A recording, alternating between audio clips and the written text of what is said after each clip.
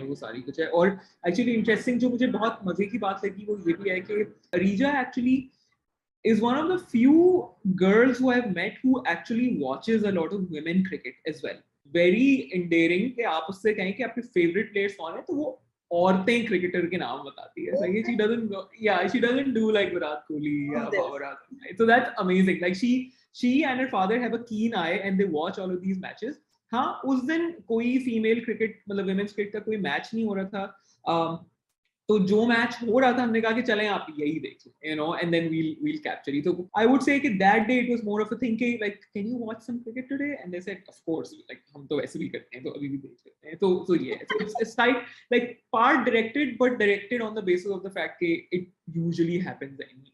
You've recorded Sana Mahmood and basically you filmed people who play sports. So when it comes to filming, women, like what kind of lens do you apply? Yeah, I mean मेरा मकसद जब भी मैं किसी औरत को sport play करते हुए दिखा रही हूँ तो मेरा ये मकसद नहीं होता कि मैं उनको एक मर्द जितना स्ट्रॉन्ग दिखाने की कोशिश करूँ, बिकॉज मतलब वो उनसे कहीं ज्यादा स्ट्रॉन्ग है और इसको प्रूव करने की मुझे कोई जरूरत नहीं. तो आई थिंक मतलब you show them how they would basically train.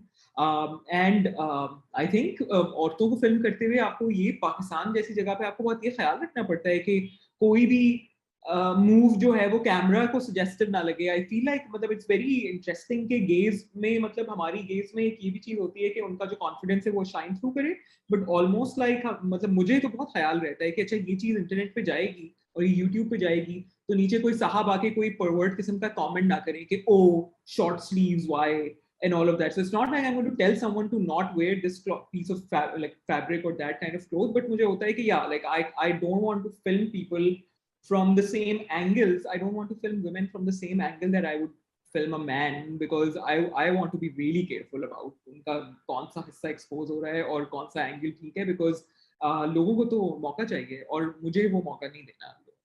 Did you end up having very consciously that we will show the transport or इस तरह के struggles, because nobody covers this, like कोई नहीं show करता.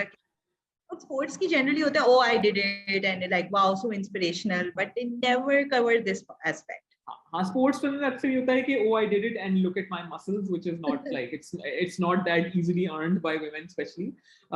तो रीजा की story में transport issues are actually a major मतलब have been a major problem और एक माइलस्टोन है इंपॉर्टेंट किस्म का, क्योंकि जब आप अरीजा से बात करें या उसके पेरेंट्स से बात करें तो वो कहते ही हैं कि भाई जब ये 16 साल की थी तो हमें बहुत डर लगता था कि ये कैसे जाएगी अपने क्रिकेट एकेडमी. कि she lives in a certain part of town and then cricket academy national stadium के पास है. तो obviously मतलब उनको लगता था कि मतलब वो छोटी है और obviously मतलब कराची में हर कोई बहुत एक pragmatic है, हर किसी के पास ये लग्जरी नहीं होती कि उसके अब्बू जो हैं वो किसी को छोड़ें. तो उसके अब्बू भी ये कहते थे कि मुझे ये पता था कि मैं इसके लिए ये काम नहीं कर सकता था, बट मैं ये चाहता था कि खुद जाए, लेकिन फिर मुझे ये भी होता था कि मतलब खुद तो जाए बट लाइक खतरे में भी ना रहे. So transport issues have always been like a big thing, and also जो कोच हैं वसीम साहब वो भी समझते हैं. इट्स वेरी इंटरेस्टिंग ये भी बड़े समझने की बात है कि वो उन्होंने बड़े मजे से एक सीन में कहा है कि मैं लड़कियों को अच्छा एथलीट बनाना चाहता हूँ. He is actually very intuitive in the way he acts, because उनको ये पता है कि लड़कियों के अगर आप दूसरे मसले सॉल्व करेंगे तो वो आके अच्छा परफॉर्म कर सकेंगी. So oftentimes he actually does pick and drop all of these girls. जो मोहल्ले की लड़कियां हैं वो भी थोड़ा पास रहते हैं, वो सबको अपनी गाड़ी में बिठा के जाते हैं. He is a very trusted figure. फिर वो स्टेडियम जाते हैं, ट्रेन करते हैं, वो he gives the girls a tough time, like all the लाड दुलार एक तरफ, but then he basically destroys them on the field. He makes them run so hard और सारी चीजें करते हैं, and then he brings them back home. So here is a coach who has actually figured it out that if these surrounding problems are not solved, these girls may not have a chance, which I totally believe in. अगर हमारे पास जिंदगी में मतलब हमने कुछ किया है तो वो इस वजह से भी कर पाए हैं कराची जैसे शहरों में, जब हमें पता होता है कि अच्छा इस चीज में हमें ट्रांसपोर्ट का ये इंतजाम है. आई मीन फॉर लाइक आप 8th 9th ग्रेड में आते हैं कराची में और अगर आप लड़की हो और आपके पास गाड़ी ड्राइवर वाला प्रिविलेज ना हो, जो कि ज्यादातर लोगों की यही रियलिटी है, तो पहला सवाल यही होता है, आप अपने माँ बाप से कोई भी चीज कहें, कोई इंटर्नशिप करनी हो, कोई ट्रेनिंग करनी हो, कुछ भी करना हो, आप कहते हैं कि मैं ये करना चाहती हूँ और अम्मी अभी पूछते हैं आओगी जाओगी कैसे. that is like a solid reality, and they're not being oppressive or something, they're really just caring about you and your safety because they know how bad the world is out there. तो पूछते हैं आओगी जाओगी कैसे, and often आओगी जाओगी कैसे is the difference between someone who's able to achieve something and someone who does not get what they wanted to get. It's very nice to hear that, that a generally male coach has figured it out, because I was, thinking about this, I think other documentary I'd seen about the Liari Girls Cafe, and that was also a male coach, and he was also very understanding of these. I think that we often, we don't give these men, at least I don't, but like give these men credit for understanding these structural issues. Yeah, and some men will never understand it, right? मतलब वो तो कहते ही हैं कि हाँ आपको तो नहीं करना है, आप में तो वो resolve नहीं नजर आ रहा है, but I mean those who get it obviously मतलब वो उनकी self awareness की एक reflection है मेरे ख्याल में, कि उनको समझ आ गई है कि उनके पास क्या facilities हैं और किसी और के पास क्या नहीं है, और in a very positive way I think उनको ये भी समझ आ गया कि if I am to perform well as a coach, मतलब इसमें मेरा फायदा भी है, यानी मेरे करियर का फायदा भी है, बिकॉज वसीम साहब is very proud of the fact कि उनकी कोच की हुई लड़कियां जो हैं, he doesn't coach them on cricket that much, he actually coaches them as athletes, so he works on their fitness more than their fielding, मतलब वो करते हैं, साथ में कर लेते हैं कभी. So he's very proud of the fact that a lot of girls who have trained under him have actually made it to the Pakistan national cricket team, which is great. I mean, वो ऐसा जरूर होना चाहिए. I think that, wow, that's really amazing. Like, it's so nice to hear also, because like generally we hear like, आपको तो से बहाना चाहिए, आप तो female card use करें. Exactly that. So how did you, I know that you have a process, right, of spending a lot of time with your documentary के जो लोग हैं. So इस बारे में, was Arija and her family very open? Were they willing to share? They were actually very open. और इस shoot पे जो मेरे जो cinematographers थे, नादिर सिद्दीकी एंड हैदर अली, जो दो लोग थे, हम तीनों ने, I remember actually very fondly. और फिर हमारे पास एक और क्या कहते हैं प्रोडक्शन असिस्टेंट थे, अनस सिद्दीकी, और मुझे याद है कि last day of the shoot was on my birthday, so we all went out for a meal in the end, और हम सब बहुत फॉन्डली पूरी अरीजा की पूरी फैमिली के बारे में बात कर रहे थे कि this was perhaps one of the most smoothest shoots that we had ever done, because everything was okay, किसी को कोई इशू ही नहीं था. ये मतलब उनकी बच्ची लिटरली लड़कों के साथ गली में खेल रही है, तो उनको कोई मसला नहीं था. दे वर एक्साइटेड कि अच्छा अरीजा लड़कों के साथ मैच कब है, आज रखा है या कल रखा है, so really like they were supremely cooperative. I think मतलब उस घर में मैंने जो ब्यूटीफुल जेंडर डायनामिक्स देखे, मैं और मतलब मुझे याद है मेरी और नादिर की तो उसमें बहुत लंबी गुफ्तगू हुई थी कि हम बड़े फैन होके निकले थे उस पूरी फैमिली के. मैं एक दफा गई उनसे पहले मिलने के लिए, they had no issues, they were just like helping me like produce it well and direct it well, कि अच्छा हाँ ये भी कर देंगे और ऐसा भी कर देंगे आपके लिए, और ये भी है, पुरानी तस्वीरें चाहिए वो भी मिल जाएंगी, निकाल देते हैं. So really like upfront about it, very open about it, and also beautiful gender dynamics. मतलब ये कि एक भाई है अरीजा का, वो था भी नहीं उस दिन, मतलब वो पूरा दिन बाहर गया हुआ था, उसकी एब्सेंस से कोई काम पे कोई रुकावट नहीं आई. ये नहीं हुआ कि जी अरीजा कैसे जाएंगी, ये कैसे होगा. Coach kept coming in, sauntering out of the house, कोई मसला नहीं है. नीचे मोहल्ले के लड़के हैं, वो जो है वो अरीजा को सही तंग कर रहे हैं ना, कि हाँ अब बोल करके दिखाओ. अंकल ऊपर से खड़े हुए छत पे हंस रहे हैं, giggling while he is looking at it. So like beautiful and just like सुकून वाले gender dynamics. Like I wish वो उस तरह के डायनामिक्स मतलब हो ज्यादा घरों में हो. सो अच्छा, ये जिस तरह की लेंथ थी 11 मिनट्स और समथिंग, मतलब वो आपको हिंडर करता है in how you shoot and how you put it together? I think hinder नहीं करता. मुझे लगता है कि अब इतनी डॉक्यूमेंट्रीज बना के मतलब हिंडर नहीं कह सकते. Obviously if this was a 30-minute film तो इसमें कोई और स्टोरी होती है, इसमें और कॉन्फ्लिक्ट्स होते हैं. इसके अंदर जो है हम अरीजा की शायद डिफरेंट जो लाइफ की और डेवलपमेंट्स हैं, उसके क्रिकेटिंग चैलेंजेस हैं, वो सब शूट करते.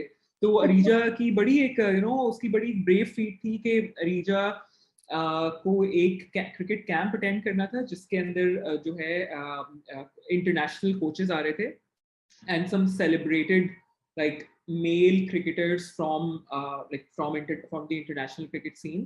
और वो उनको आना था, जिसकी वजह से Areeja had to isolate at a hotel with her other teammates. उसमें यही था कि बेसिकली हर लड़की अलग अलग रूम में आइसोलेट हुई थी, और उसी के दौरान अरीजा की दादी का इंतकाल हो गया था। और अरीजा ने अपने अब्बू को फोन किया कि अब मैं क्या करूं, क्योंकि मतलब अगर मैंने क्वारंटीन तोड़ा तो फिर कैंप मिस हो जाएगा। एंड यू नो मतलब this is what it means to have supportive parents. कि अरीजा के अब्बू ने उसको ये बताया कि तुम अपना ख्वाब पूरा करो, क्योंकि ये मेरा भी ख्वाब है। तुम क्वारंटीन तोड़ के मतलब फलाने होटल से घर वापस नहीं आओ, और तुम वहीं पे रहो। और ये बहुत से लोगों के साथ होता है। जब जब तुम्हारे दादा का इंतकाल हुआ था तो मैं मुल्क से बाहर था, और मैं उस वक्त पाकिस्तान नहीं आ सका था। तुम एटलीस्ट कराची में हो, तो तुम वहीं से दुआ करो दादी के लिए। बहुत से पेरेंट्स हों तो वो फौरन कहें कि बेटा निकल के आओ, right? But this father did not want his daughter to miss this opportunity, क्योंकि उसमें बहुत ज्यादा चांस था कि आप इंटरनेशनल कोचेस की नजर में आ सकते हैं। You could be picked up, you could be trained, you could be noticed. So like a lot of it takes a lot of things to do that. She was very sad, she was heartbroken and everything, but she was also confused कि आना चाहिए या नहीं आना चाहिए, what will my dad think? And so the dad had to take the decision. So it takes a lot, to raise like a strong girl and a strong young woman. Generally the success of any girls or women is put to the fathers mostly for letting them do anything, and but in this case, like, it doesn't even feel that it was one of those like tokenizing. No, yeah, it's not tokenizing at all actually. मतलब अम्मी भी encourage करती हैं और अब्बा भी encourage करते हैं, और सब एक दूसरे को encourage करते हैं। और मतलब I think वो जो like coming back to your question के restricted आप feel करते हैं या नहीं, I think restricted नहीं feel करते, लेकिन obviously मतलब जब आपको कोई interesting characters मिलते हैं काम करने के लिए, तो दिल तो चाहता है कि आप लंबी फिल्में भी उनके साथ बनाएं, but I'm sure वो मौके आ जाएंगे। So, the gully cricket wala scene, was that like you thought that ये तो मुझे करना ही है, or was that also directed? या वो No, no, cricket no. के ये तो मैं करना था because अरीजा की स्टोरी का एक important part है। Like वसीम साहब, like when he introduces अरीजा to someone, कहते हैं कि ये तो मेरी वो लड़की है जो लड़कों के साथ क्रिकेट खेलती है गली में। इसने तो गली क्रिकेट से स्टार्ट किया है, जो कि ज्यादातर लड़कियां नहीं करती। मतलब ज्यादातर लड़कियां हाँ, किसी एकेडमी में जाती हैं, किसी ट्रेनिंग उसमें जाती हैं। और मतलब वो कुछ बुरा नहीं करती गली में ना खेल के ऑब्वियसली, लेकिन ऑब्वियसली इधर एक एक्स्ट्रा चीज थी कि भाई ये तो खेलती ही गली में, तो वो तो होना ही था। मतलब अरीजा को तो मतलब वो एकेडमी में भी बहुत जाती है, तो obviously now she spends a lot of time getting formal training. But उसको तो ये कहा हुआ था कि रीजा मतलब ये तो होना है, क्रिकेट मैच तो हम शूट करेंगे। तो obviously like she went down one day and like talk to the boys earlier कि आज मैं आ रही हूँ खेलने के लिए, and then it just happened. तो like उसका डायनामिक उनके साथ क्या था? लाइक वो लग रहा था बहुत ही लाइट टीजिंग चल रही है। हाँ हाँ, लाइट टीजिंग बिल्कुल चल रही थी। और बॉयज जो है वो क्योंकि ज्यादा थे ऑब्वियसली आउट नंबरिंग हर, तो शुरू में उन्होंने बहुत उस पर प्रेशर डालने की कोशिश की, but she was also like she was also at it. उसने कुछ चौके वौके खाए, और उसके बाद फिर उसने से आउट पे आउट करना शुरू कर दिया सबको। Even from the small moment, I could see that she was a good at wicket dropping, because वो the ball hits the wicket और उसका out कर देती है। The crate basically. Yes, that was this. Like, I loved it. मैंने कहा, oh, I love this. I know she's pretty Thank she's you pretty so good much. at what she does. Thank you so much, Haya. Thank you, Athiya. Thank you so much.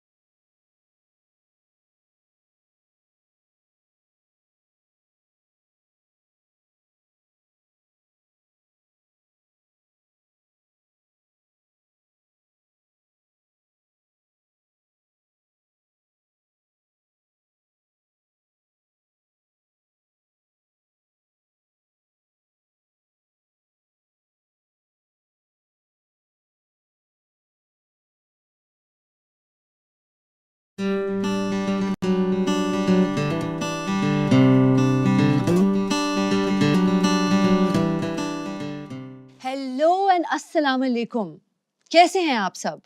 I hope कि आप हमारी talks और workshops को follow कर रहे हैं. Today we have an equally interesting lineup with some subjects that are particularly close to my heart.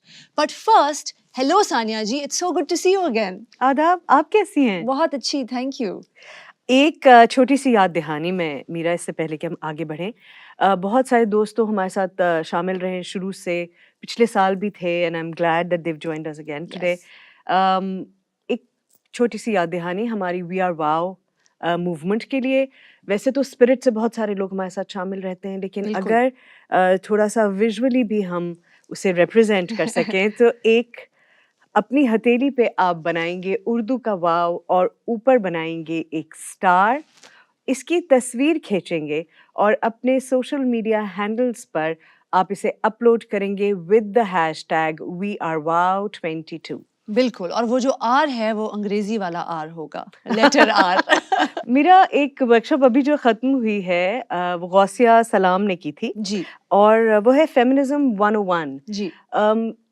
मैं उस कल भी बात करी थी इसके बारे में कि जब भी हमारे यहाँ फेमिनिज्म की बात होती है तो बहुत सारे लोग जो अपने आप को कहना भी चाहते हैं फेमिनिस्ट, और शायद उनकी बेसिक अंडरस्टैंडिंग करेक्ट भी होती है, लेकिन वो टर्मिनोलॉजी बड़ी गलत इस्तेमाल करते हैं बिल्कुल. और उनको नहीं पता होता कि किस वक्त में कौन सी बात किस रेलेवेंस के साथ कही गई थी और उसकी क्या इम्पोर्टेंस थी. तो थोड़ा सा वो एजुकेशन हमारे अपने लिए भी एज फेमिनिस्ट बहुत ज़रूरी है. बिल्कुल. और उसी से रिलेटेड एक बाइट भी है आज हमारे पास. वो क्या है मीरा? जी, एक हमारी एलाय हैं हिरा अली, जिन्होंने एक किताब लिखी है कॉल्ड इफेक्टिव एलायशिप, जो एक किस्म की टूल किट है for men who want to be allies. और ये तो सब जानते हैं, लेकिन मैं फिर भी कह दूं कि हम सबको पता है कि मसावी हकूक हर कामयाब माशरे की अलामत है. बेशक. तो जो आदमी हमारे साथ इस रास्ते पर चलना चाहते हैं, we welcome you with open arms. You know, there is no feminism without men. एक बड़ी इंटरेस्टिंग चीज मैंने कहीं पढ़ी थी मीरा, एंड आई जी. थिंक मैं I want to share it with you, and I think वो इतनी एप्ट थी कि it's patriarchy that says men can't change. Oh wow. It's feminism that says men can be That's better. beautiful, Sania ji. That's so beautiful. है ना? Bilkul, because men are victims of patriarchy. In As fact, much, yeah. as much, if not more, because it's Yeah. invisible for them. Because they are socialized from a very young age into being a particular way and performing masculinity in a particular way. Absolutely. And with this illusion ji. that they are powerful, or that is power. बिल्कुल. ये interpretation of power कितनी खतरनाक है खुद उस individual के लिए जो एक्चुअली पावरफुल नहीं है. बिल्कुल ऐसा ही है. You know? और जो मैस्कुलिनिटी की या मर्दानगी की जो डेफिनेशंस हैं हमारे माशरे में, जो लड़कों को बहुत कम उम्र से बताया जाता है कि तुम अगर स्टोर में जाओगे तो तुम नीले रंग की कोई चीज लोगे और तुम्हारी बहन पिंक रंग की कोई चीज लेगी. और ऐसे बहुत सारे एग्जांपल्स हैं. तुम स्पाइडरमैन का आउटफिट लोगे, वो बारबी की आउटफिट लेगी. तो जब हम लोगों को जकड़ देते हैं इन पोजीशंस में, तो हम उनको फिर ग्रो करने की इजाजत नहीं देते. जरूर. और उससे भी ज्यादा खतरनाक चीजें रवैये. आदमी रोते नहीं हैं, उनके नहीं रोने की वजह से उनके अंदर जो वायलेंस है, एंगर, जो फ्रस्ट्रेशन, एंगर है, वो वायलेंट तरीकों से निकलती है. बिल्कुल. वो अपने इमोशंस का इजहार नहीं करते. क्या तुम लड़कियों की तरह अपने इमोशंस के बारे में बात करते? And you no this comparison कि अगर लड़कियां ऐसा करती हैं तो ये कोई बुरी बात है या कमतर बात है या कमजोरी की अलामत है. और आदमियों को शेम किया जाता है कि अगर आप रोएंगे तो फिर वो सप्रेस कर लेते हैं. और आप हम सबको पता है जो इमोशन सप्रेस की जाती है वो कहीं ना कहीं किसी और शेप या फॉर्म में आगे जरूर आएगी. तो फेमिनिज्म जो है उसको आप एक वो इवल चीज बिल्कुल ना समझें. You know, I think Sania ji, अगर उर्दू में उसका कोई वर्ड हो तो क्या हो? निसानियत हो? वेल, हुकूक निस्वा कहते हैं वैसे तो उसको. बिल्कुल. और इस मूवमेंट का नाम भी हुकूक निस्वा की तहरीक है. सानिया जी, मैं हर साल औरत मार्च पे जाती हूँ और मैं हमेशा अपने जो लड़के मेरे जो दोस्त हैं उनको साथ लेकर जाती हूँ. और वो मेरे साथ बिल्कुल खड़े होकर पोस्टर्स पकड़कर मेरे साथ इंटरव्यूज देते हैं, स्लोगन्स रेज करते हैं. तो ये एक बड़ी इसमें सॉलिडारिटी क्रिएट होती है, which is so important. Very recent Meera. Yes. ये जो कॉन्फ्लिक्ट है ना, आई थिंक एक तो फैब्रिकेशन भी है इसमें, बहुत सारी ऑर्केस्ट्रेटेड भी है. ऐसा ही है. और ये बहुत नया है. मैं तो बचपन से जाती हूँ ऐसे तमाम यू नो जलसे जुलूसों में भी हम गए. हमेशा खवातीन के साथ मर्द हजरात खड़े रहे हैं, उनकी फैमिली के लोग भी आते हैं. और फिर चंद चीजें निकाल के किसी एक इतनी बड़ी तहरीक में से जी। उसका इतना हवा बना लेना, it's immature also. Yeah, it's a way to लेकिन just हाँ, you know say कि it's just your propaganda basically. तो इसमें नहीं आना चाहिए. But so this bite effective allyship is actually going to be very very interesting. तो अगर आपका थोड़ा भी budding interest है, आप जरूर आइएगा और participate कीजिएगा.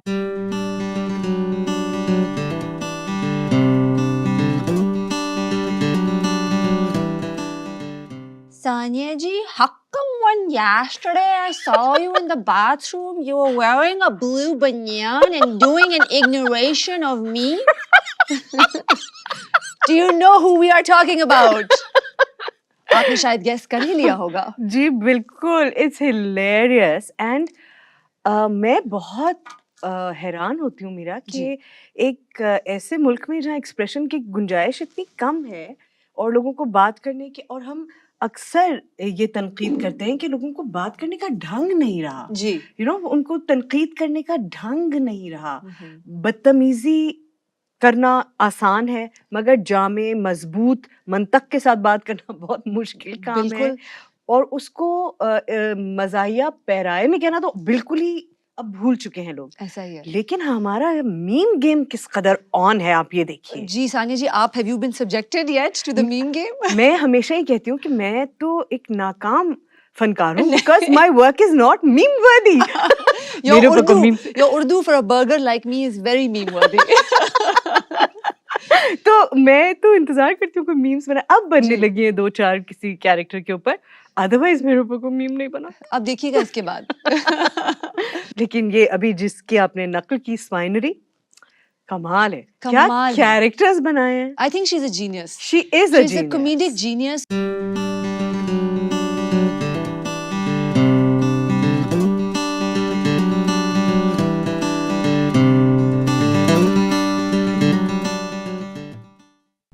Hi, darling.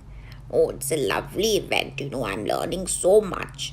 Because my family was all, Maharanis and Maharajas. So that's my background. But today they call it classism. But back in my day, the help used to be so loyal, not like today. Generations and generations of the same help, working day and night for our family. No, it's not bonded labor, darling. They were like our own. Unki majal nahi thi to leave. That's how much respect they had, अब तो सबको better pay ने खराब कर दिया. Money is not everything. Better pay है, but that relationship is not there. We used to have a big महल, नौकर चाकर, और so much salika there was. Nowadays, that quality and breed of people is no longer there. That's why everyone is a Rani. In my day, we had stories of bravery and courage, Rani of Jhansi and all that. But nowadays, with feminism and COVID, we only manage Rani of Khasis, I think. Bloody spreading this virus everywhere. Yesterday, my test also came positive. But, I wanted to attend this event for everyone.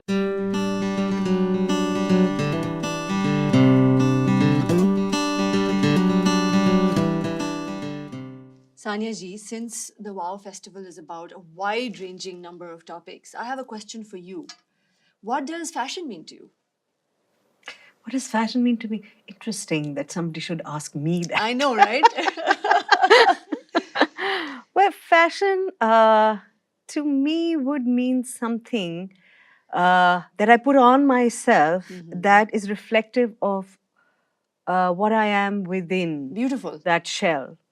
It has to reflect my concerns of what I feel about myself and my world. Ji. So I would feel rather odd if somebody asks me to follow a certain trend. Right. Because that's not me. It's not representing my thought process or my mental state at that time. I wear a wide range of styles, like from a jeans to a sari. Bilkul. But it's but I won't be able to follow something that's in. You won't, in other words, be able to follow fast fashion. Fast fashion. जो आजकल बहुत ज़्यादा पहलुओं से problematic है. Absolutely. Right? Because of the way it's made also.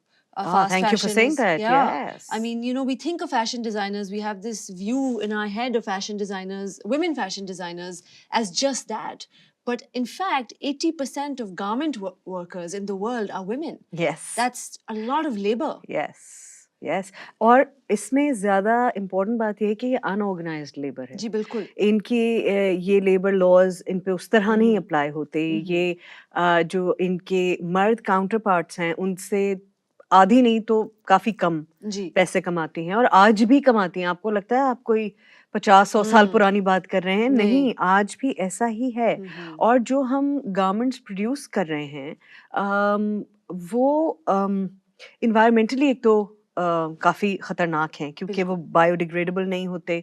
फिर जब वो आर्टिफिशियल फाइबर है अगर तो वो जो हमारे कॉटन पिकर्स हैं जो गारमेंट्स बनाती नहीं है लेकिन वहां तक पहुंचाने का सबब है और जो सबसे ज्यादा मुश्किल काम है उनसे जॉब्स भी ले लेता है. उसकी प्राइस भी कम हो जाती है और बहुत सारे मसाइल पैदा होते हैं. फिर वेस्ट का मसला पैदा होता है. बहुत बड़ा मसला है. जैसे हम पहले डिस्कस कर रहे थे, landfills are actually filled with clothes. You wouldn't think it.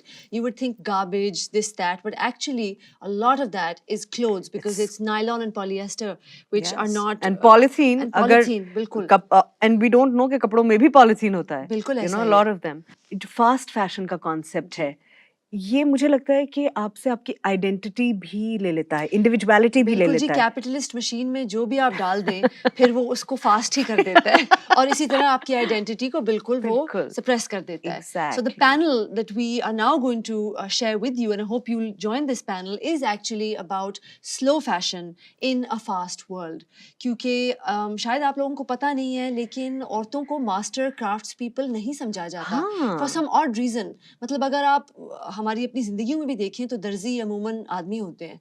You know, although there are so many women who are behind the scenes doing the stitching and the embroidery. हालांकि on a lighter note, गरारा अगर आपको कटवाना हो तो आपको अभी भी अम्मी की मुमानी के पास जाना पड़ेगा क्योंकि गरारा नहीं काटना आएगा उसको. You know, I am saying कि वो नजर उनका क्राफ्ट, उनकी स्किल चूंकि घरों तक महदूद है या वो अपनी फैमिली के लिए करती हैं तो उसमें वो रिकग्नाइज नहीं होता. क्यों नहीं रिकग्नाइज हुआ, क्यों नहीं ऑर्गेनाइज हुआ ये सेक्टर? हम क्यों इसको निग्लेक्ट कर रहे हैं? जबकि ये, चलिए अगर हम बिल्कुल इकोनॉमिक पॉइंट और पैसे के ही पॉइंट ऑफ व्यू से सोचें तो आप अपना रिसोर्स जाया कर रहे हैं. बिल्कुल ऐसा ही है. अगर आप टैलेंट, हुनर और ये चीजें फिर अगर जनरेशन टू जनरेशन ना पास ऑन हो तो जैसे आप सबको पता है then they disappear overnight and you wonder what happened. It's because you didn't cultivate them.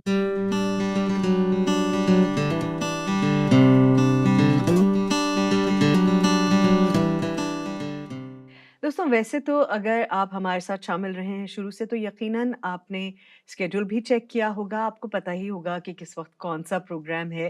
लेकिन फिर भी आपकी याद दहानी करा दूं और जो खुसूसी चीज़ें हैं ज़रा वो उन पे हम जोर डाल के आपको वैसे तो सभी खुसूसी हैं लेकिन ये बहुत मज़ेदार चीज़ें, स्पेशली क्योंकि बच्चों के लिए ज़रा कम चीज़ें होती हैं.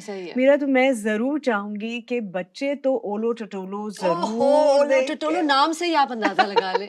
ओलो टटोलो में कहानियाँ होती हैं, म्यूज़िक होता है, पपेट्स होते हैं और कहानियाँ भी. मुझे कहानियाँ बहुत पसंद है, मेरा सुनना भी और सुनाना भी. और मैं बहुत बहुत ज़रूरी समझती हूँ कि बच्चों को इफेक्टिव, अच्छी, कंस्ट्रक्टिव कहानियाँ सुनाई जानी चाहिए. सो टटोलो has focused a lot on that. तो आई रियली वांट कि बच्चे कम से कम, पेरेंट्स अगर इधर उधर थोड़ी देर होना चाहें इट्स ओके लेकिन बच्चे जरूर देखें भाई. And speaking of बच्चे, I don't know if you're familiar with Zainab from Qaid Se Baatein. Zainab is a wonderful young woman in the shape of a cartoon character, and today she'll also be joining us in a segment. Zainab talks about societal change. वो जो बातें सारी सानिया जी आप कर रही थी with having an all-inclusive community.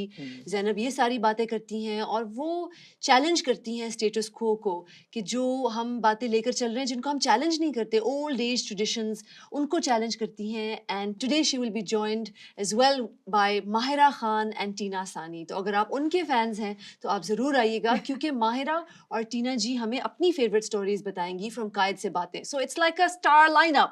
You don't want to miss it. Absolutely not, and I would love to hear what they have to say. I know, especially talking to Zainab. Yeah. और इसके बाद एक बहुत interesting performance भी है. जंबील एक group है, जी. बहुत कमाल की खवातीन हैं. इस साल जो ये हमारे लिए पेश कर रहे हैं परफॉर्मेंस, उसका नाम है लेडी चंगेज खान. वाह. You would be wondering what is that? I am.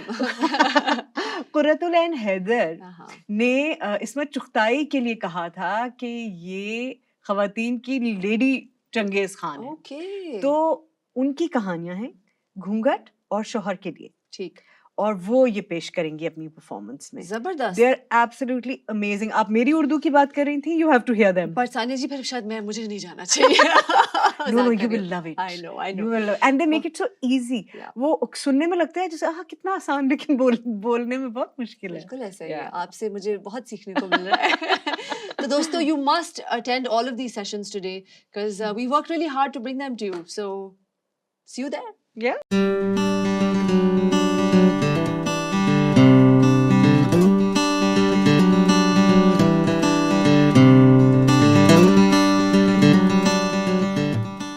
Hi, my name is Hira Ali and I am an executive career coach, writer, speaker, author of 2 books, 2 very popular books I'd like to believe, called Her Way to the Top, A Guide to Smashing the Glass Ceiling, and Her Allies.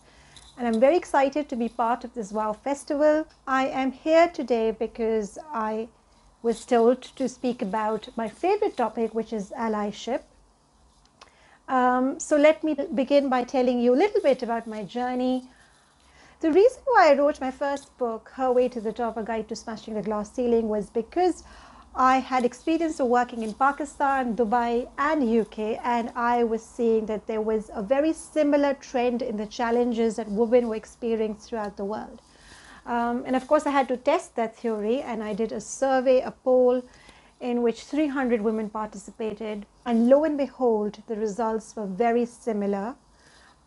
The results showed that women across the world were experiencing a combination of internal and external barriers. So when I was delivering talks, when I used to go to the public and private sector to talk about my first book, about women in leadership, I used to meet men, several well-intentioned men, who wanted to support allyship, the concept of allyship, who wanted to be allies to women, who wanted to really help the women in their circle, but they often did not know how to.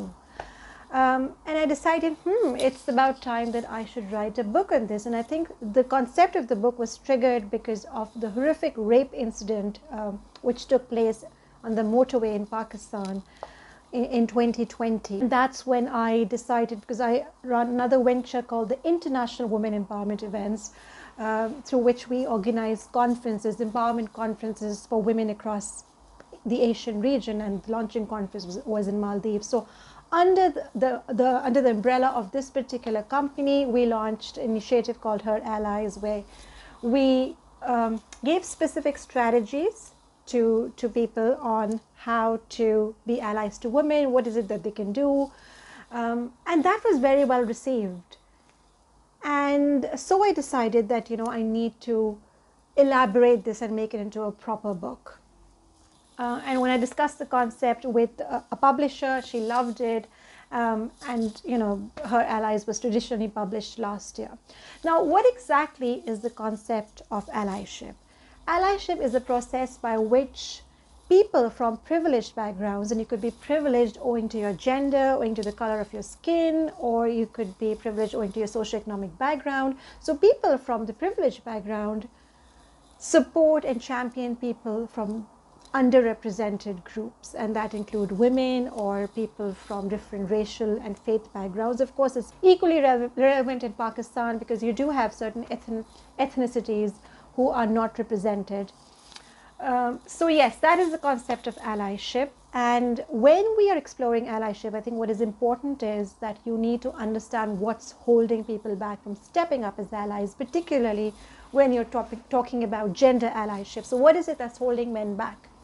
Because I truly believe that if you want to implement changes, you really need to get to the heart of the problem, and we need to address those issues. We can't dismiss them. And I know women are exhausted, I know women are tired, and they don't want to carry this extra burden of educating men on what they need to do and what they not need to do. But I guess that's what it is. And, you know, I wish it was different, but unless we do not encourage men and we do not support them in the allyship process, then I'm afraid the journey is going to be incomplete and the results are not going to be as fruitful as we would hope them to be. What you need to do is, of course, find out what is it that's holding allies back. It could be apathy. A lot of people genuinely don't know what is it that they will gain from championing gender equality or racial equality. It could be fear of making mistakes, and I think that's a very genuine and relatable one. We as women can relate to that fear. We have been judged for the longest time for saying the wrong things and for not acting in a certain way. So I understand why men might be afraid to say the wrong thing. There is also a zero-sum mentality where some people feel that, oh, if I support a person from another gender, another race, another faith, then maybe my pie gets smaller and I don't get a big share of that. So that's very common. And then there's, of course, lack of awareness. I cannot believe how many times I've had to explain to men in my circle that just because women in your circle haven't experienced it or they haven't shared it with you doesn't mean that they are not experiencing challenges such as sexual harassment at work or other microaggressions. So once we address this, then we need to start focusing on the benefits of allyship, make allies realize what is it that what's in it for them. And you would say, well, of course it's the right thing to do morally, socially. This is what we should be doing. We should be supporting each other. We should be striving for a more inclusive and diverse world. But if you start focusing also on individual benefits, because yes, diversity leads to greater profits, diversity of ideas means that the company is going to be more creative, which of course is going to impact the bottom line results. And there's a lot of research which indicates that. But then individually too, men can improve from gender equality because of course it improves their mental health. Right? They can be liberated from toxic masculine norms which tell them to be rough and tough all the time and the savior and the bread earner. They can share financial responsibilities with their spouse if they are married or with other women in their family, and they can also look after their children. You don't have to be the only one going to work. And of course, research has also proven, this is not something which I've made up, that the countries that are more inclusive, where the gender gap is smaller, those countries, male suicide rate is a huge problem, and it was one of the key themes for International Men's Day last year. So that male suicide rate also reportedly is much lower in countries that are more gender inclusive. And once you move on to the benefits, you focus on the benefits and the advantages allies have, then you start with the process. And the process is very simple. It begins with why is it that, what is it that I can do to challenge myself? Because, and I say this often, and I've already said this before, that it is easiest to start with yourself. Right. And some of the things as an ally, what you can do is, first of all, educate yourself. Yeah. Because you cannot make a difference or you cannot positively impact and influence underrepresented groups if you are not aware of the challenges they are facing. So one way to do it is through, research or, reading up articles, talking to women in your circle. But the best way is to, of course, expand your circle and meet people from different ethnicity, faith, socioeconomic backgrounds, so you are more aware of what's going on. Then, of course, it's important to ask the right questions, not in an intrusive way, but in a way in which you look genuinely interested. There is no harm in asking questions if it's asked respectfully. Find out what you don't know, and there's absolutely no harm in making mistakes. We all make mistakes. I make mistakes all the time. I have to actively work on my biases all the time. Just yesterday, my son pointed out when I was telling him to play cricket match with his cousins, and I, unintentionally I named all boy cousins, and he was like, "Mama, don't you think that's a bit sexist? Because you haven't named the girl cousins, why can't they play?" So we all have these entrenched biases which we have grown up with, which we need to actively challenge and question. And once you're made aware of what the problem is, prepare to be uncomfortable. Acknowledge your responsibility and apologize. A lot of time, a lot of issues are seen because people are not able to apologize in the right manner. So if you apologize sincerely, genuinely, with the intention not to repeat the mistake, then it can really, really help improve gender relationships. And then, of course, do not engage in victim blaming. That's another very important part of being an ally. Whether you are somebody who is supporting people from different genders or races, ethnicity, faiths, you need to understand that, if somebody is telling you that the person has been harassed or victimized, you cannot go on and say, well, why didn't you report it earlier, or what were you doing and why did you do this, because that just exhausts the victim. It takes a lot of courage to speak up, and when they do not expect, the last thing they're expecting is to be questioned and for people to be skeptical about why they actually came forward. So again, not all men is something which I talk about a lot. Yes, we understand that not all men are bad, not all men are rapists. In fact, majority of the men are respectful, decent human beings, and they're really good. But the problem is that most of the gender violence which is committed in the world of today, whether we like it or not, the perpetrators are male. Whether it's, and yes, men get sexually harassed too, and men are go through a lot of challenges too. But whether it's men, children, or even animals, the perpetrators are often men, right? So we just need to. So instead of saying that it's not all men, I think it's helpful to use a hashtag like yes, all men can. I love the new hashtag, which means that all men can still support, can still support and still be allies.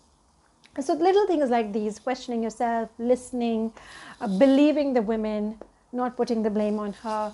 And of course, the book has lots of different strategies. And then the second important thing is to challenge others. And I know there's this long-standing bro code, which is difficult to violate.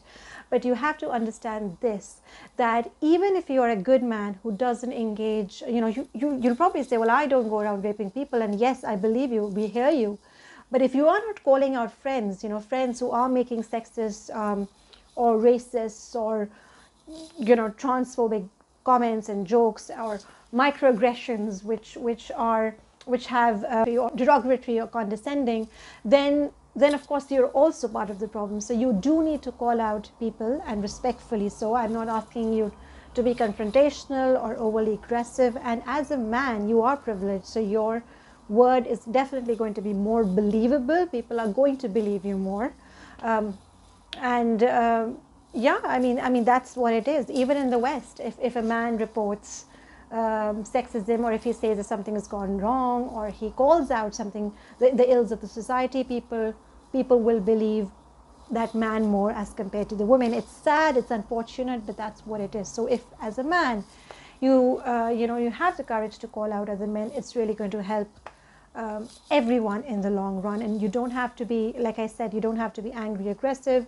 You can simply pause, not engaged, and hopefully when you don't engage, when you don't laugh, when you don't react, the person who has made that comment is going to feel awkward, and that that awkward silence will make them self-reflect, and they will not repeat the question. Or if somebody is making such a comment, you can also ask a reflective question and ask them, why is it that they said it? Can you explain more? And chances are, when people are asked to explain themselves, they're forced to self-reflect.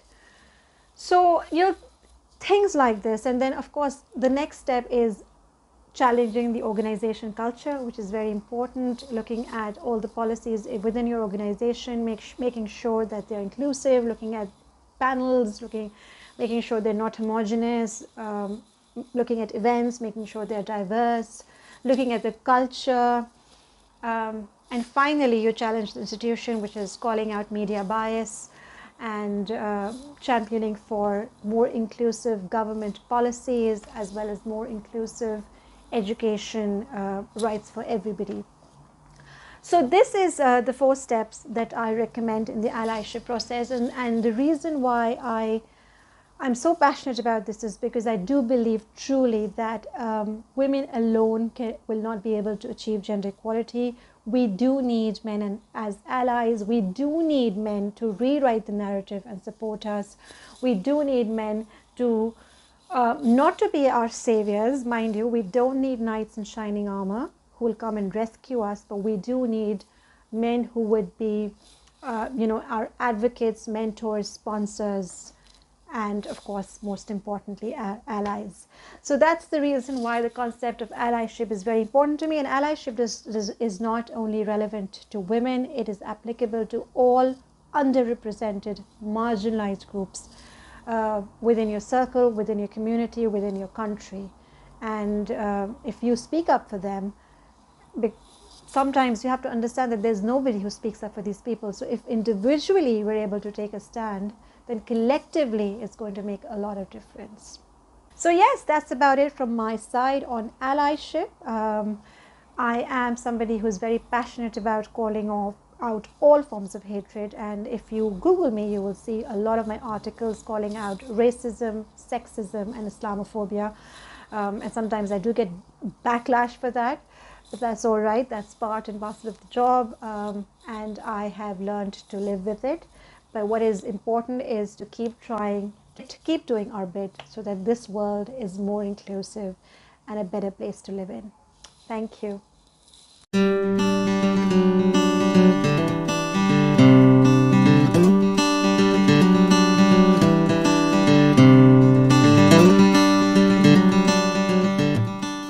Hello, everyone, and welcome to our panel at Wow Pakistan. Our talk today is titled Slow Fashion in a Fast World.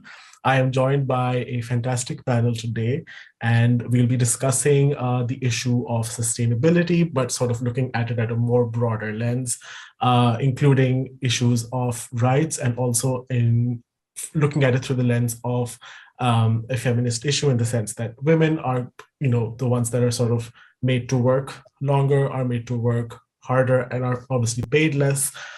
And then the overall issue of the fashion industry's polluting effects. So that is what we'll be looking at today. I'm joined by a fantastic panel that I will quickly introduce. So firstly, we have Safia Mini, who is the founder of PeopleTree. She has been working in the sustainability world for quite a while now and is well versed in its ups and downs. She works with numerous companies and sort of figures out their way into being more environmentally friendly and sustainable. And we're very, very happy to have her on board today. We're also joined by Korathalan Sonia Kashmiri, who is a researcher and academic here in Lahore. She currently is a adjunct faculty member at the Beacon House National University with their Textile, Fashion and Accessories department. And she's also working with UNESCO on a project to help conserve heritage and creative crafts in Pakistan. And lastly, we're joined by Khadija Rahman, who is a director at Generation, which is a high street brand here in Pakistan, which works towards promoting slow fashion and being more ecologically friendly in the fashion industry. So I'm just going to jump right into our questions so that we can have a great discussion today.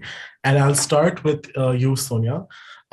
In your work, how have you seen the fashion industry change its outlook towards sustainability and slow fashion? And do you think there's now an urgency to incorporate sustainable practices into brands' ethos? Okay, thanks a lot for the lovely introduction, Aslan. So I, as an educationist, I have obviously multiple, angles that I approach sustainability from. Primarily as a student, I did my master's thesis on sustainability and ethical manufacturing. But this was way back in, in the early 2000s, when sustainability wasn't a word that was, easily used by the common by people in common knowledge. However, over the years, there has been an increase of understanding. As an educationist, it's something that I constantly introduce as a concept to my students.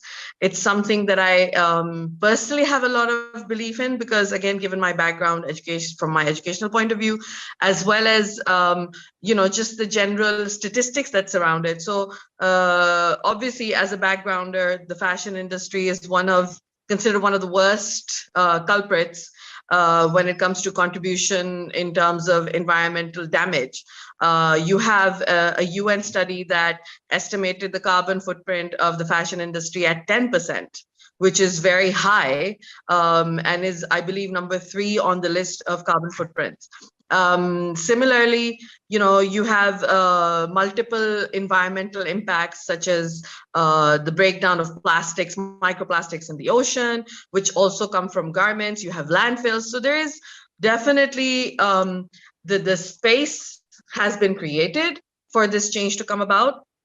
The need has been identified. The UN has, introduced the Sustainable Goals, the Sustainable Development Goals platform, which is something that a lot of countries have to work towards now. All of this put together, and then you have the Ellen MacArthur Foundation as well. So you have all of these initiatives that are contributing to the development of sustainable fashion. However, in my personal experience, I feel like it is a multi-pronged approach. The onus does not lie with any one segment of the industry. It's equally shared. The burden is equally shared by education, by consumers, and by brands as well. So it has to be a hand-in-hand approach. Whereas, as I said, as an educationist, it's something that I push as a narrative all the time. I make sure that whatever projects, etc., I set, there is always a sustainable component or element to it. Similarly, as a design practitioner, I have a brand, and I am somebody who is developing a reputation as an upcycler, almost of sorts. So people can bring pre-loved things to me. I will revamp it, redesign it, redo it, and just sort of give it a completely new outlook, increase the longevity of the lifestyle of that garment or that piece of fabric, for instance. It could be anything really. And then similarly, like I said, you have education, and then consumers. As far as consumers are concerned, there really needs to be a re-education of sorts. And that will only come about with the use of constant statistics being shared, like statistics and information being shared with the public. So there was this incident at Rana Plaza in Bangladesh, following which, the terrible fire and the disaster that happened, following which there was multiple movements where people started questioning, where are my garments coming from? So things like that, they need to gain momentum. They need to become mainstream, right? And the good news is that Gen Z, although they have a penchant for Shein and other fast fashion brands, but despite that, apparently the level of awareness that is now coming about with Gen Z is actually the highest it's ever been. So that is the good side to everything. But yeah, definitely, I think there definitely needs to be a change in approach, a change in supply, a change in education, and all of this will bring about that sustainable, slower fashion that we're all looking at. We're looking forward to. Thank you so much, Sonia, for that. I think this is a great place to start. I hope I didn't ramble on too much. No, not at all. Don't worry. No, I think this is a great start to the conversation, and definitely something that we'll all be talking about today as well. I want to move on to you now, Safia. Now you've sort of worked with so many brands, with a number of brands, on sustainable practices and how that road to sustainability needs to look like for each individual firm. What do you sort of see as one of the major blocks or one of the major things that are stopping or hindering the move towards sustainability? What do you feel when you're working with brands? What are the things that are stopping them towards taking on, being more ecologically powerful?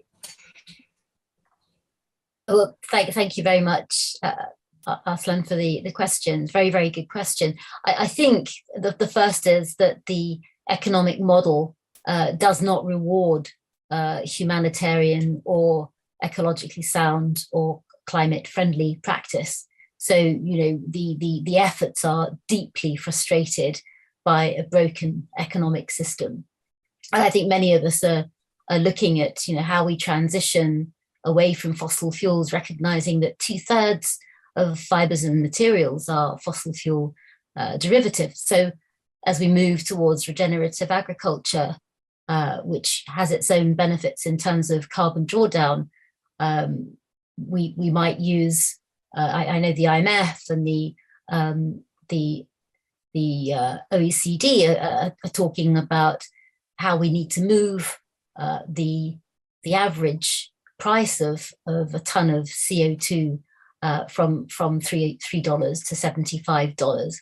And if we make that market change, in amongst obviously having legislation that is not just the word of legislation, but enforced legislation, then we start to have an economic framework that can truly mainstream better practice, slow fashion.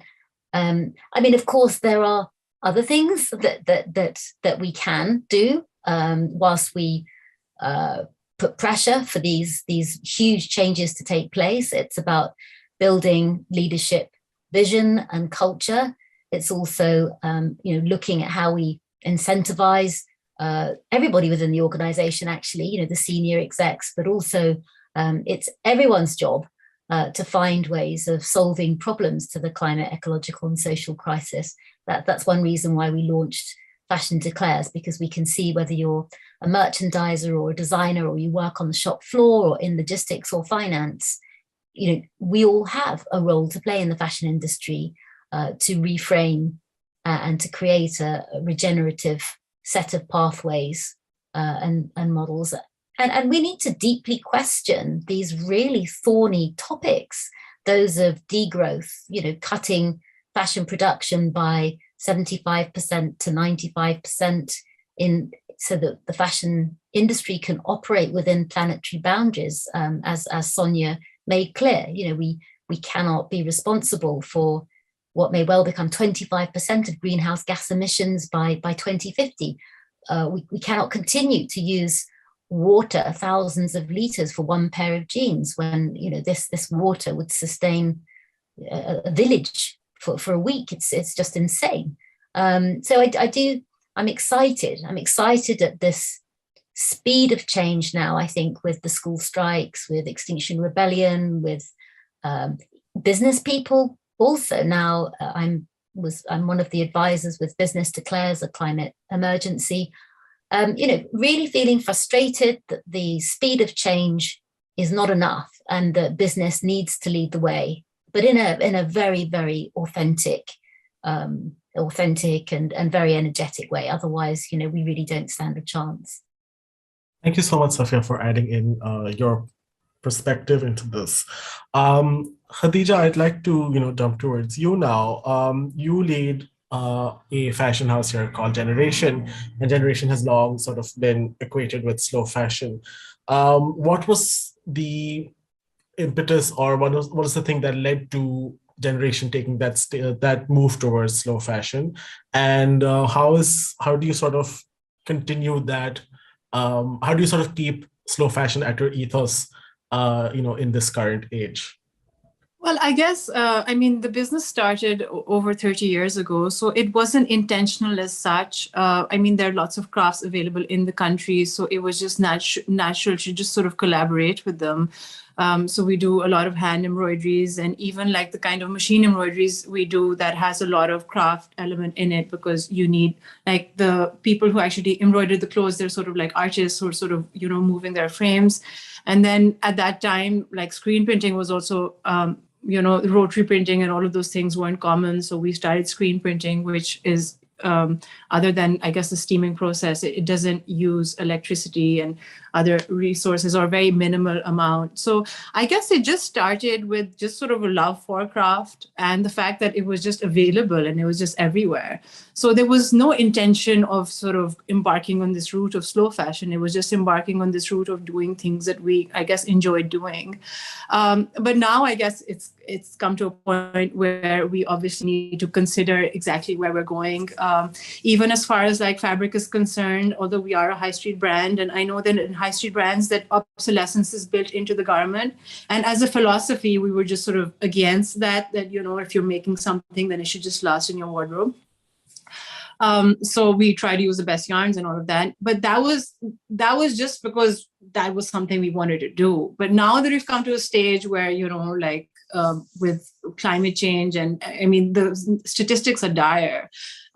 So we have sort of gotten consultants and sort of trying to sort of formalize it more and sort of reduce our carbon footprint.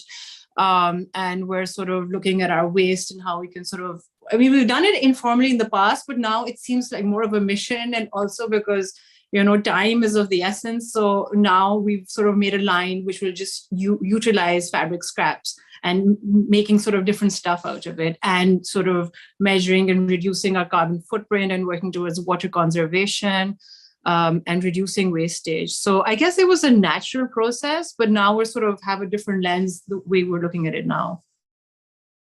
Great, thank you so much. I think this next question is something that both Sonia and Sophia sort of touched upon, and it's a question that I personally am very interested in myself as well. So Sophia mentioned that, you know, the economic model of business currently does not favor or reward sort of being ethical in your production. And then Sonia sort of talked about how we need to change the way we talk about sustainability, in the sense that, you know, the different actors involved need to sort of change, and we need to all sort of work together. And while Sonia definitely said that the onus doesn't really lie on any one party, and I think I'd leave this question to everyone. So who do you think, or what group or stakeholder in fashion, be it consumer, be it the business or the government or whoever else, who needs to take that first step? Because currently no one's taking any steps. And if you're talking about a broader global picture, like, yes, some companies are, but the bigger brands aren't, for example. Or, you know, there's so many now more fast fashion brands. So who or what actors really need to act up, or sort of who needs to maybe pull their weight more in this category so that we can get the change that we want? I think the sustainability or the need for acting upon sustainability should be treated like the coronavirus. I mean, how all the countries are, everyone is sort of making an effort. It's not like, it shouldn't be a solitary effort. Like the whole, obviously the globe is affected by it. And the way they've sort of created awareness around the virus, and sort of educating people how it sort of affects you and what you can sort of do about it. And they're in the best position to sort of educate and then act upon it, and sort of have put requirements in place so that other people can sort of follow suit. Sorry, that was just a really bad answer this time, but I think I lost my momentum. But anyway, go on. No, that's perfect. I love that analogy. I think you're absolutely right. It needs to be as big as the pandemic. My only concern, you know, having worked extensively in Bangladesh and you know, and other countries, is that so often we find, you know, the garment factory owners are the brothers and sisters and friends of the government officials, and you know, there isn't any incentive to reduce margins, to reduce profits. And so I do wonder if it is, I mean, we know now that it's in the interests of the emerging economies to truly push for a carbon tax, to really push for craft industries and regenerative farming practice to get climate finance. You know, it is extraordinarily immoral that the West has developed at the cost of the global South in terms of human rights, social justice, and climate justice.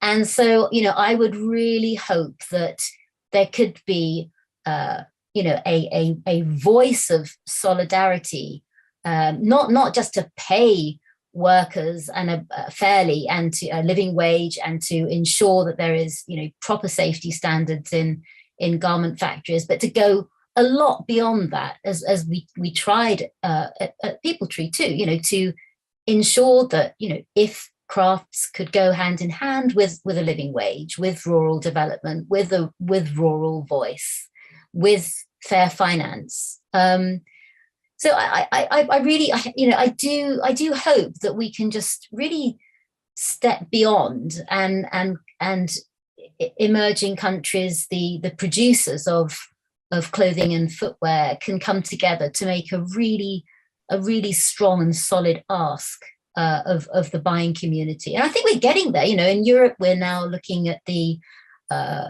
human rights due diligence.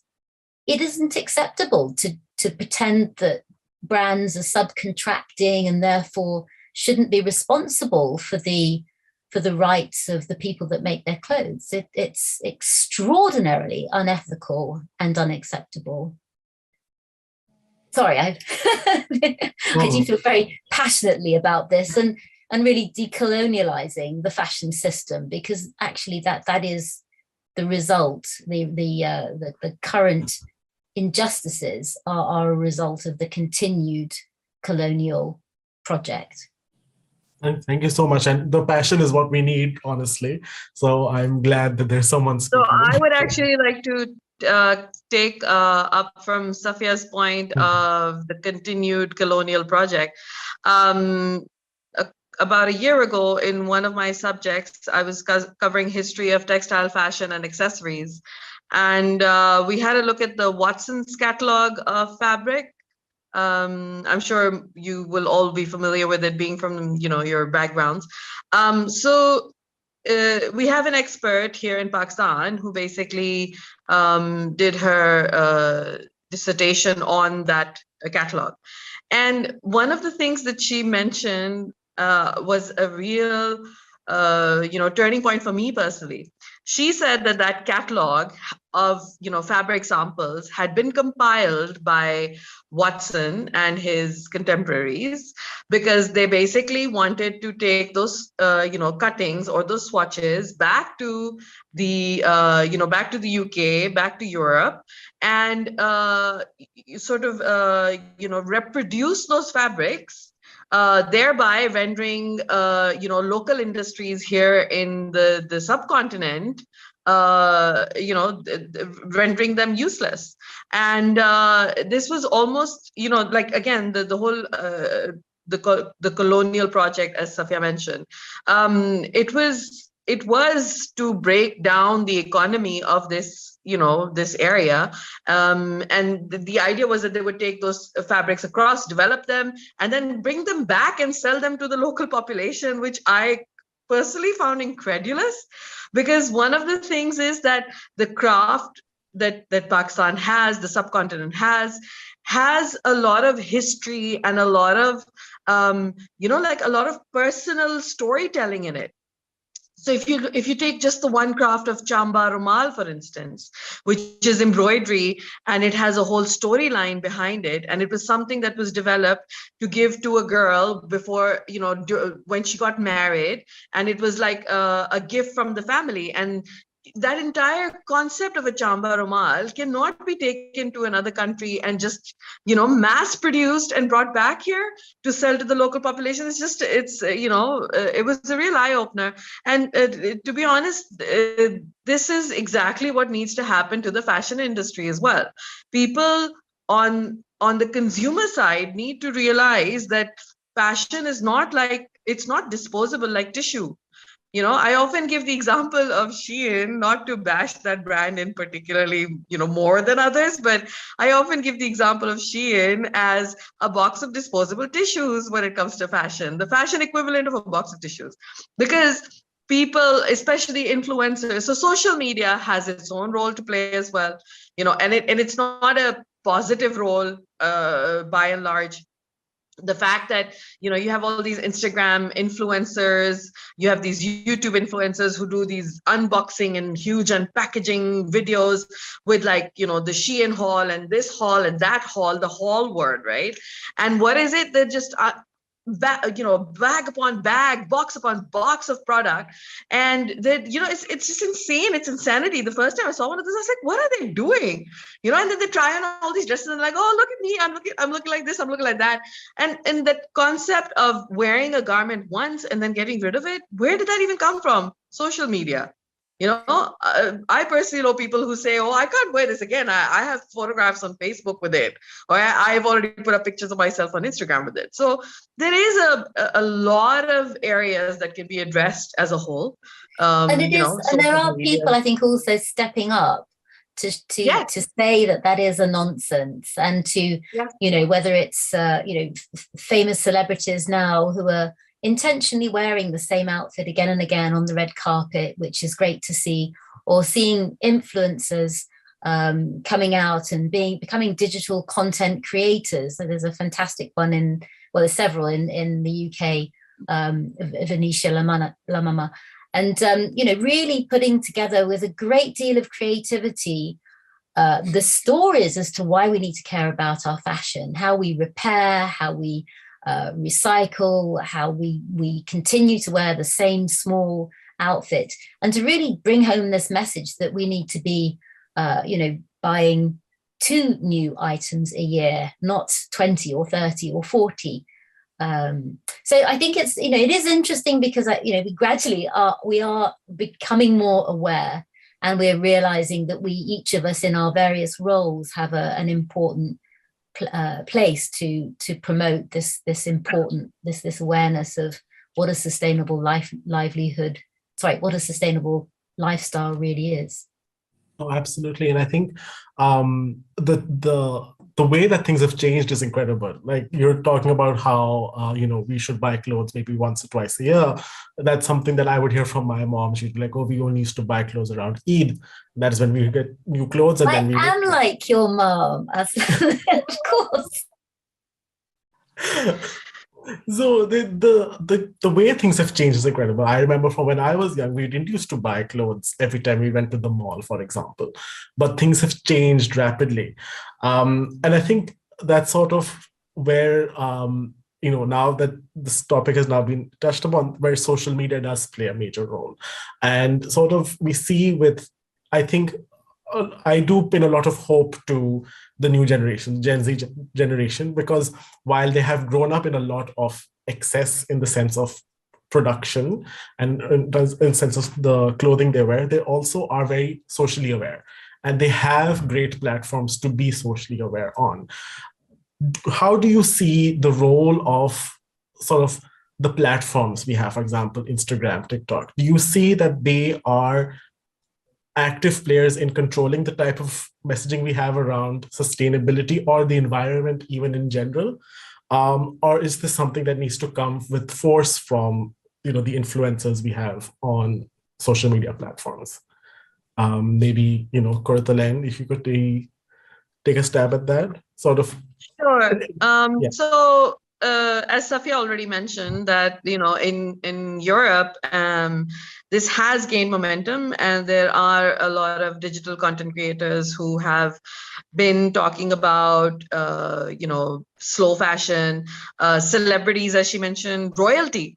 Even royalty repeating their outfits now, which for the European our European counterparts, royalty is actually the end all and be all when it comes to trends, etc. So I mean, yes, there is a start in the right direction. It does need to gain momentum. The thing that I find heartening, because as an educationist, I'm getting to interact with young kids, right? So for me, the thing that I do find refreshing is that concept of cookie cutter, or emulating somebody, is actually going away with this generation. They're reclaiming an independence when it comes to taste. They're reclaiming an independence when it comes to lifestyle. And that, I feel, is actually that ray of hope that, at least for me, it's heartening to see that. The fact that they're reclaiming that independence means that they do not conform to all of this excess, like you mentioned, the excess of production, the excess that we've seen. So, one of the things that I have suggested to my students multiple times, and I actually did that based on personal experience, I went a year without shopping for a single thing, right? And it was amazing. Because when I went back to my wardrobe, it was like shopping all over again. It's like you look at your wardrobe with new eyes, because you don't open the door and stand there thinking, with a wardrobe full of stuff, and you're thinking, I have nothing to wear. You don't actually do that anymore. You go back and you look at everything. You're like, okay, maybe I can mix this with that and, make something new in the process. And that's the mentality that Gen Z is developing. So the new content creators, the younger content creators, are actually, steering things in that direction, which for me, again, like I said, is very heartening to see. As far as the strength of the platform is concerned, absolutely. Social media, so my generation saw the start of social media, right? These kids are born with it. We saw how it started when we were in our, teens or early 20s, but they're born into it. It's literally like a newborn baby knows how to, press buttons on a phone and get to where he needs to get to, So, yeah, it's definitely a platform that's worth pushing the narrative on. Another thing that Safia mentioned was mending and repairing. That's also taken up, it's become a whole movement in the West, because obviously factoring in that Pakistan is a few years behind when it comes to starting, with the trends side of things. But nevertheless, Khadija's brand, for instance, Khadija and I have also interacted over, sort of Zoom meetings, and she's come to give a couple of guest lectures in my classes. And personally, I give her brand as, a case study and a role model to follow, because her brand is one that advocates all these things. It advocates forming a bond with your items of clothing and your fashion. It advocates individuality. It advocates, the heartfelt emotion that should come with owning a piece of, beautiful clothing. So yeah, definitely, for sure. So can I add something? Or I actually have a question which I sort of want to ask the panel. So I know that there is a lot of awareness in Gen Z, and they're happy to mend and repair and go to thrift stores. But at the same time, I'm not sure if they're willing to pay a higher price for a garment because it's more sustainable. Does anyone want to take that? I know Shein is also popular because it's easy on the pocket. So what are your thoughts on that? Regulation. We need regulation. The reason why everything is so cheap is because we're not paying the true cost for the soil that is lost, for the water that is polluted, for the labor rights of the workers. I think we really need for legislation to have teeth. We just don't have legislation with teeth, and we need for those carbon taxes to start working. It is a ridiculous situation that we have banks having put $30 trillion into fossil fuel exploration, when we agreed only a year back that we would now start to withdraw. We have an economic system that is basically creating this huge prop, and the fashion industry sits on this huge prop of a totally unsustainable, highly toxic fossil fuel industry. And it is possible to pull away from it. With People Tree, we were 100% natural materials, biodegradable, organic, natural materials. Unfortunately, there are very, very few businesses that are only using organic, natural materials, but it is possible. And as we reduce the production size, we can start to fit into that. And I don't know where I read it, that we have 10 years worth of garments left on the planet as it is. So this means that we could actually stop production tomorrow and we would have enough garments even with the population increasing. The problem is that we have, depending on the stats, between 60 and 70 million people who earn their living producing fibers and clothing. We need to find a just transition. We need to support those farmers and those workers with decent salaries. And I think this is where the craft possibility is so huge that, it looked like some kind of Luddite thing, to hand weave. It looks like it's, it's a second-rate citizen, but it's not. It's the answer. If you don't mind, my journey 30 years ago started with beautiful fabrics, looking at the craft traditions, like, the fantastic hand weaves from Bangladesh, from India. I wasn't visiting Pakistan at that time. The wonderful, ajraks, the hand weaves that you can use with ikat.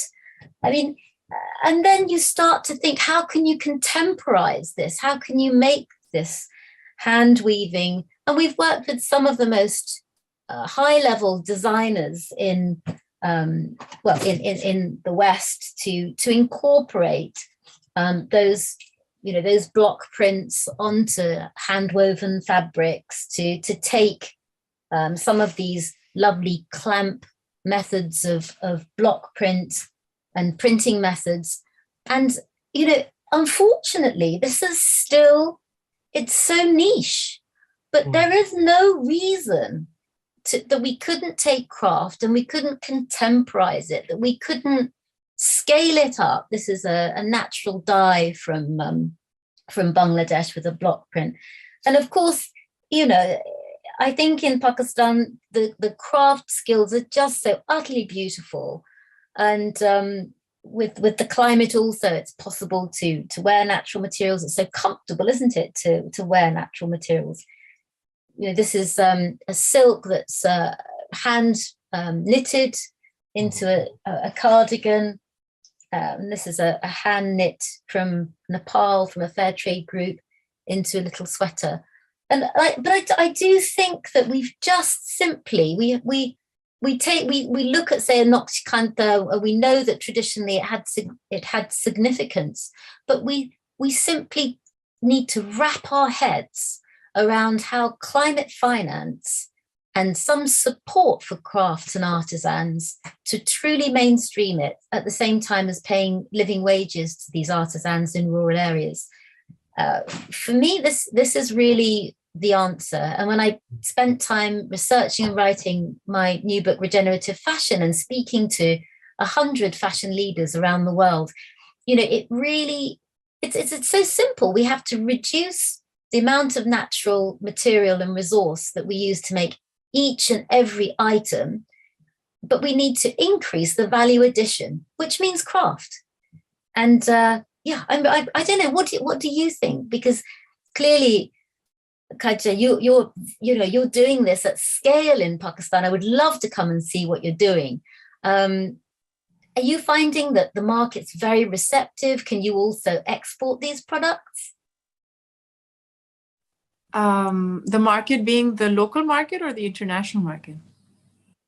Local. Well, I would love to know about both. If you could tell me what your experiences are.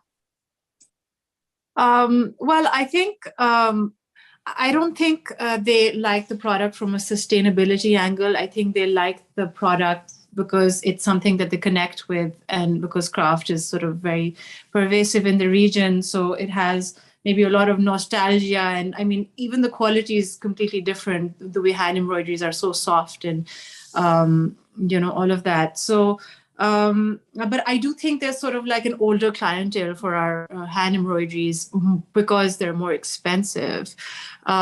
So that's why I sort of asked that question that, I know there's awareness in Gen Z, but would they be willing to pay a higher price point for it? Because in Pakistan, I'm not talking about fast fashion per se, that people are sort of limiting the workers' rights, but I'm also talking about how, for example, if you make a product which is like a product which does sort of give a living wage to the people who've made it, and then you make an organic product with other things, like it will always be more expensive. So that is something. I mean, actually, I was reading this book by From Cradle to Cradle, by which you must have heard of, Brangot McDonough, and they said something really interesting. They said, we look at fashion very superficially, or we look at being sustainable very superficially, of how we can sort of, cut out certain processes or add certain processes, but we're not sort of looking at sort of changing the whole thing. And if we do look at completely sort of breaking it up and starting all over again, it should actually be cheaper. So that is, I think, something which generally people are not talking about, because organic fashion or sustainable fashion is generally considered more expensive. And that is one of the biggest reasons why it's taking a little while for people to sort of catch on to that. So, and sorry, you were asking about the demand. So the demand in the local market is there, but like it's an older age group and they prefer to wear like their kurtas and shalwars.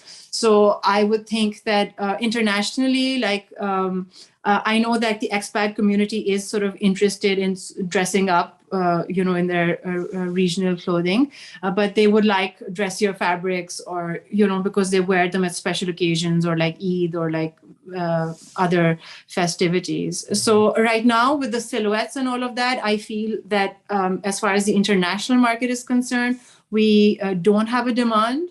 So I wonder if there is an opportunity around the storytelling that, one hand loom for a year will, if as compared to a power loom, would save 1 ton of CO2.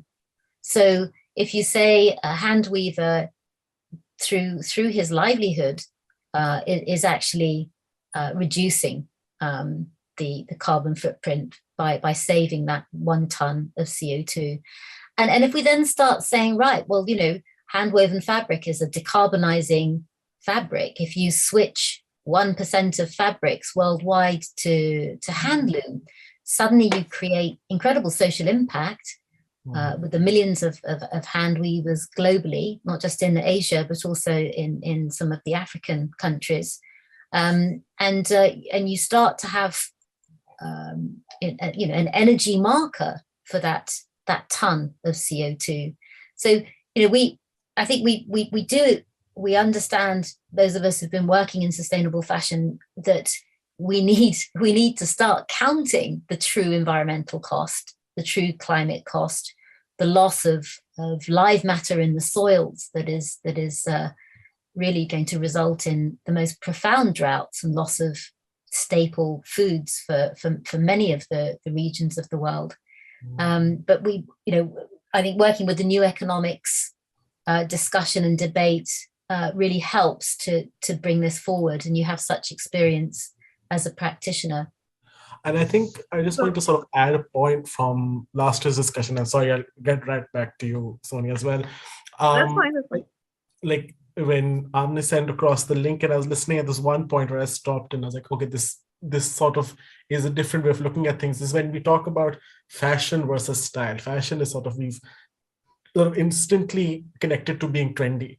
Where, okay, if I'm wearing this, it's fashionable this season, I'll throw it out next season. But if I look at it as my style, as my personality that I wear on the outside, then that is how we sort of change the perception of how we buy things. Or, I can't throw my style out just because the weather's gone up 5 degrees. But fashion is something that we sort of instantly is now connected to, oh, this is disposable, like you said, disposable tissue boxes. So that's sort of the paradigm we need. So I agree with that point that you just raised, and that's exactly that links in and ties in with my point about Gen Z reclaiming their individuality, because as Khadija's question was geared towards them, she's basically trying to gauge whether they'd be interested in following through with the sustainability angle. I think another thing that we can push, in addition to what Safia said, is the craft person and how they make, a decent livelihood off the back of slow fashion. So again, a brand like Generation is really well positioned. Actually, in our last interaction, Khadija shared some video content, which I am like completely awestruck by, and I am so impressed by, because she did these segments which were like the journey of XYZ. So XYZ being any handcrafted item of clothing, right? For instance, like I'll just off the top of my head, an Ajrak kurta.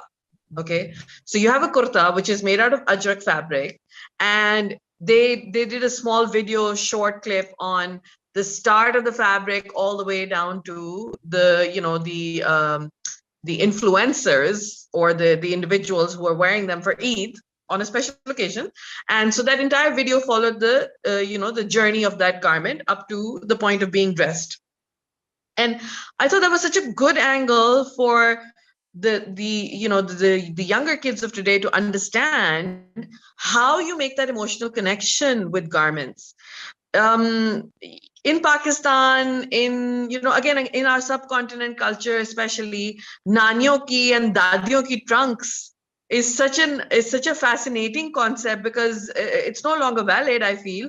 Like up to my generation, at least, I remember my grandmother giving my maternal grandmother giving me items of clothing and jewelry and saying, I've saved these up for you. Okay. As a teenager, it was the most fascinating thing I'd seen, even though it was old and it didn't fit me or it didn't make sense in, the fashion sense of terms. But what I did with it was I took it apart to the best of my ability. I took it to my tailor. We brainstormed. We took it apart and I reused parts of it. I repurposed parts of it, And so that has actually stayed with me as a memory now. Yeah.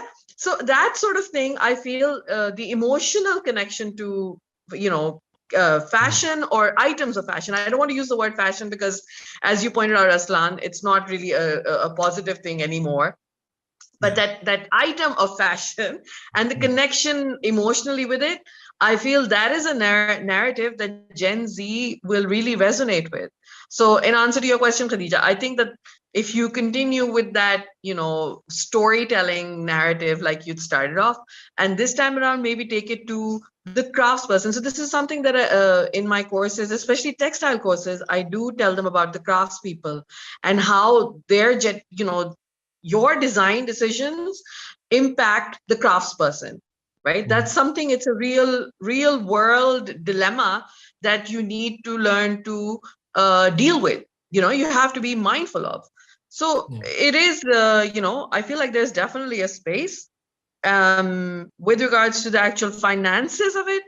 I agree with Safia's point that if you start, clamping down on how wages are given out, which are below, minimum wage, when that starts happening, and you have across the board, you've made it a fair system, like Safia said, then there is no room left for a brand like Shein to operate, for instance, again. Yeah. With all due apologies to Shein. And I definitely feel like, a lot of the discussion that we started off with, sort of the decolonization project and things like that, I think a lot of times when we even currently, if you think about it instantly, you sort of think that the higher markers of fashion or like the better fashion comes from abroad. It's something that has to be imported. Imported fabrics are better. Imported styles are better. We have to instill a lot of pride in what we wear, our fabrics, our looms, our traditional ways of doing things. And that's sort of what Generation is doing, but it needs to be at a much higher level as well, that we're sort of taking ownership of, the block prints we wear, or, the different types of embroidery we do. I think that's sort of a direction we can maybe start going with. And that's sort of what I'm basing off the conversation we've had, is that we've lost pride. I think a lot of the developing world has lost pride in the things they used to do before. And it's the pride and the celebration of our own cultures that we need to bring back and maybe then start to reevaluate how we clothe ourselves or, clothe the world, for example. And I think to your point, as we start to look at the food miles and how we reduce the food miles, we are also going to be looking at how we reduce the fashion miles. And there's a big the pride that you should feel in Pakistan for the extraordinary weaves and crafts is I mean, really, it must be huge, should be huge. But there is, I think, within the whole discussion of slow fashion, a very, very big debate around localization. So in Britain, for example, we've because everything has been exported, there is no processing infrastructure left. And now there is beginning to be a discussion about how we start to put some of that infrastructure back in place. We don't have the skills anymore. We've totally de-skilled the designers, the production people. They haven't got any technical kitchen side skills in the way that you still have in Pakistan. And these are incredibly important. So yes, I mean, I think that localization is super important. But as you say, understanding that there has been this onslaught of the Western fashion image that is being questioned by everyone now, which is high time. I think when we now talk about sort of crafts, and I know that both Khatija and Sonia both work with crafts quite a bit and sort of bringing back the world we have around crafts. How has your work so I think, for example, Sonia, you're in a particular project where you're working on the preservation of crafts. How has that sort of project gone on? What do the artisans you speak to, what are their experiences like? Do they feel like, their value is going to increase? So sort of how do they look at these things? And what are some ways you think we can maybe empower them to, be a bigger part of our style and fashion? So one thing that I did notice was that almost everything in Pakistan is now being considered a dying craft. For the simple reason that economically, families of craftspeople have given up their trade and sort of ventured out into more mainstream occupations. Sometimes far less creative, far less rewarding, but rewarding in the sense that they have a steady income, right? So the very first thing, as part of our project, we did capacity building training exercises, right? So we undertook a series of workshops, and it had to do with the aesthetics, the hygiene, presentation, and then another element that we gave them was digital literacy, right? I felt like that digital literacy component was actually an eye-opener for so many of them, because when we explained to them what the value of the craft industry is on a global perspective, right? And we gave them this sort of doorway or a portal to get to consumers, across the 7 seas, right? So amongst the examples that we shared with them, apart from local examples, we shared Etsy, for example, Etsy, the platform where you have international sellers. And we showed them that, look, these are all people sitting in different countries, handcrafting their goods and then basically putting them out there for the world to buy, So in that respect, it was very heartening. They did have, obviously, the craftspeople themselves did have their own set of grievances that, the public does not value their craft enough, their skill enough, but that's down to, I feel like, the economic situation in general. However, to instill that pride in them again, like you said, instilling that pride for the crafts that we own, to give them alternative ways of selling, to give them better ways of developing their craft through aesthetics, to give them, ideas for how to present it to a more contemporary and global platform. All of these things, I feel, in the long run, will help them, improve their business. And so currently we're in the stage of following up with a lot of them. And I'm personally in touch with a whole group of artisans based out of Bahawalpur and Multan and Uch Sharif, which is south of Punjab. And then a whole group of them based out of Sheikhupura and Gujranwala, which is the central side of Punjab. So, I mean, we're following up with them. We are obviously, you know, trying to push them as well, keep them motivated, which is part of the, you know, the exercise.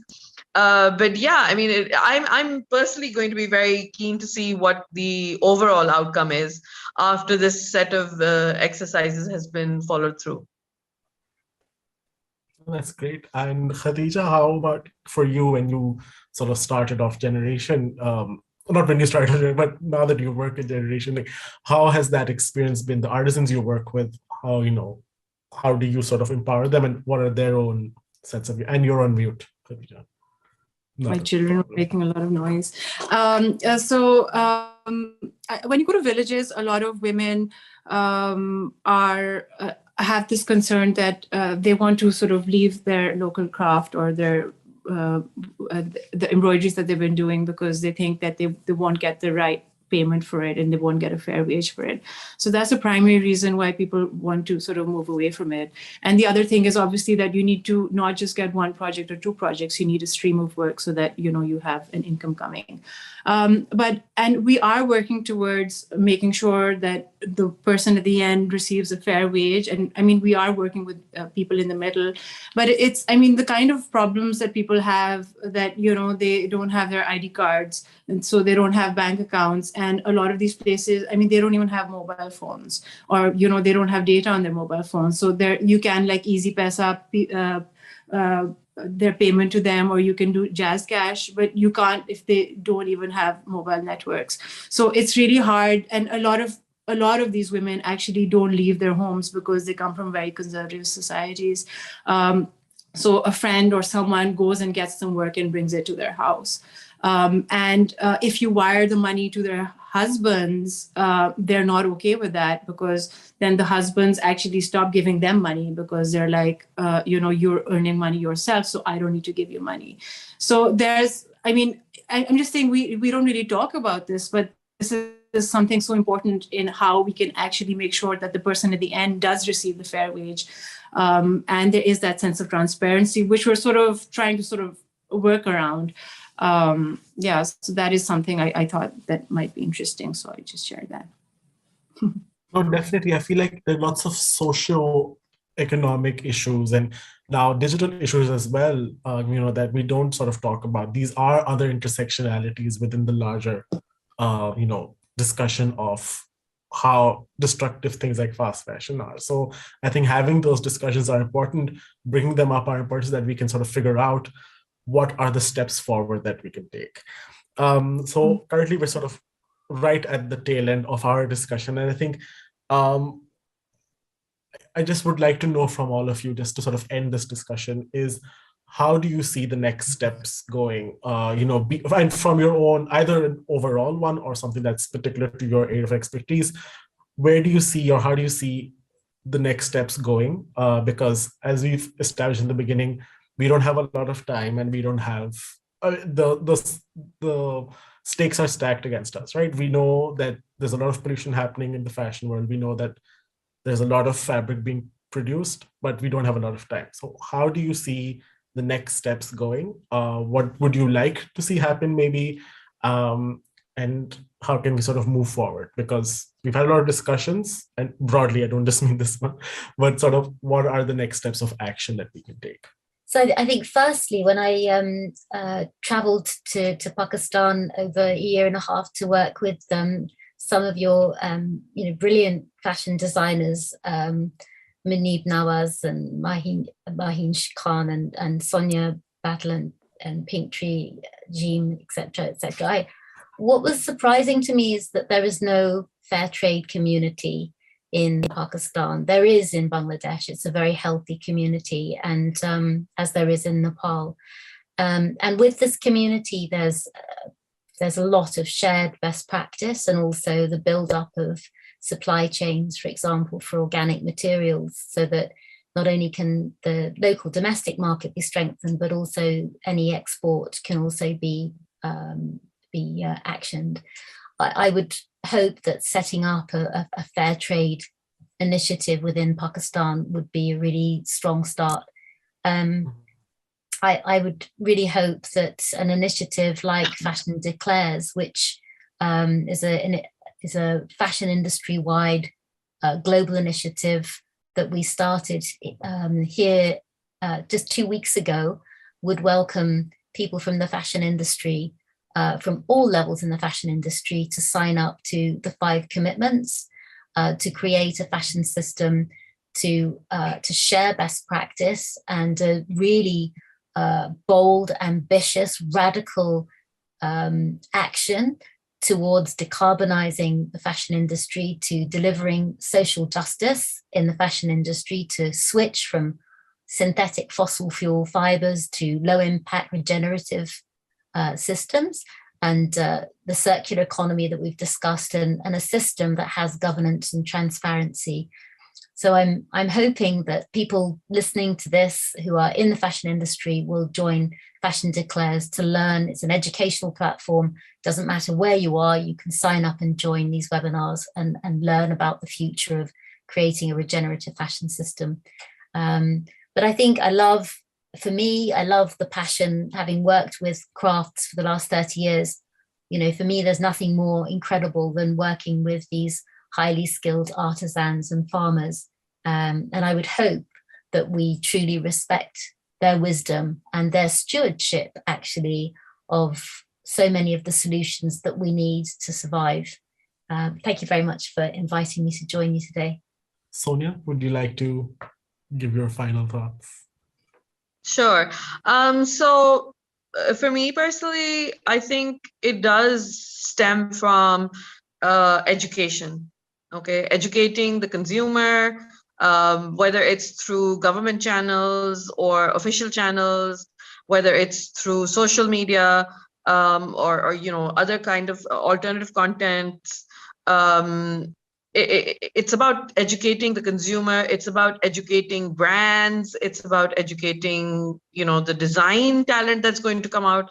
I'm very, very optimistic and hopeful that the next generation that comes out will, like I said, Gen Z, I'm pinning a lot of hope on them. I know I can understand that this might come across as a little incredulous to some people, but because I interact with them on, you know, a regular basis, I feel like that's the only way forward, is to educate them and to make them understand the repercussions of all the choices that they make, which for us, our generation is learning those repercussions in hindsight. You know, I personally, as a consumer now, regret every single pair of, you know, denim jeans that I bought just because, you know, oh, so, you know, tattered jeans are in, I'm going to go and buy, you know, 5 pairs of them. Why? I could have just bought the 1 pair. I could have taken my old ones and tattered them myself, you know? So it's that kind of mindset. And like I said, that 1 year of no shopping was actually the best thing I did, because it has taught me to appreciate all the things that I do have and learn to live with them, learn to love them, learn to, you know, repurpose and refresh them every single time I see them now. So I think that, you know, it is about educating yourself as a consumer, educating the consumer, you know, the consumer body as a whole, and educating design talent that's coming out, educating the brands that are operating in the market, educating the artisans, teaching them that when you create scraps of fabric, think of alternatives for how you can get rid of them. Don't just throw them down into the garbage chute. You know, think of where you can reuse them. Maybe you can repurpose it as stuffing. Maybe you can connect the pieces together and do patchwork, you know, all sorts of ideas out there. So yeah, that's my take on it. Thank you. Great, thank you. And Thank you, Khadija? Sonia. And thank you, Safia. Like, I think both of you said something very valuable, and both of it was different. So I just like to add one more thing to it. I mean, considering that Pakistan is like exports 50% of cotton and cotton products. So I think that is something really important as a country that we can look at, because the problem with cotton is that it uses up too much water. So if the government can create incentives for farmers and educate the farmers on how they can have better practices where they use less water, water. I think that'll be, if we're talking about Pakistan, that'll be really valuable, thinking we have a huge water crisis. Yep. Can I just say, we can't leave it to just the Generation Z. It's the 40, 50, 60-year-olds who are in power whose thinking has to shift, and it has to shift radically. Otherwise, we really don't stand a chance. Oh, absolutely. And I think that's a fantastic note to sort of end our discussion on. Thank you all for, giving your expertise, and in some places taking the conversation on yourself. I really appreciated the bouncing of questions you had within yourselves, but thank you all for joining in. I hope our audience learned, some new things and has a lot to think about now. And thank you to WOW for getting us all together on this panel.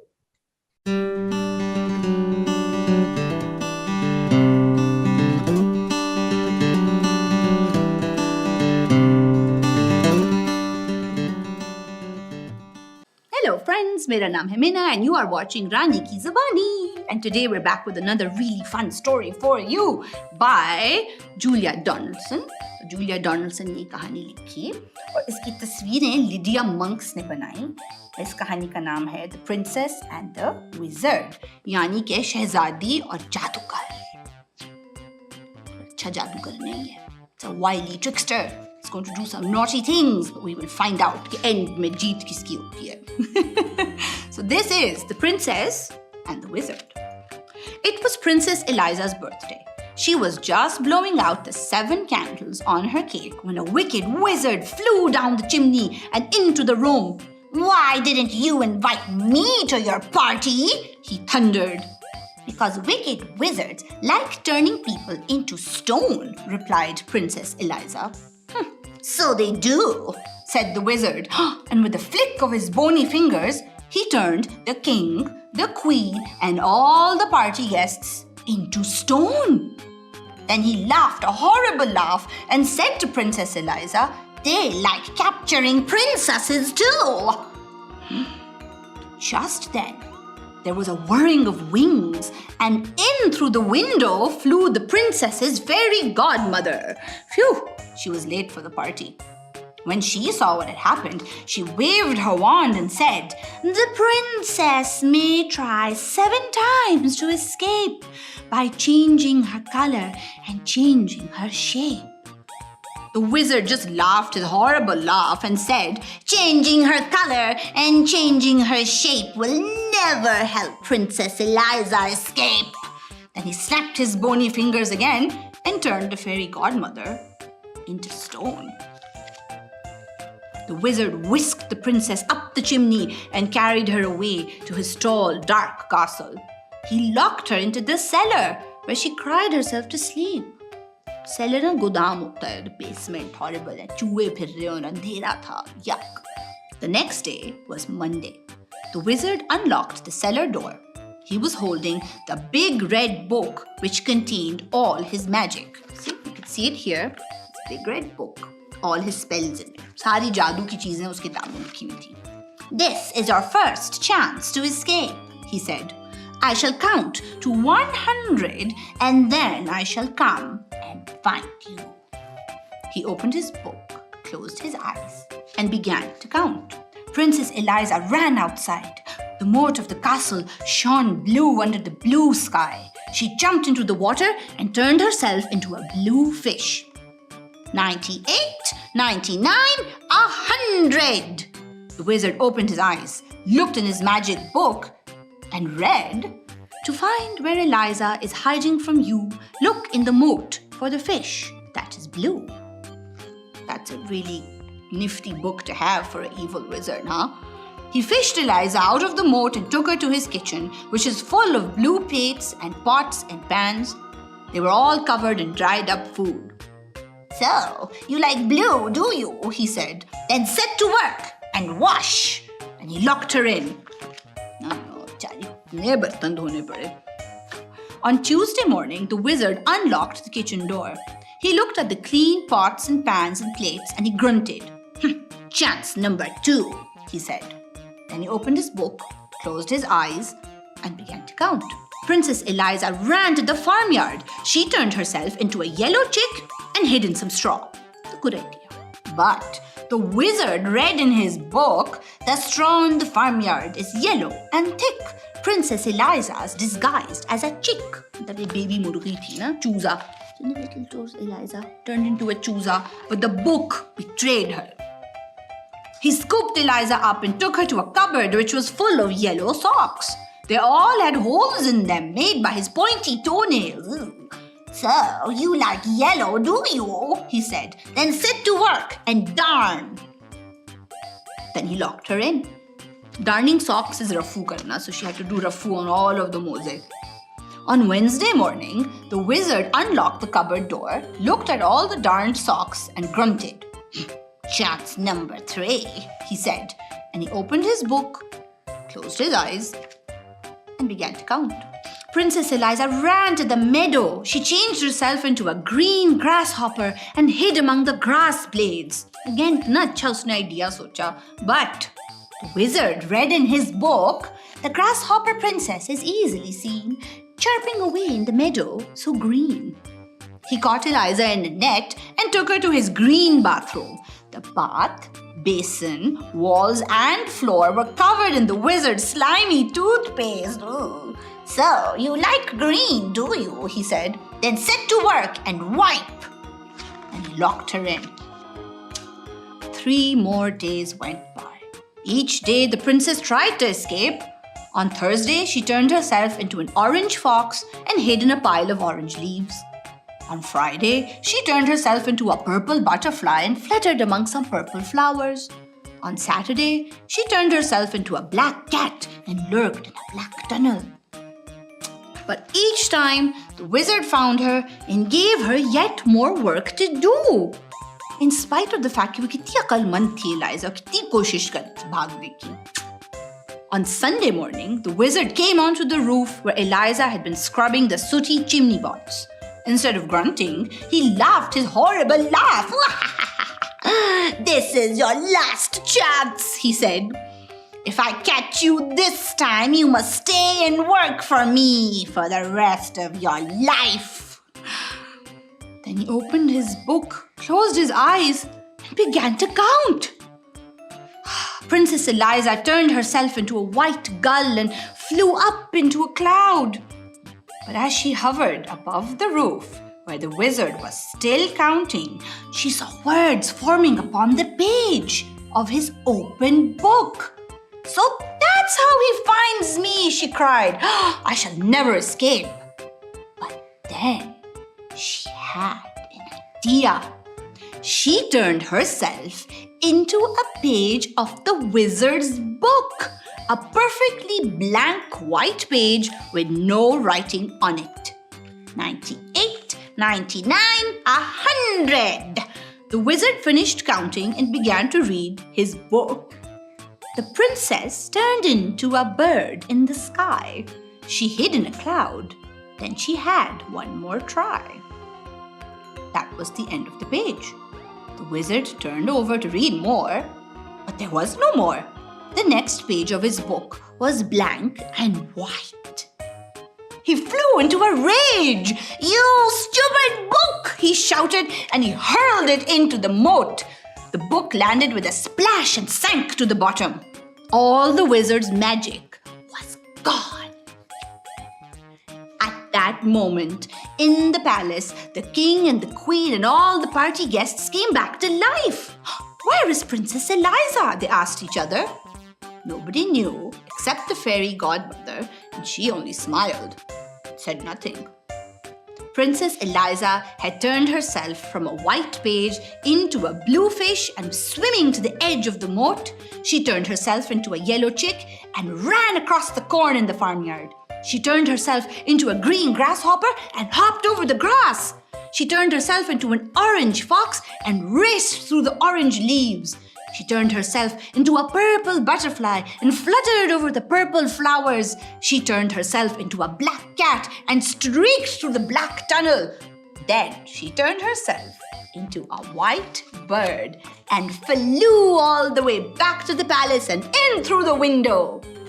She perched on a chair at the tea table and changed herself back into a princess.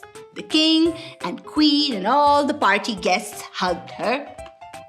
Then Princess Eliza cut her birthday cake and everyone had a slice.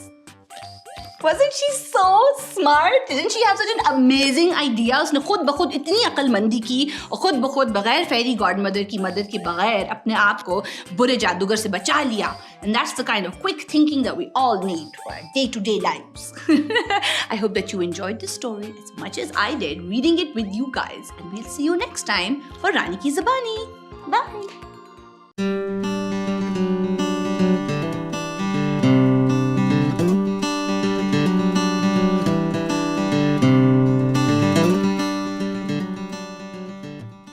Hello friends, मेरा नाम है मिना and you are watching रानी की ज़ुबानी। आज हम एक बहुत खास कहानी पढ़ने जा रहे हैं। एक बहुत खास हमारी दोस्त ने लिखी है और उसका नाम है Malala Yousafzai and this is a book that she wrote called Malala's magic pencil.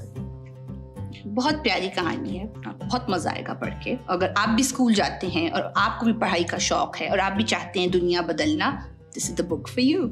When I was younger, I used to watch a TV show about a boy who had a magic pencil. If he was hungry, he drew a bowl of curry and it appeared. If he and his friends were in danger, he drew a police officer. The boy was a little hero, always protecting people who needed help. How I wanted a magic pencil too. If I had a magic pencil, I would use it to put a lock on my door so my brothers couldn't bother me. Stop time so I could sleep an extra hour every morning.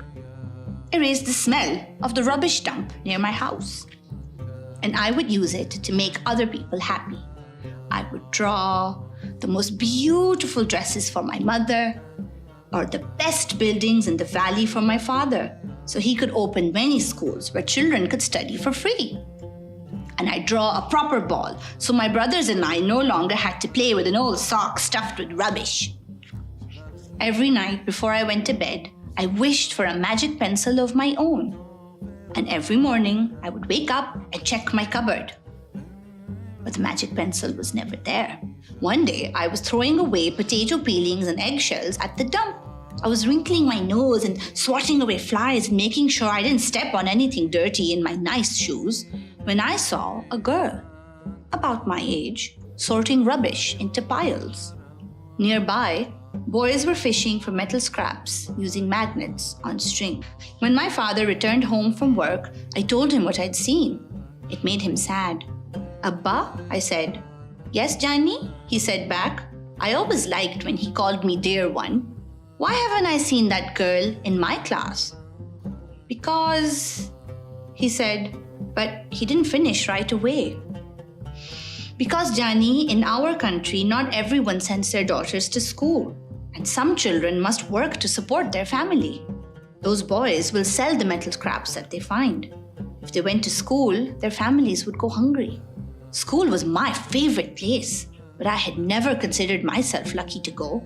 Sometimes we don't think we're lucky to go to school. My father had always said, Malala will live free as a bird. Now I wondered how free I'd truly be. That night, I thought about families who didn't have enough food, and the girl who couldn't go to school, and even about how when I was older, I would be expected to cook and clean for my brothers because where I came from, many girls weren't allowed to become what they had dreamed of. I knew then that if I had a magic pencil, I would use it to draw a better world, a peaceful world. First, I would erase war, poverty, and hunger. Then I would draw girls and boys together as equals. Over the next few years, instead of wishing for a magic pencil every night, I worked hard in school every day. I wanted to be one of the top students in my class. But soon, powerful and dangerous men declared that girls were forbidden from attending school. They walked the streets of our city now. They carried weapons. One by one, girls stopped coming to school. Abba, where are all the students? I asked my father. They don't feel safe here anymore, Jani, he said. How could a few men stop all the girls in our valley from going to school? If more people knew what was happening to us, I thought, they might help. Wishing wasn't enough. Someone needed to speak out. Why not me? I wrote about what it felt like to be scared to walk to school and how some of my friends had moved away because of the threat they faced in our city. I wrote about how much I loved school and how proud I was of my uniform. Once I started writing, I didn't stop. I wrote speeches and traveled around my country sharing my story. I even talked to a reporter from a famous international newspaper. People actually wanted to learn about my life. I spoke for all the girls in my valley who couldn't speak for themselves. My voice became so powerful that the dangerous men tried to silence me. But they failed. And now, my voice is louder than ever. Louder because people have joined me, and together we make a chorus standing up for what we believe in. We raise our voices for those in need. We help people in danger even if they are an ocean away. We think of the world as a family.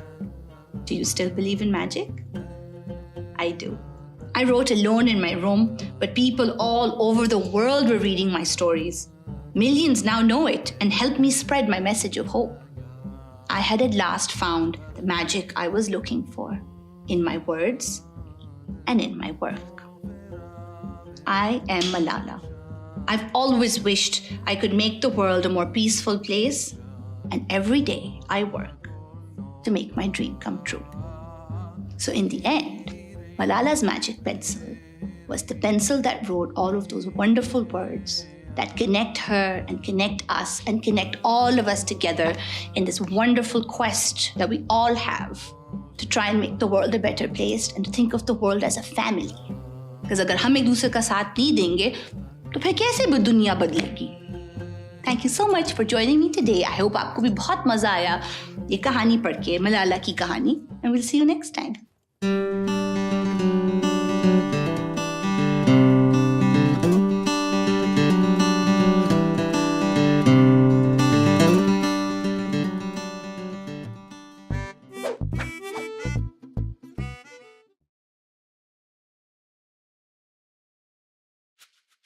ओए हाथी ओए हाँ बंदर ओए तुम्हें पता है गाना है कौन सा गाना ताकीता ताकीता ताकीता ताकीता ताकीता ताकीता ताकीता ताकीता ताकीता ताकीता हाँ come on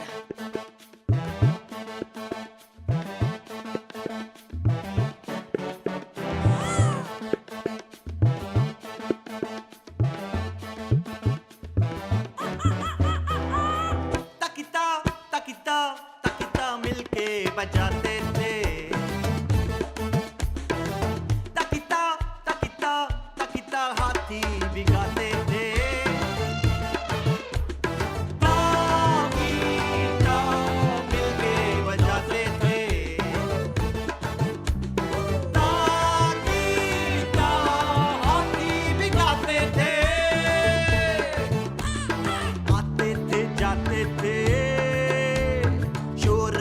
जाते थे हाथी की तालों पे सारे सगाते थे ताकीता ताकीता ताकीता मिलके बजाते थे ताकीता ताकीता ताकीता हाथी भिगाते थे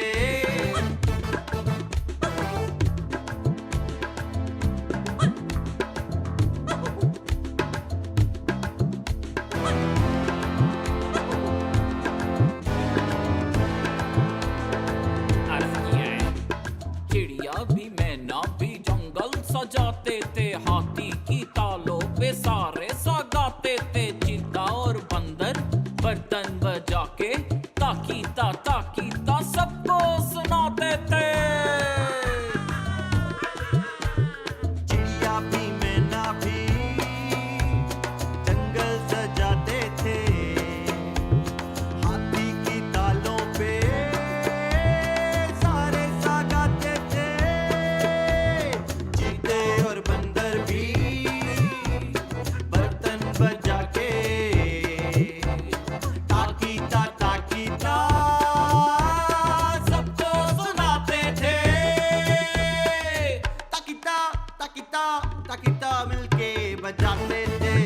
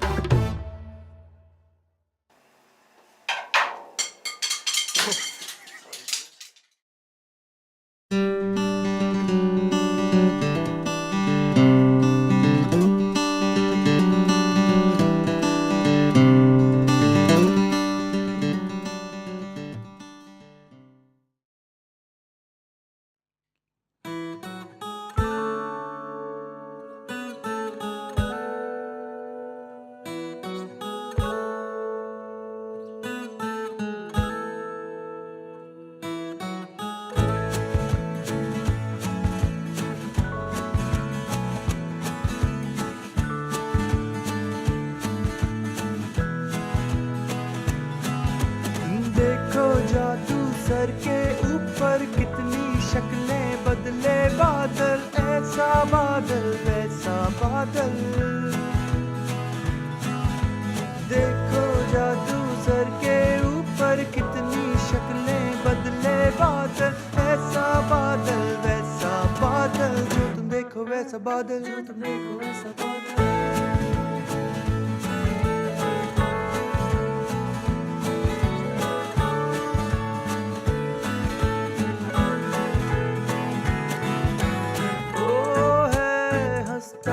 गिरता बादल जिसकी टांगे छोटी छोटी, उल्टे पुल्टे उसके जूते, उसके तस्मे जैसे सोटी। छत से अटका चीखा बादल, सर पे मटका भीगा बादल, अपने कपड़े सीता बादल, अपने जबड़े पीता बादल, अपने जबड़े पीता बादल। देखो जादू सर के ऊपर कितनी शक्लें बदले बादल, ऐसा बादल वैसा बादल। देखो जादू सर के ऊपर कितनी शक्लें बदले बादल, ऐसा बादल वैसा बादल।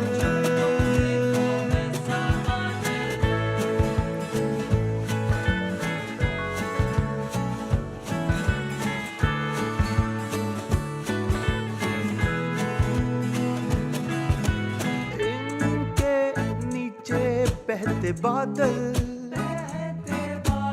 आगे आगे पीछे पीछे, कुछ हैं बादल हल्के फुल्के, जैसे लच्छे मीठे मीठे।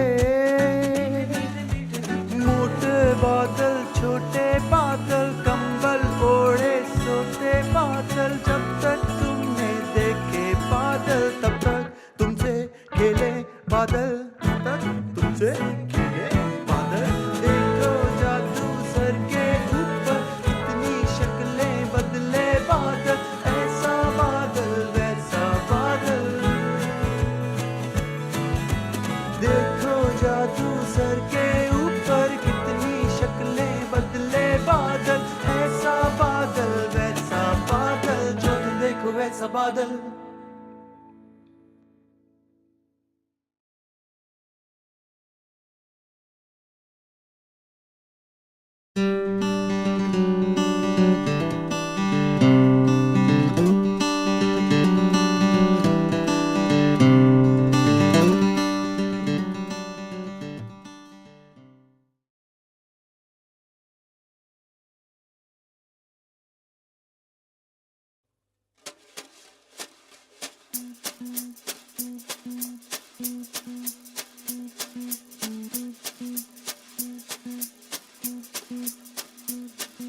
दोस्त है अपने भाई भुलक्कर, बातें सारी उनकी गड़बड़।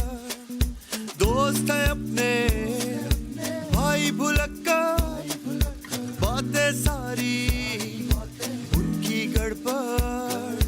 राह चले तो रास्ता भूले, बस में बैठे तो बस्ता भूले। दोस्त है अपने भाई भुलक्कर, बातें सारी उनकी गड़बड़।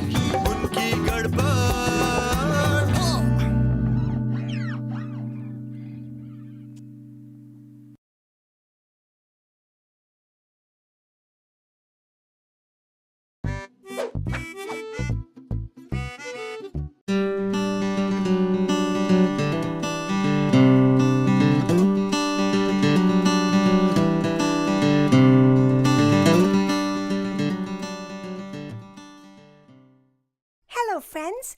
My name is Rani, and today we're going to hear a story by Tom Percival called Dream Big, Little Mole. Now let's go underground into the world of Little Mole. Up on a hillside, early one morning, a mole sniffed the air as a new day was dawning. She gazed at the birds as they soared through the sky and wished in her heart that she could fly high.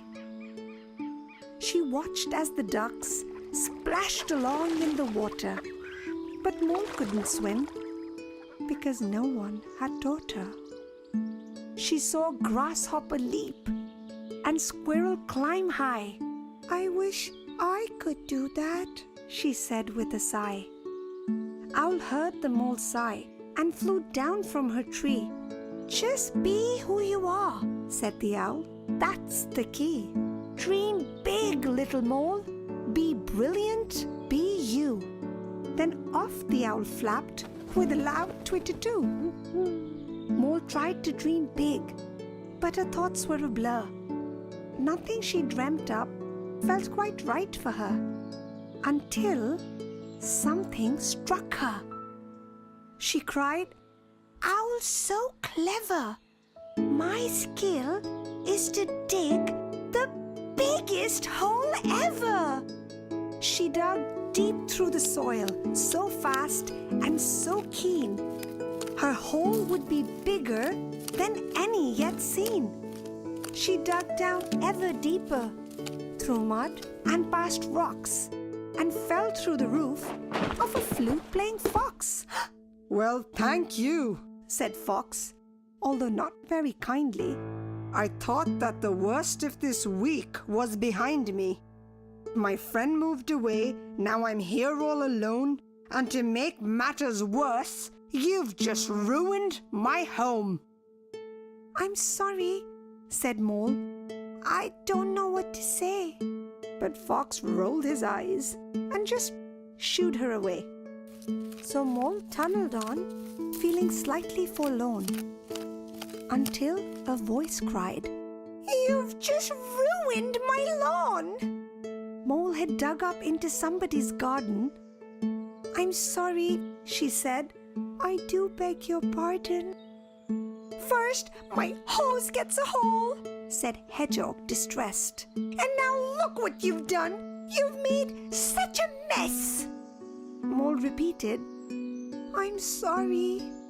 But there came no reply, so she went on her way with a tear in her eye. Up above ground, Rabbit ran without care. He was watching his kite bob along through the air. Then he tripped on some mud Mole had dug from the ground, and his kite flew away without making a sound. Mole watched as his kite floated off, drifting free. Then it got tangled high up in a tree. Rabbit started to cry and scurried away, leaving Mole all alone. This wasn't her day. Poor little Mole had a sad, heavy heart. It seemed her big dream was now falling apart. She had wanted to dig, make the world's best hole, but she'd made people sad, and that wasn't her goal. "No more," she exclaimed. "I will give up for good." Then a beautiful melody rang through the wood. She followed the tune, digging carefully on, until she met Otter, who asked what was wrong. When Mole explained, Otter sang,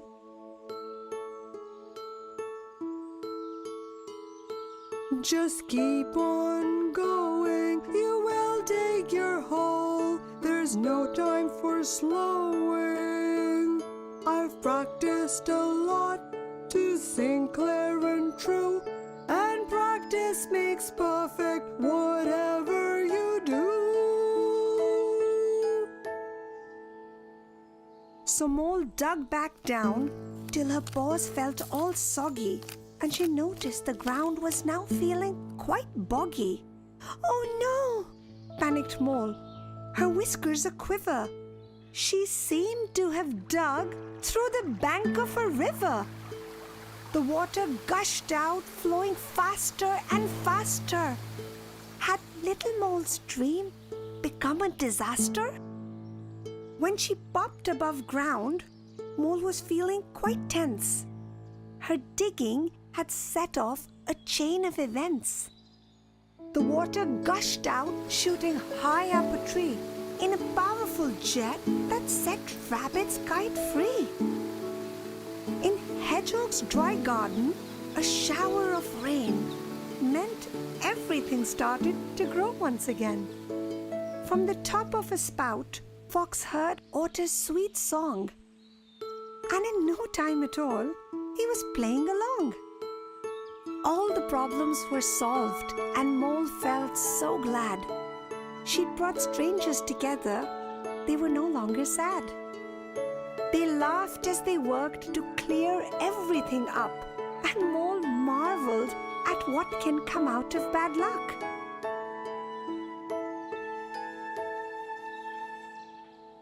Well, what an adventure, said Owl. In the end, it seems that your talent is helping your friends. The end. I hope you enjoyed the storybook. See you next time.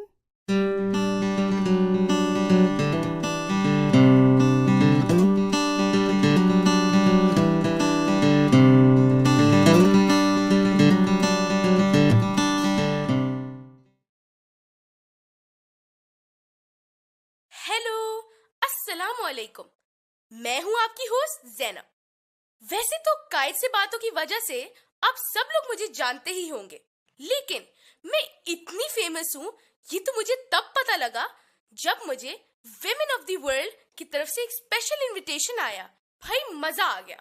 फिर जब मुझे festival के topic के मुतालिक पता चला तो मैं बहुत ही ज्यादा एक्साइटेड हुई। पता है क्यों? क्योंकि मैं चाहती हूँ कि मैं सबको बताऊं कि don't under estimate the power of women. लेकिन आपको पता है कि जो ही ये बात अली को पता लगी कि विमेन ऑफ द वर्ल्ड वालों ने मुझे एज ए गेस्ट बुलाया है, तो उसने मेरा बहुत मजाक बनाया कि तुम वहां जाके करोगी क्या। आपको पता है ये अली जो है ना, ये है ही ऐसा, हमेशा मुझसे उलझता रहता है। एक मर्तबा मुझे कहने लगा कि लड़कियां क्रिकेट नहीं खेल सकती। भाई बुरा तो मुझे बहुत लगा, लेकिन फिर पता है क्या हुआ? बताने से ज्यादा तो दिखाने का मजा है, तो ये देखें।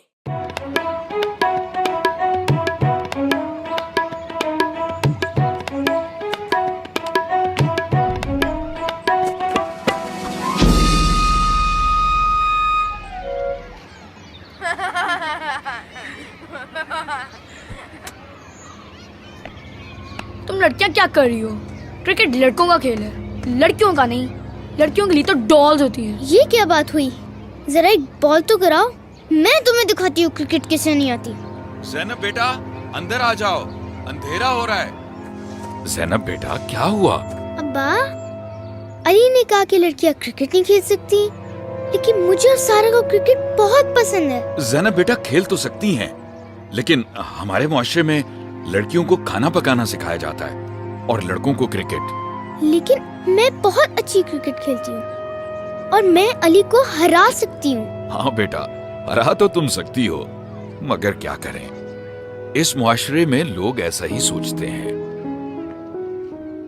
क्या क्रिकेट वाकई में सिर्फ लड़कों का खेल है? कायद ने तो कहा कि औरतों को सिर्फ घर में बंद रखना गलत है। कायद क्या कहते हैं?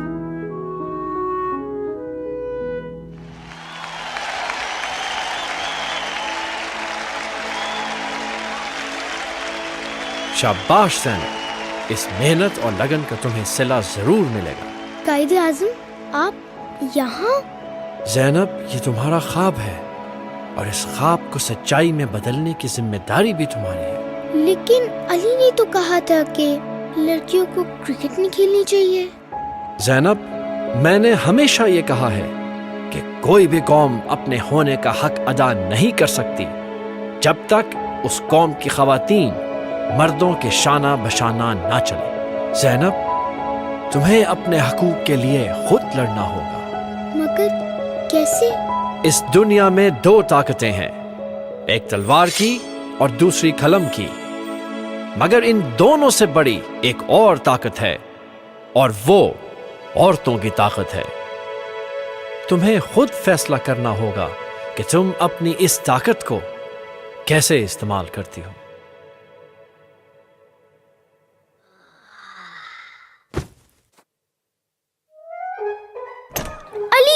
मैं तुम्हें क्रिकेट मैच के लिए चैलेंज करती हूँ। क्या? अगर मैं तुम्हारी पहली बॉल पे छक्का ना मार सकी तो मैं क्रिकेट खेलना छोड़ दूंगी। तो मुझे छक्का मारोगी? और अगर तुम ये कर सकी तो तुम हमें तंग करना छोड़ दोगे और मेरी बॉल मुझे वापस कर दोगे। ठीक है, लेकिन अगर तुम्हें चोट लगी तो मुझे ना कहना।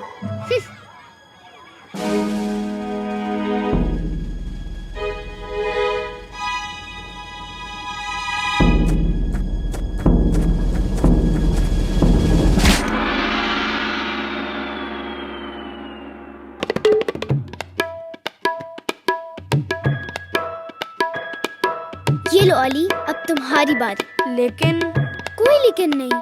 कायद ने जब पाकिस्तान का ख्वाब देखा था तो उसमें मर्द और औरत सब बराबर थे। पाकिस्तानी होने के नाते क्या हमारा फर्ज ही बनता कि हम कायद के ख्वाब को सच्चाई में बदलें? तो फिर हम सब इकट्ठे खेलें।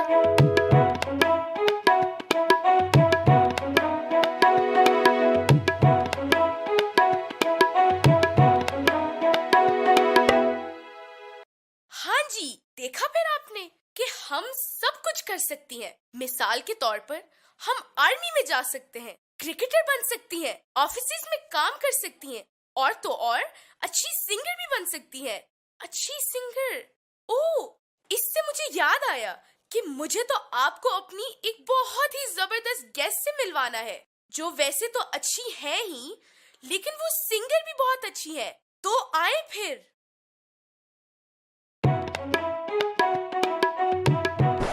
कायद से बातें तो हो गई हैं, अब करेंगे ज़ैनब से बातें।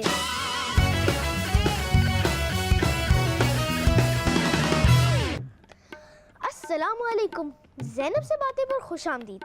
आज हमारे साथ पाकिस्तान की एक मशहूर गुलकारा टीना सानी साथ है और उनके साथ हम कुछ मज़े की बातें करेंगे। अस्सलामुअलैकुम टीना आंटी। वालेकुम सलाम। लेकिन आपको पता है कि जब मेरी भांजी बहुत छोटी सी थी ना, बिल्कुल आपकी जैसी थी, तो आप मुझे टीना खाला बोले। ओके टीना खाला। अच्छा, पाकिस्तान की एक मशहूर गुलकारा है, तो आप बचपन से बहुत ही अच्छी सिंगर होंगी। ज़ैनब, बिल्कुल भी नहीं, बिल्कुल मुझे गाना नहीं आता था। मुझे शौक था, लेकिन फिर मेरे मास्टर साहब ने मुझे गाना सिखाना शुरू किया और आहिस्ता आहिस्ता आहिस्ता मैं रोज प्रैक्टिस करती थी और मुझे रोज होमवर्क देते थे। म्यूजिक का होमवर्क? यू? जी हाँ। अच्छा सुनो, ये कहो, सारे गामा सारे गामा सारे सा गामा सारे सा गामा सारे गा सारे गामा गामा गरे सा। ये तो बहुत मुश्किल है। लेकिन पता है, जब रोज करते हैं ना, जैसे आप मैथ्स करते होगे, जब आप रोज करते हैं ना, तो फिर कोई चीज़ मुश्किल नहीं होती। और पता है, जब मैंने सबसे पहले म्यूजिक करनी शुरू की पाकिस्तान में, तो मुझे अंदाजा हुआ कि पाकिस्तान का म्यूजिक कितना रिच है। पंजाब का म्यूजिक और बलूचिस्तान का और फ्रंटियर का और सिंध का और बल्तिस्तान का, कश्मीर का, मतलब हर, जैसे खाने मुख्तलिफ होते हैं ना हर जगह के, उसी तरह इनकी म्यूजिक भी डिफरेंट है। और यही चीज़ है जो हमें एक दूसरे की सीखनी चाहिए। वाह, मुझे तो पता ही नहीं था कि पाकिस्तान में इतने मुख्तलिफ कल्चर्स हैं। ज़ैनब, लोग समझते हैं कि मुख्तलिफ होना कोई अच्छी बात नहीं है, नेगेटिव सी बात है, लेकिन मैं समझती हूँ कि मुख्तलिफ होना तो रंग है दुनिया का। जैसे मुख्तलिफ रंग होते हैं, जैसे मुख्तलिफ फूल होते हैं, कितना हम इनको एंजॉय करते हैं। अगर एक ही फूल होता, एक ही रंग होता तो कितना बोरिंग हो जाता ना। इसीलिए पाकिस्तान में भी हमें एक दूसरे के डिफरेंसेस को सेलिब्रेट करना चाहिए, हमें उनको समझना चाहिए। यही डिफरेंसेस जो हम समझेंगे एक दूसरे के, ये एक बहुत ही यूनाइटेड मज़ेदार सा पाकिस्तान बनाएगा। अच्छा ये तो बताया आपका कायद से बातें का फेवरेट एपिसोड कौन सा है? ज़ैनब, मैं पता है तुम्हें बताने ही लगी थी कि मुझे तुम्हारा वो प्रोग्राम बड़ा पसंद आया था जिसमें वो एक दरख्त गिर जाता है, फिर वहाँ सारे खड़े ये कह रहे होते हैं कि ओहो अब इसको कौन उठाए, फिर एक और बंदा कहता है ओहो अब इसको कौन उठाए, फिर आपको ख्वाब में फिर आप कायद से बातें करती हैं और वो कहते हैं कि अगर मिल के हम कोई चीज़ करें तो उसमें ज़्यादा ताकत होती है और वो ज़्यादा बेहतर होती है। फिर आप आके सबको आइडिया देती हैं, लेकिन उसके बाद आपने अपना कमरा साफ़ किया था कि नहीं किया था? अब्बा ने आपको कहा था ना। आपको शायद पता हो कि कायद से बातें स्कूल्स में लेकर जा रहे हैं, इसके बारे में आपकी क्या राय है? इससे तो अच्छा आइडिया कोई और हो ही नहीं सकता, इसलिए कि पहली बात ये कि आपका हर मैसेज इतना अच्छा है, बच्चों तक जाना चाहिए और बच्चों को पता लगना चाहिए कि हमारे कायदे आज़म हमसे कितने मज़ेदार उन्होंने बातें की हुई हैं जिससे हम एक बेहतर मुल्क बनेंगे। जाने से पहले कोई मैसेज पाकिस्तान के बच्चों के लिए? बेटा मेरा ख्याल है कि बच्चे बहुत ज़हीन हैं, लेकिन मैं चाहूँगी कि वो अपने स्कूलों में या वो जहाँ भी हैं किसी को मुख्तलिफ ना देखें, उनको जानने की कोशिश करें, क्योंकि हर शख्स में एक खूबसूरत इंसान होता है। और समझें एक दूसरे को, उनके वो खाते कैसे हैं, पीते कैसे हैं, आप उनको बताएं आप क्या करते हैं, बहुत मज़ा आता है, बड़ी मज़े की गपशप लगती है। थैंक यू टीना खाला हमारे शो पे आने का, और आप सबका शुक्रिया ज़ैनब से बातें देखने का। उम्मीद है आपको हमारा शो पसंद आया होगा और हम जल्दी एक नए मेहमान के साथ वापस आ रहे हैं। आए हम सब मिलकर एक बेहतर पाकिस्तान बनाए, पहला कदम उठा के। एक बात बताऊं कि टीना आंटी की फेवरेट एपिसोड मुझे भी बहुत पसंद है, क्योंकि इसमें हमने ये दिखाया है कि हम सिर्फ खुद ही सब कुछ नहीं कर सकते, बल्कि अच्छे कामों के लिए सबको मोटिवेट भी कर सकते हैं। आइए देखते हैं टीना आंटी की फेवरेट एपिसोड।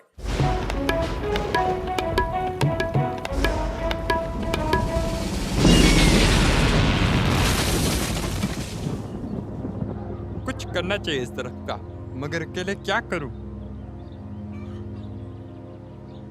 कुछ करना चाहिए इस तरफ का, मगर अकेले क्या करूं?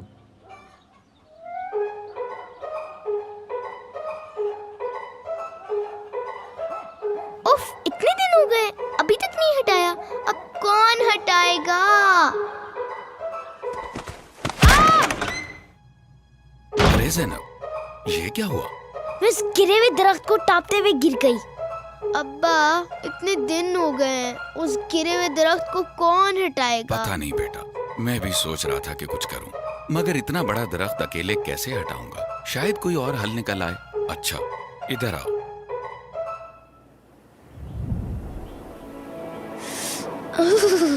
कितनी सर्दी है यहाँ। ज़ैनब क्या हुआ? कायद, सर्दी लग रही है। ये लोग क्या कर रहे हैं? ये समझते हैं कि ये अकेले ही इस मसले को हल कर सकते हैं, लेकिन ये जानते नहीं कि इनको एक दूसरे की मदद की जरूरत है। Oh wow! देखो ज़ैनब, एक मुआशरा तभी कामयाब हो सकता है जब सब लोग मिलकर इसकी बेहतरी के लिए काम करें। अगर हर आदमी अकेला ही रहेगा तो कभी भी कोई बड़ा काम नहीं कर पाएगा। अगर हम सब पाकिस्तानी मिल के काम करें तो बड़े से बड़ा मसला हल कर सकते हैं। मगर कैसे? पहला कदम उठा के ये फैसला तुम्हें खुद करना होगा।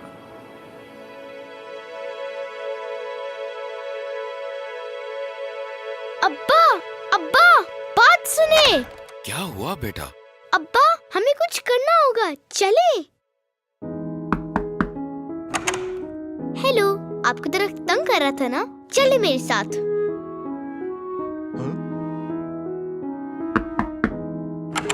अस्सलाम वालेकुम। आप भी दरख्त से तंग थे ना? आए चले। बेटा जैनब, क्या कर रही हो? बस अब्बा, हम सब इस दरख्त से तंग थे मगर अकेले कुछ नहीं कर सकते थे। अब हम सब मिलके इसको हटाएंगे। कायद ने कहा कि हमारी यकजहती में ही पाकिस्तान की ताकत है। जो काम एक से नहीं हुआ वो हम सब मिलके कर लेंगे।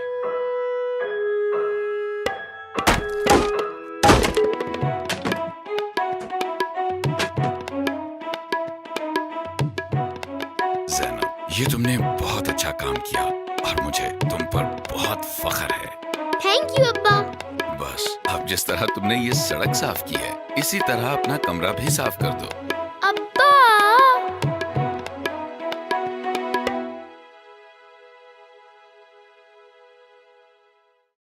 हाँ जी, तो आया ना मजा।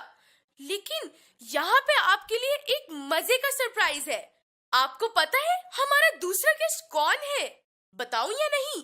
लेकिन एक बात है, वो सरप्राइज ही क्या जो मैं आपको बता दूं। तो आइए देखते हैं।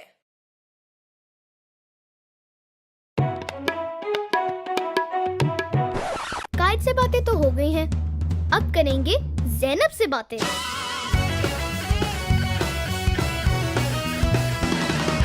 अस्सलाम वालेकुम, ज़ैनब से बातें में खुशामदीद। आज हमारे साथ मेरे दोस्त और एक्ट्रेस मायरा खान है। अस्सलाम वालेकुम मायरा, आप कैसी हैं आप? वालेकुम अस्सलाम ज़ैनब, मैं बिल्कुल ठीक हूँ, आप कैसी हैं? ज़ैनब, ज़ैनब, आप कितनी खूबसूरत है। Oh sorry sorry. Thank you Zainab, आप भी बहुत खूबसूरत हैं। लेकिन आपको पता है कि आप इतनी खूबसूरत क्यों हैं? नहीं। आप इतनी खूबसूरत इसलिए हैं क्योंकि आप अंदर से भी बहुत खूबसूरत हैं। आप इतने अच्छे अच्छे काम करती हैं, इतनी अच्छी बातें करती हैं, इसीलिए जो आपके अंदर से है वही आपके चेहरे पे भी दिखता है। थैंक यू मायरा आपी। आपको तो बचपन से ही पता होगा कि आप बड़े होकर एक फिल्म स्टार बनेंगी। बचपन से शौक तो था और ख्वाब भी था एक्ट्रेस बनने का, लेकिन कभी सोचा नहीं था कि फिल्म स्टार बन जाऊंगी। पता है क्यों? क्यों? क्योंकि जब मैं छोटी थी ना तो मैं बहुत चुपचाप थी और बहुत सारे बच्चे मुझे छेड़ा भी करते थे। आपको बच्चे छेड़ते थे? मैं और बच्चों से मुख्तलिफ थी ना, इसलिए। पता है, मैं स्कूल कभी कभार शलवार कमीज और जॉगर्स में चली जाती थी। डिफरेंट कॉम्बिनेशन के कपड़े पहन के चली जाती थी, इसलिए मुझे छेड़ते थे। ओहो, ये तो बहुत बुरा हुआ। बुरा तो हुआ और मैं उदास भी हो जाती थी। मैं सोचती थी कि अगर मैं या कोई और किसी से अलग दिखता है या किसी से अलग सोचता है तो इसका ये मतलब तो नहीं कि आप उसको तंग करें या छेड़ें। मगर पता है क्या, फिर मुझे समझ में आया कि वो लोग मुझे छेड़ते क्यों थे। क्यों? क्योंकि उनको ये एहसास नहीं था कि जो वो मुझे कह रहे हैं उससे मुझे तकलीफ पहुंच रही है। एहसास? मैं समझी नहीं। देखो ज़ैनब, एहसास वो चीज़ होती है जब हम दुनिया को दूसरों की नज़र से देखते हैं। मतलब ये कि कुछ करने से पहले या किसी को कुछ बोलने से पहले आप ये सोचें कि आप जो करने वाले हैं या बोलने वाले हैं उससे किसी को तकलीफ तो नहीं पहुंचती। अब जैसे कि ये वो बच्चे जो मुझे तंग करते थे और छेड़ते थे, अगर उनको ये एहसास होता कि वो जो मुझे कह रहे हैं या छेड़ रहे हैं उससे मैं उदास हो रही हूँ तो वो कभी भी मुझे तंग ना करते, है ना? और अगर हमें एक दूसरे का एहसास होता तो सोचो लड़ाई, फसाद, बुलिंग कितना कम हो जाए, है ना? और हम एक ऐसे पाकिस्तान में रहें जिससे कायद खुश हो। अच्छा मुझे ये बताएं, आपका कायद से बातें का फेवरेट एपिसोड कौन सा है?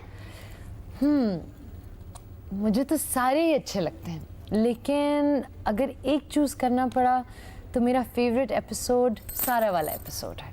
पता है क्यों? क्यों? क्योंकि उसमें सारा को सब कहते हैं कि वो आपसे अलग है और आप उनकी जाके मदद करती हैं, याद है? जी। मुझे वो बहुत अच्छा लगता है कि आप अपने अब्बू के पास जाती हैं और उनको प्यार से समझाती हैं कि सारा आपसे अलग नहीं है, हम किसी से अलग नहीं हैं। इनफैक्ट वो हमारी तरह एक पाकिस्तानी है। अच्छा मुझे ये बताएं, कायद से बातें अब हम स्कूल्स में लेकर जा रहे हैं, इसके बारे में आपकी क्या राय है? मेरी तो बहुत अच्छी राय है एंड आई एम श्योर कि जो कोई कायद से बातें देखता है वो भी बहुत खुश होता होगा। इनफैक्ट मैं ये सोच रही थी यहाँ आने से पहले कि आई विश जब मैं छोटी होती तो कायद से बातें मेरे स्कूल में भी होता। आप लोग इतनी अच्छी अच्छी बातें करते हैं, इतने अच्छे सबक सिखाते हैं, तो मैं तो बहुत खुश हूँ। जाने से पहले पाकिस्तान के बच्चों के लिए कोई मैसेज? बिल्कुल मैसेज है। पाकिस्तान के बच्चों के लिए यही मैसेज है कि जो कुछ वो करना चाहते हैं या जो वो बनना चाहते हैं या जो उनके ख्वाब हैं वो बिल्कुल पूरा करें और ज़रूर करें जो उनको करना है। सिर्फ 2 चीज़ों की ज़रूरत होती है। पहली ये कि अच्छी नीयत होनी चाहिए और दूसरा ये कि उनको पुरज़ोर मेहनत से काम करना चाहिए। और हाँ, एक बहुत इम्पॉर्टेंट चीज़ जो हमने अभी डिस्कस की थी वो क्या कि हमें एक दूसरे का एहसास होना चाहिए। वो बहुत ज़रूरी है। कुछ करने से पहले या कुछ बोलने से पहले हमें ये ज़रूर सोचना चाहिए कि दूसरा इंसान किस तरह फील करेगा। थैंक यू मायरा आपी हमारे शो पे आने का, और आप सबका बहुत शुक्रिया ज़ैनब से बातें देखने का। उम्मीद है आपको ये शो पसंद आया होगा और हम जल्द वापस आएंगे एक नए मेहमान के साथ। आए हम मिलकर एक बेहतर पाकिस्तान बनाए, पहला कदम उठा के।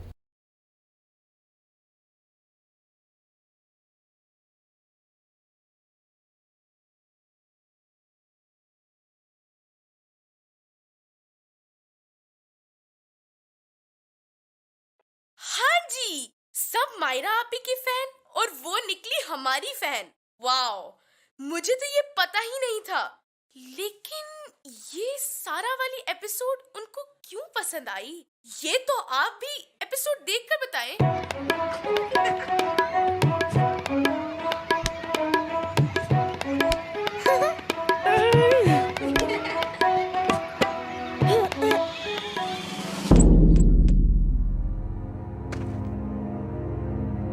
ज़ैनब चलो अंदर चलो। लेकिन अब्बा मैं अभी सारा के साथ खेल रही हूँ। ज़ैनब मैंने कहा ना अंदर चलो, बहस ना करो।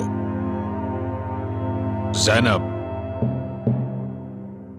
तुमने आइंदा सारा के साथ नहीं खेलना। हाँ? जी? लेकिन क्यों? क्योंकि वो हमसे अलग है, इसलिए। अलग? मगर कैसे? ज़ैनब मैं कह रहा हूँ ना, वो हमसे अलग है। बहस मत करो और अपने कमरे में जाओ। जाओ। सारा मुझसे अलग है? वो मेरी सबसे अच्छी दोस्त है। कायदे आज़म क्या कहते? ज़ैनब। कायदे आज़म, ये हम कहाँ हैं? ये तुम्हारा ख्वाब है और मैं तुम्हारे ख्वाब का हिस्सा हूँ। आओ, मैं तुम्हें कुछ दिखाना चाहता हूँ। सारा, ये इतनी उदास क्यों है? सोचो, अगर लोग तुम्हें अलग कहने लगे तो तुम्हें कैसा लगेगा? नहीं। और अगर इसी तरह सब अलग होते रहे तो पाकिस्तान का क्या हो? नहीं। ज़ैनब, मेरा इरादा पाकिस्तान के लिए ये था कि ये एक ऐसा मुल्क हो जहाँ सब बराबर शहरी हो जो एक मुअज़्ज़ज़ जिंदगी गुजार सके। इसका कोई हल नहीं है? तुम इस नफरत के सिलसिले को खत्म कर सकती हो। ज़ैनब, तुम्हें खुद अपने मुल्क में इंसाफ और इंसानी बराबरी की हिफाजत करनी होगी। और अगर मजबूत ईमान, तंजीम और अकीदा हो तो सब कुछ मुमकिन है। मगर कैसे? पहला कदम उठाकर ये फैसला तुम्हें खुद करना होगा ज़ैनब।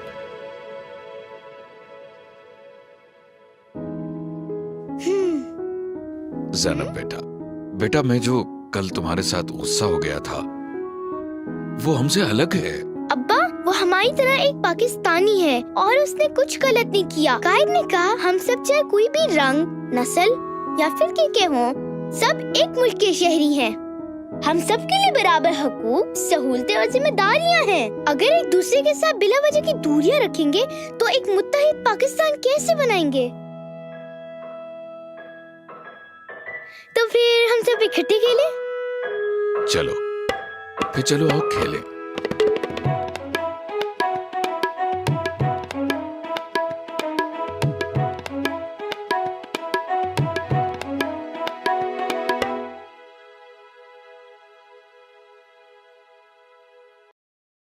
हाँ जी, जो भी हमसे मुख्तलिफ हो हमें उसे एक्सेप्ट करना चाहिए, ना कि उसको तंग करना चाहिए।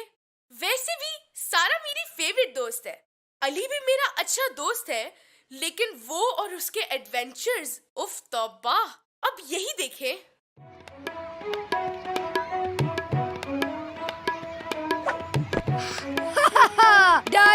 डर गई। ये तुम क्या कर रहे हो अली? चोट लग जाएगी। मुझे कुछ भी नहीं होगा, मैं मिस्टर माचो मैन हूँ। ये मिस्टर माचो मैन कौन है? मिस्टर माचो मैन मेरा फेवरेट सुपर हीरो, और वो कहते हैं कि अगर हम उनकी सारी बातें माने तो हम भी उनकी तरह कुछ भी कर सकते हैं। मिस्टर माचो मैन कहते हैं तो इसका मतलब ये नहीं है कि वो सही कहते हैं। जाओ जाओ, मिस्टर माचो मैन कभी गलत नहीं हो सकते। अली, ये मेरा लंच है, मुझे वापस दो। नहीं, अब ये मेरा लंच है। मिस्टर माचो मैन कहते हैं कि जो सबसे ताकतवर होता है उसका हर चीज पे हक होता है। अच्छा छोड़ो, क्लास का टाइम हो गया है। हाँ, तुम जाओ क्लास में, मैं तो नहीं जा रहा। मिस्टर माचो मैन कहते हैं क्लास में जाने का कोई फायदा नहीं है, जो सीखना है गूगल कर लो। आओ मेरे साथ, चलो आगे बढ़ो, चलो आगे। रुको, सब रुक जाओ। कहाँ जा रहे हो? तुम सब नीचे गिर जाओगे, रुक जाओ। ज़ैनब बेटा, परेशान ना हो। कायद, आप यहाँ, मगर वो सारे लोग वो कहाँ गए? वो कभी थे ही नहीं, ये सिर्फ तुम्हारा ख्वाब है। कायद, लोग ऐसे कैसे एक दूसरे की बात बगैर सोचे समझे मान सकते हैं? बेटा, अफसोस की बात है कि हर कोई खुद सोचने के लिए तो तैयार नहीं, मगर दूसरों के पीछे सोचे समझे बगैर चलने के लिए तैयार है। क्या इसका कोई हल नहीं है? हल बिल्कुल है ज़ैनब, लोगों की बात जरूर सुनो और तमीज से सुनो, मगर फिर अपनी सोच का इस्तेमाल करो और खुद फैसला करो कि दूसरों की बात सही है या गलत। कभी भी किसी की बात खुद सोचे समझे बगैर ना मानना। बच्चों, मिस्टर माचो मैन आ गया है, और अब मिस्टर माचो मैन तुम सब के लिए स्टंट करके दिखाएगा। अली, तुम क्या कर रहे हो? मैं मिस्टर माचो मैन की तरह इस बाइक से हवा में 360 मारूंगा। अली, तुम्हारा दिमाग तो ठीक है? तुम गिर जाओगे। ये सिर्फ तुम्हारी सोच है। मिस्टर माचो मैन कहते हैं कि अगर तुम उनकी बात सुनो तो तुम कुछ भी कर सकते हो, और अब मैं ये स्टंट करके दिखाऊंगा। अली नहीं, खुद सोचो, तुमने तो अभी बाइक चलानी सीखी है। तुम्हारा ख्याल है कि तुम इस तरह के स्टंट्स कर सकते हो? मगर मिस्टर माचो मैन ने तो कहा था। अली, सिर्फ अपनी सोच का इस्तेमाल करो, मिस्टर माचो मैन की सोच का नहीं। हाँ, तुम शायद सही कह रही हो। वाओ, ये रैंप तो वाकई बहुत ऊंचा है। पता नहीं मैं क्या सोच रहा था। तुम कुछ नहीं सोच रहे थे, यही तो मसला था।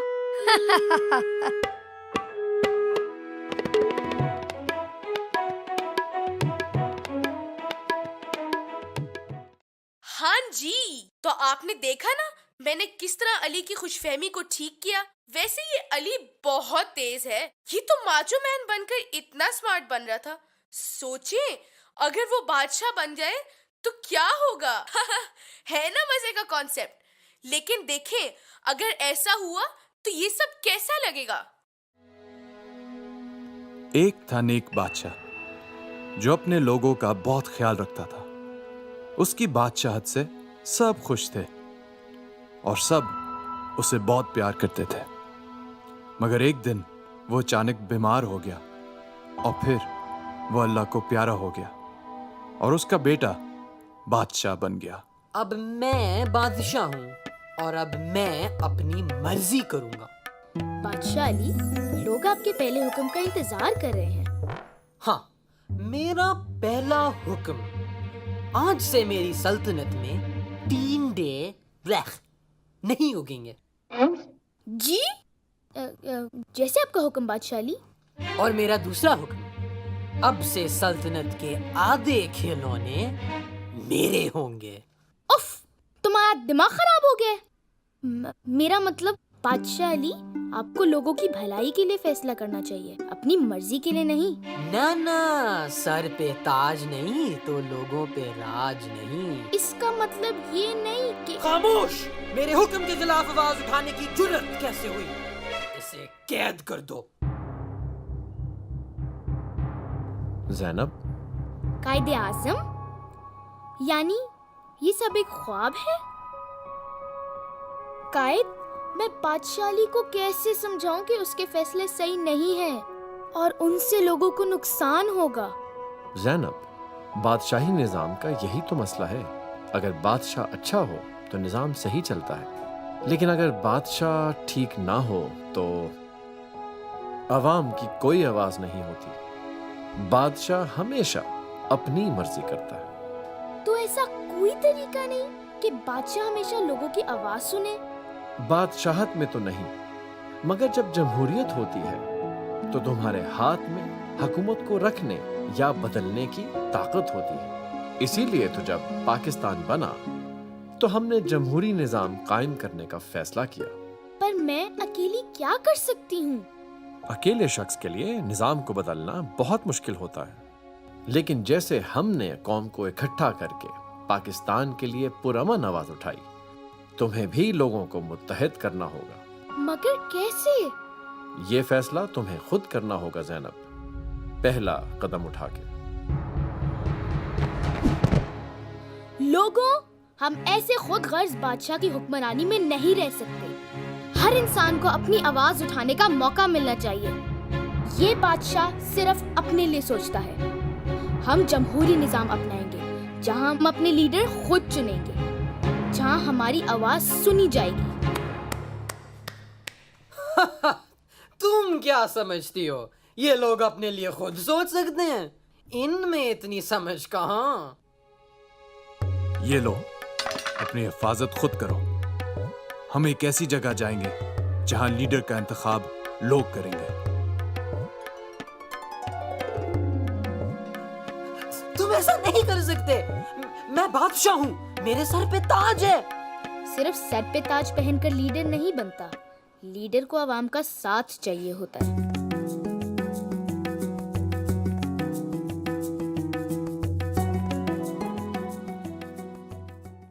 जी हाँ, तो आपने देखा एक लड़की कैसे गलत चीज के खिलाफ डटकर खड़ी हो गई और आखिरकार सभी मेरा साथ देने लगे।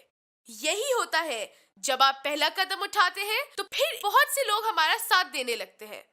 हाँ जी, तो आपने देखा कि हम सब में ये काबिलियत है कि हम इस दुनिया को एक बेहतर जगह बना सके, बिलखसूस लड़कियों में, क्योंकि don't under estimate the power of women.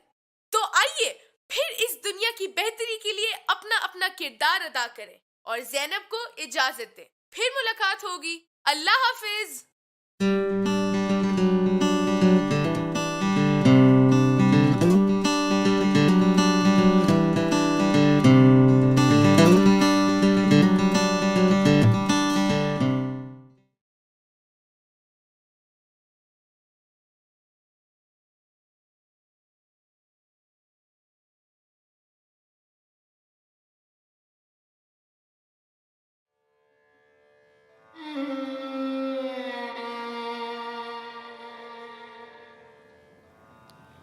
सफ़ेद चांदनी बिछे तख्त पर बगले के परों से ज़्यादा सफ़ेद बालों वाली दादी बिल्कुल संगे मरमर का भद्दा सा ढेर मालूम होती थी, जैसे उनके जिस्म में खून की एक बूंद न हो।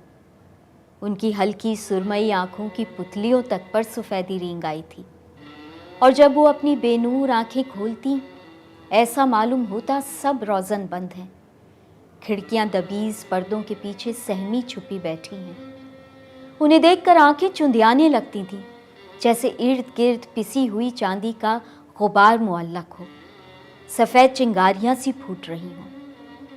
उनके चेहरे पर दोशीज़गी और पाकीज़गी का नूर था। 80 बरस की इस कुंवारी को कभी किसी मर्द ने हाथ नहीं लगाया था। जब वो 13-14 बरस की थीं तो बिल्कुल फूलों का गुच्छा लगती थीं।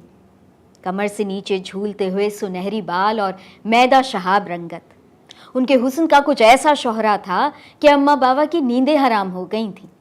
डरते थे कि कहीं उन्हें जिन्नात ना उठा ले जाएं, क्योंकि वो इस धरती की मखलूक नहीं लगती थीं। फिर उनकी मंगनी हमारी अम्मा के मामू से हो गई।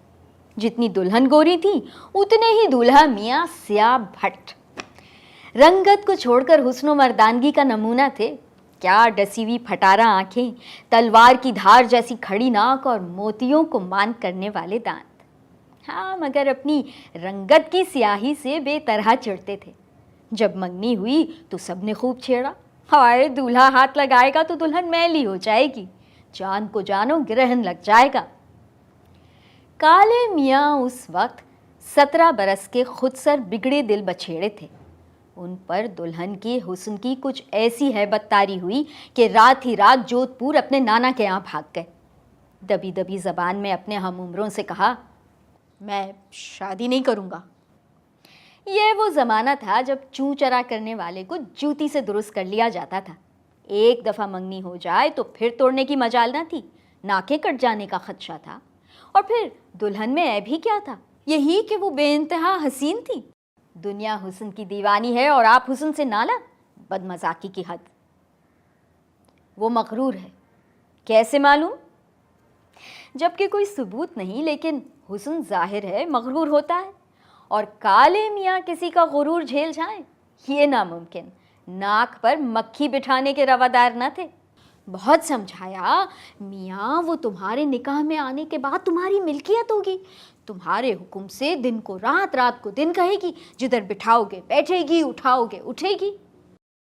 कुछ जूते भी पड़े और आखिरकार काले मियाँ को पकड़ बुलाया गया और शादी कर दी गई। डोमनियों ने कोई गीत गा दिया, कुछ गोरी दुल्हन और काले दूल्हा का। इस पर काले मियाँ फनफना उठे। ऊपर से किसी ने एक चुभता हुआ सहरा पढ़ दिया, फिर तो बिल्कुल ही अलिफ हो गए। मगर किसी ने उनके इस तंतने को संजीदगी से न लिया, मजाक ही समझते रहे और छेड़ते रहे।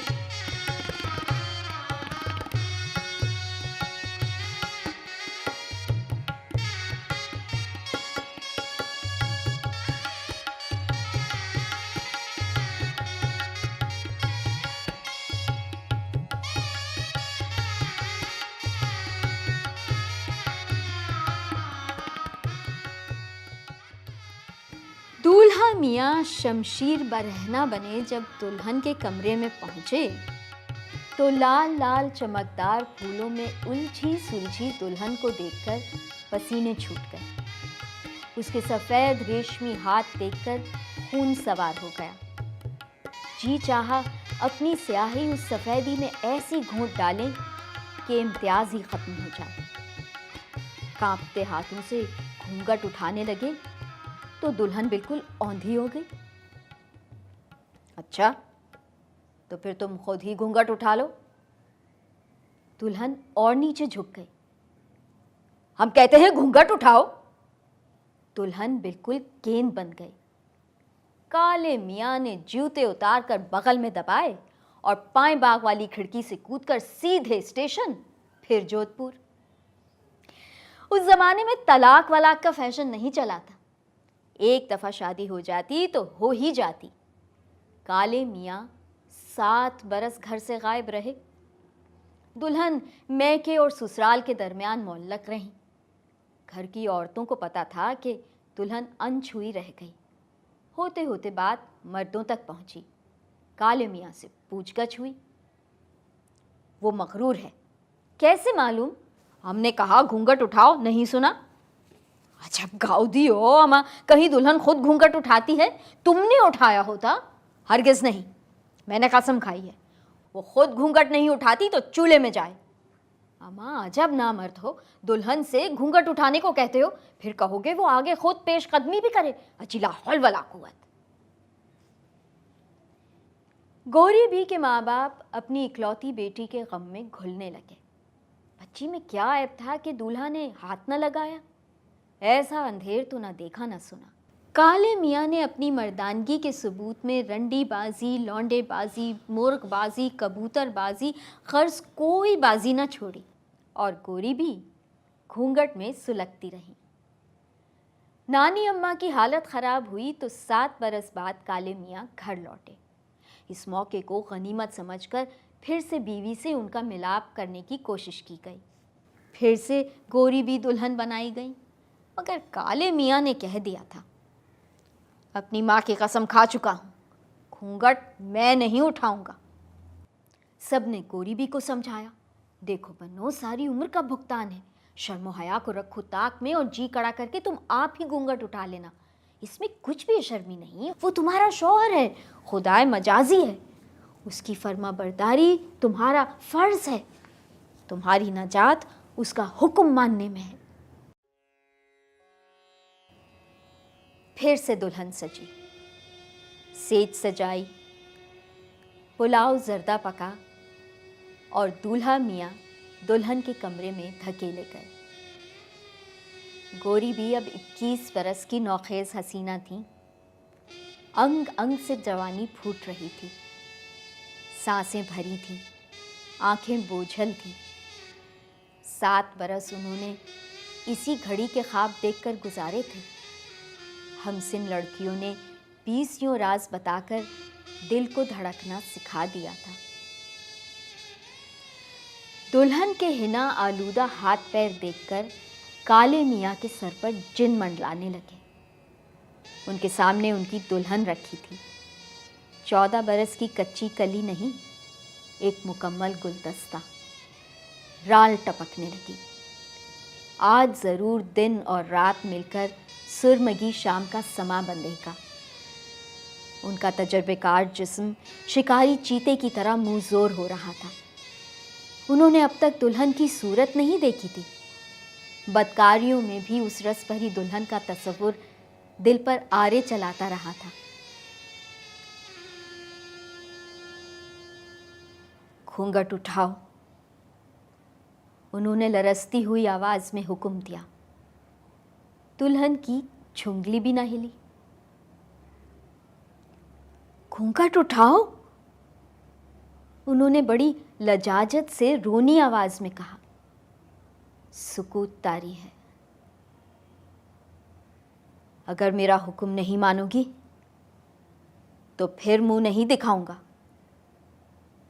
दुल्हन टस से मस न हुई। काले मियाँ ने घूंसा मारकर खिड़की खोली और पाए बाग में कूद गए। उस रात के गए वो फिर वापस ना लौटे। अनछुई गोरी भी 30 साल तक उनका इंतजार करती रही। सब मर खप गए।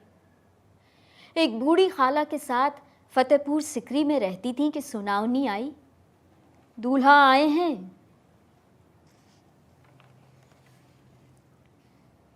काले मियाँ मोरियों में लोट पीट कर अमराज का पुलंदा बने आखिरी दम वतन लौटे।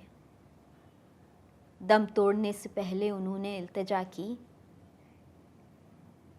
गोरी बी से कहो आ जाओ कि दम निकल जाए।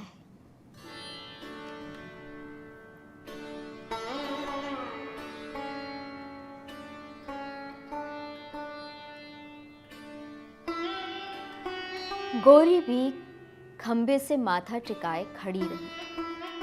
फिर उन्होंने संदूक खोलकर अपना तार तार शहाना जोड़ा निकाला।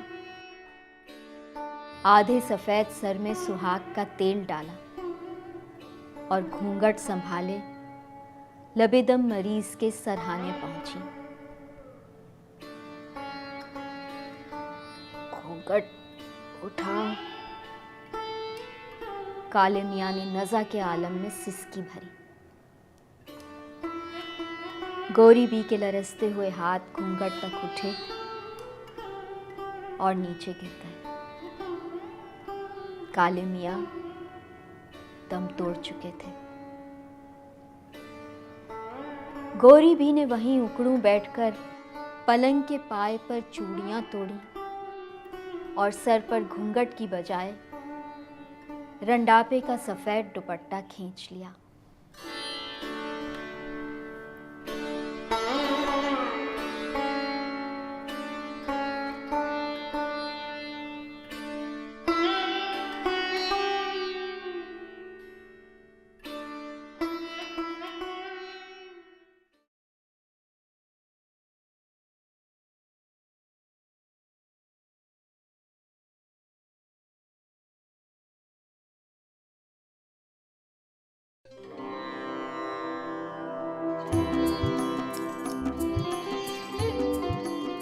मुसीबत आती है तो कहकर नहीं आती।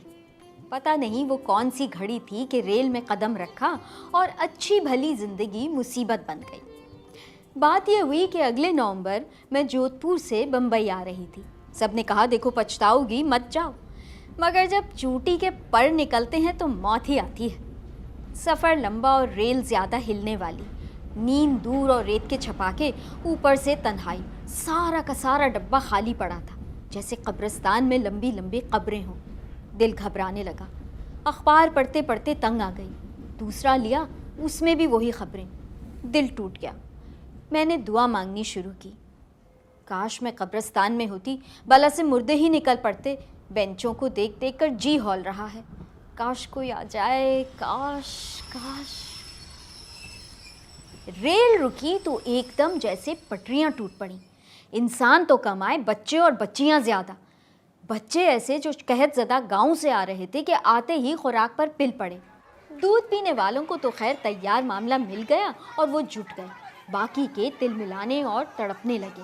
पोटलियां इस कदर बेहंगम और फजूल जगह घेरने वाली वजह से बंधी थी कि किसी कल बैठती ही ना थी। एक संभाली तो दूसरी तैयार। मैं अलहदा पटरी पे इस जाविये पे बैठी थी कि अगर कोई गठरी गिरे तो मेरी रीढ़ की हड्डी बच जाए। मुझे अपने जिस्म में रीढ़ की हड्डी सबसे ज़्यादा अजीज है। कहाँ जा रही हूँ? बेचारी हमसफ़र ने पोटलियों की तरफ से गैर मुतमईन होते हुए भी निहायत फ़िक्रमंद होकर पूछा। जी बम्बई।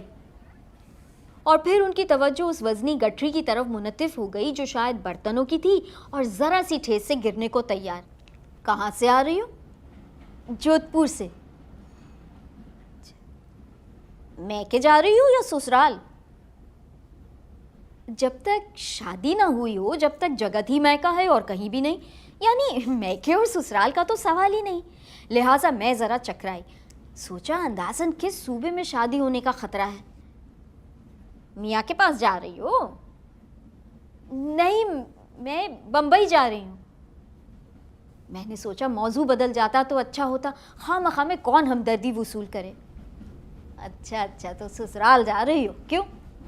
जी नहीं, मैं बम्बई जा रही हूँ। शादी तो नहीं हुई? हाँ। वो मुतहय्यर होकर इतनी ज़ोर से उछली कि बच्चे के मुंह से दूध छूट गया और वो मजबूहा बकरी की तरह चीखा।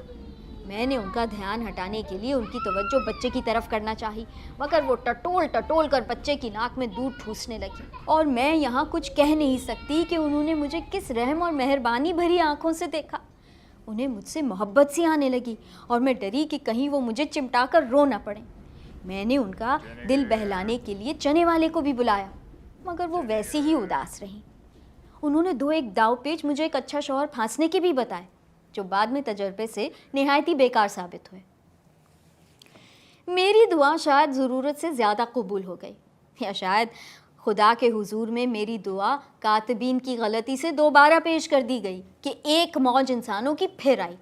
इस मौज में बड़े बड़े रेशमी बुरके और छतरियाँ ज़ायद तादाद में थीं। इनके साथ गन्ने भी थे, जिनके टुकड़े नाप कर इतने बड़े किए गए थे कि रेल के किसी कोने में ठीक से न रखे जा सकते थे। इनके साथ इनके बिस्तर और पुलंदे कुछ ऐसे थे जो किसी भी पटरी के ऊपर या नीचे किसी अंदाज से भी न रखे जा सकते थे। इन बीवियों ने तो आते ही रेल में हलचल मचा ली। संदूक और पुलंदे घसीट कर तबाह कर दिए। पहले वाली मुसाफिरा की ज़िद्दी पोटलियाँ जो शायद ताक में थी कि औरतों और बच्चों पर गिरें, एक दूसरे पर गिरी। कहाँ जा रही हो? ये मुसाफिरा भी कुछ परेशान थी। बताया, जी बम्बई। कहाँ से आ रही हो? हालांकि अभी ठीक से बैठी भी ना थी, बुर्का फांसी लगा रहा था, मगर बताया, जोधपुर से। मैं क्या जा रही हूँ? ससुराल। काश कि मुझे मालूम होता, लेकिन चूकने का मौका ही नहीं था। जी ससुराल। मैंने इस तरह कहा कि वो हमसफ़र जो पहले जिरा कर चुकी हैं वो सुन न लें। क्या काम करते हैं मियाँ? मैंने सोचा कुछ ना कुछ तो करते ही होंगे, बेकार तो काहे को फिरते होंगे, मगर काश वो मुझे भी बता देते तो अच्छा होता। बहरहाल निखट्टू तो ना होंगे, मगर रेलवे में हैं। जी हाँ, रेलवे में है, रेलवे में। ये ठीक रहा, रेलवे का आदमी खूब रहेगा, मज़े से मुफ्त के टिकट तो मिलेंगे, हिंदुस्तान भर में घूम लो। और वैसे भी मुझे इन कमबख्तों की वर्दी कुछ पसंद है, खुसूसन वो सीटी और टोपी, लाल हरी झंडी।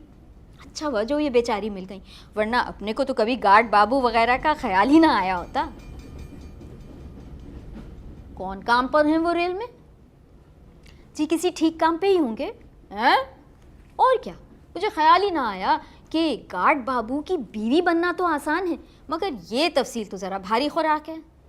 फिर भी रेल में तो 1000 से ज़्यादा काम है। मैं ऐसी बौखलाई कि कुछ बनना पड़ा। सामने से एक कुली बड़ा सा बंडल, एक बिस्तर, आधी दर्जन सुराइयाँ और 2 लोटे लिए चला रहा था और ऐसे बन रहा था जैसे बहुत भारी हैं। कुली टी टी टी कुली कुली आए, तुम्हारा मियाँ कुली है? हैरत का एक दौरा इन पर भी पड़ा। हालांकि मैं चाहती थी कि हम ज़रा आहिस्ता आहिस्ता बात करें ताकि वो पहली वाली हमसफ़र ना सुन लें। तुम्हारा मियाँ कुली है?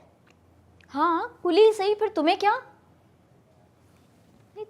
तुम्हारा मियाँ कुली है?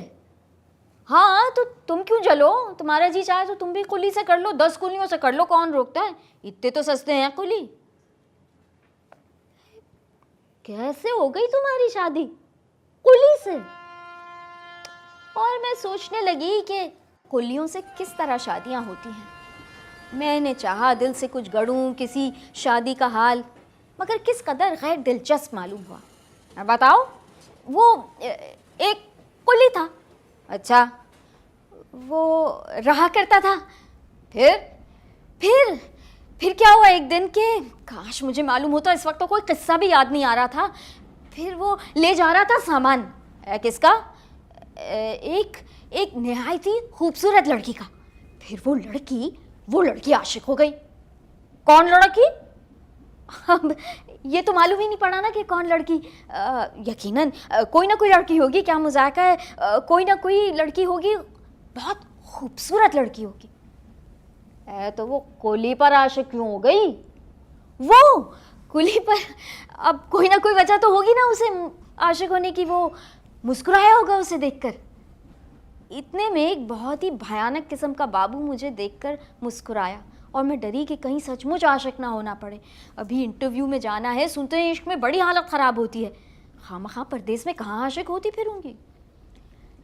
लड़की क्या कह रही है? कौन सी लड़की? कैसा इश्क? मैं पूछती हूँ तुम्हारी शादी कैसे हुई?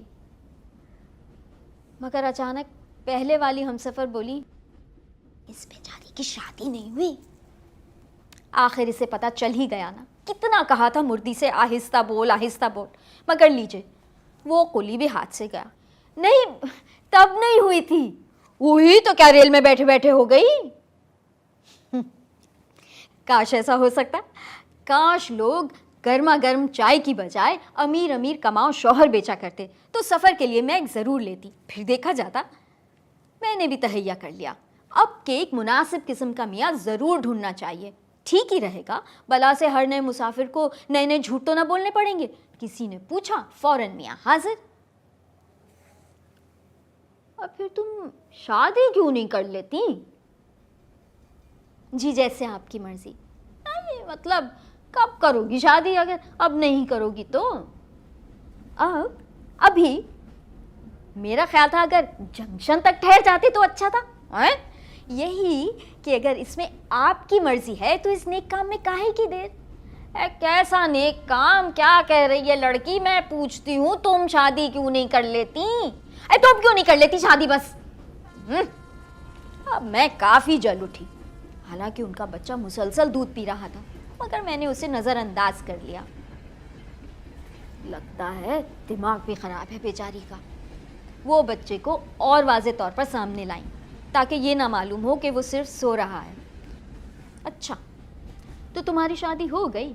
कब की तुमने शादी?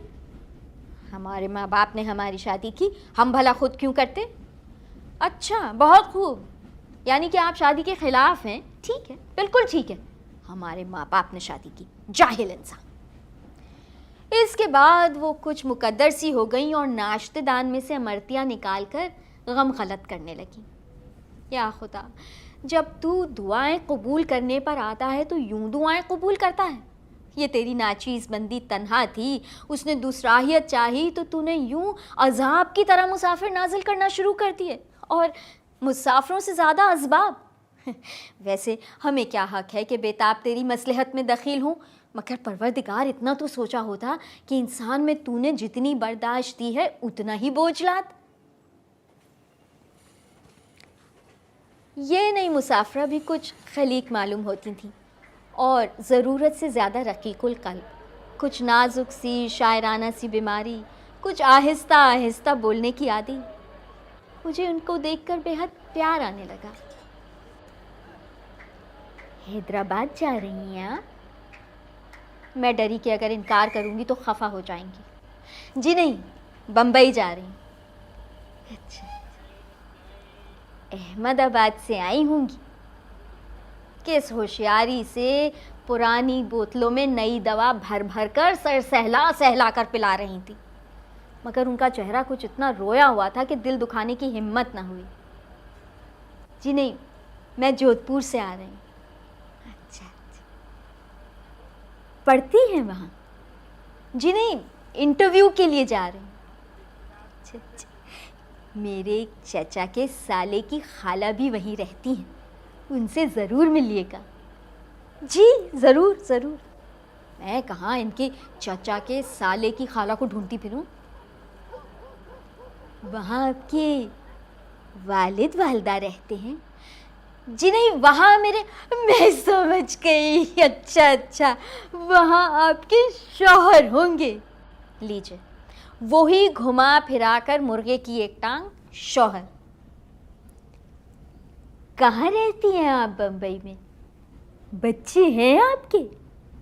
लीजिए, यहाँ मैं सोच में पड़ी हूँ और वो शौहर के बाद बच्चों पर उतर आई। जी, मैं पूछ रही हूँ, बच्चे हैं आपके? मैंने प्लेटफॉर्म पर कुत्ते गिनते हुए कहा, जी 8। 8? हाँ, आप क्यों बुरा मानती हैं? यकीन ना आए तो उतर कर गिन लीजिए। अब मैं रास्ते में कैसे उतरूं?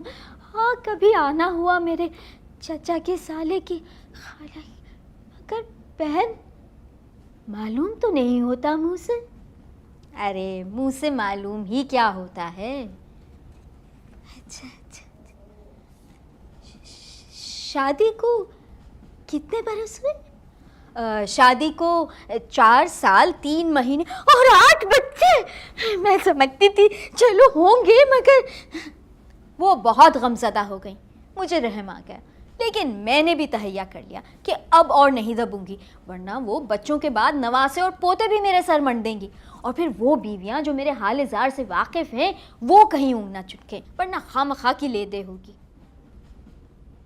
8 बच्चे?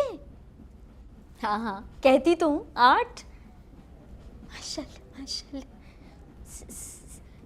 सब जिंदा हैं? जी नहीं, मेरा मतलब है बहन, ये हुए कैसे? हुए कैसे? क्या मतलब है? जैसे सारे ज़माने में होते हैं वैसे ही हुए होंगे। नहीं नहीं, मेरा मतलब है कि 4 साल। अच्छा अच्छा अच्छा, ये पूछना चाह रहे हैं आप? भाई तो ऐसा हुआ कि कभी 2, कभी 3 और कभी हाय हाय। वो लर्जी और मुझे बुरा लगा कि आखिर ये कौन होती हैं बुरा मानने वाली। ये मेरा ज़ाती मामला है, आखिर इन्हें क्या चाहिए? कोई एक बच्चा दे, चाहे एकदम से 10। वो ही हुआ जिसका मुझे डर था। पिछले मुलाकाती जाग उठे। सुना बहन, इनके 2-2, 3-3 एक साथ हुए बच्चे। उन्होंने शिकायत की और वो घबराकर अपने बच्चे गिनने लगी। दूसरी ने कहा, क्या किस्सा है? जब सारा मामला समझा दिया गया तो तीनों बिगड़ खड़ी हुई। एक ने कहा, अभी तो कह रही थी शादी नहीं हुई और अभी 2-2, 3-3 बच्चे होने लगे। मेरी क्यों ना होती शादी, खुदा ना करे, तुम्हारी नहीं हुई होगी। बात बिगड़ने लगी। पास से एक टिकट चेकर गुजरे, या जाने कौन थे। नज़र कीजिए तो रेल का हर नौकर टिकट चेकर सा ही लगता है। मैंने झुककर उनसे वक्त पूछा। वो बताने के बाद मुस्कुराने लगे और मुस्कुराते हुए चले गए। अभी तो कह रही थी अकेली जा रही हूँ और ये तुम्हारा, ये मेरा नवासा है। इससे पहले कि वो कोई रोमांटिक सा रिश्ता कायम करती, मैंने खुद ही अपने लिए फैसला कर लिया। है तेरा नवासा? या अल्लाह, ये आज इन लोगों को मुझसे कहाँ का बैर पड़ गया है। मेरे खानदान के हर फर्द के जिक्र पर बन बनकर चौंक रही हैं। लड़की, ये तेरा नवासा कैसे? अजी आपको क्या, बाल तो सफेद रखे थे उनके, नज़ले से हो गए होंगे। फिर मैं बिल्कुल खिड़की से बाहर झांकने लगी। खुदकुशी करने को दिल ना चाहा, चलती रेल से गिरने की प्रैक्टिस ना थी, जमीन सख्त और आसमान दूर। होने वाली बात होकर ही रहती है। जब जायद सामान तुलवा कर बिल्टी देने लगी तो क्लर्क ने कहा, आपका नाम, शौहर का नाम। चांद।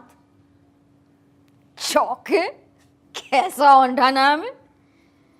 ये बताने की शायद ज़रूरत नहीं कि जब उसने मुझे मिसेस चौखे बनाकर रसीद दी तो मैंने अपना बटवा मैं एक अदद मोटी किताब के उनके मुंह पर खींच मारा। और ये सब कुछ हुआ बस एक शौहर की खातिर।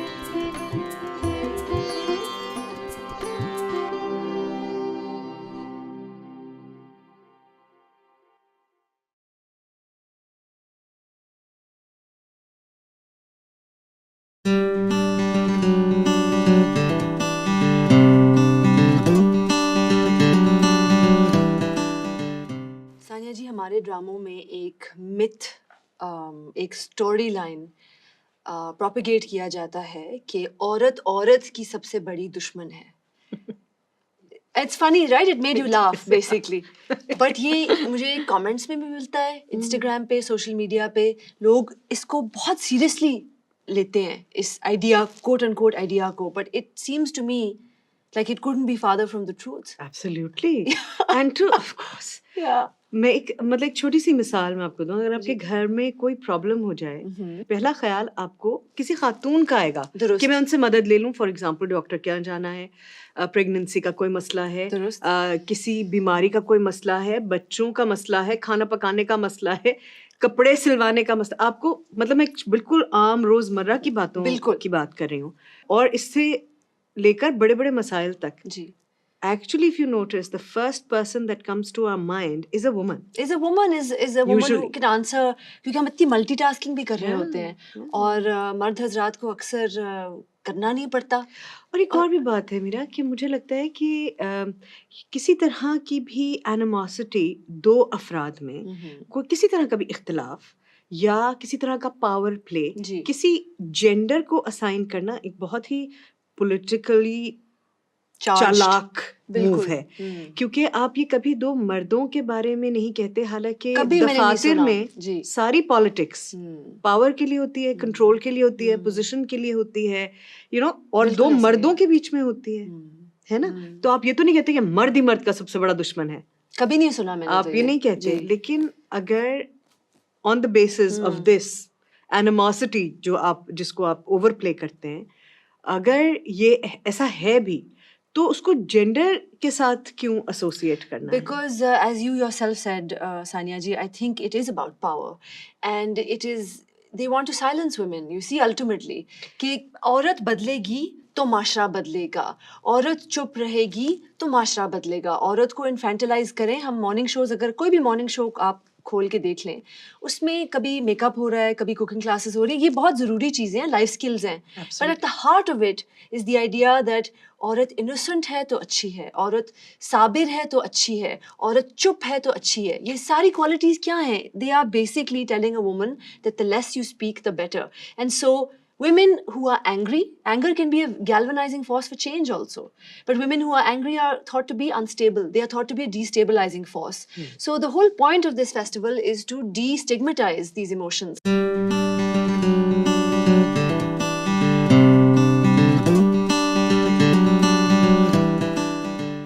The Lady Changiz Khan, जो हमने reading देखी, dramatic reading देखी, Zambil does a fantastic job of it. Asma is absolutely amazing. लेकिन इतने मुख्तलिफ तरीक़े की रीडिंग्स अब पाकिस्तान में हमें देखने को मिलती हैं, जो लिटरेचर में, उर्दू लिटरेचर में और दूसरी ज़बानों के लिए हमारी जो अपनी लोकल ज़बानें हैं उनके लिटरेचर में से भी ये इक़्तिबासात उठाए गए और वो कहानी की तरह या रीडिंग की तरह सुनाए गए या परफॉर्म किए गए, और उनमें इतनी वेरिएशन आ गई है ओवर टाइम। अगर आपको याद हो, ज़िया मोइनुद्दीन साहब पढ़ा करते थे। मैं अपने सारे टीनेज इयर्स में जाती थी अली ऑडिटोरियम। राइट। और कराची में भी उनकी बहुत सारी परफॉर्मेंसेस होती थी आर्ट्स काउंसिल में। और उस वक्त हमें लगता था अच्छा यही शायद एक तरीका है। फिर कुछ और दोस्तों ने भी अलग अलग तरीके से कहानियाँ पढ़नी शुरू की, कहानियाँ सुनानी शुरू की, उनमें एक तो बिल्कुल ये टेबल रीडिंग जैसा अंदाज है। ठीक। सा, इसलिए मैंने कहा कि एग्जैक्टली टेबल रीडिंग भी नहीं है वो। ठीक। उसमें आप मदद ले रहे हैं साउंड से भी और उसको और सजा रहे हैं मुख्तलिफ और चीज़ों से। लेकिन फिर साथ ही साथ एक उनके शागिर्दों में से हैं जिन्होंने फिर किस्सा गोई शुरू की। बिल्कुल। किस्से की तरह जो हमारा ट्रेडिशनल तरीका है किस्सा सुनाने का, वो शुरू की। कमाल करते हैं फवाद और नज़र और मीसम, इतनी अच्छी कहानियाँ और इतनी अच्छी किस्सा गोई करते हैं। तो इतनी वेरिएशन पैदा हो चुकी है। फिर उलोमो पोलो ने भी कुछ कहानियाँ इस तरह परफॉर्म की जो दे आर एक्चुअली परफॉर्म्ड, मगर वो पढ़ के परफॉर्म की जाती हैं। परफॉर्मेंस भी है मगर वो रीडिंग भी है।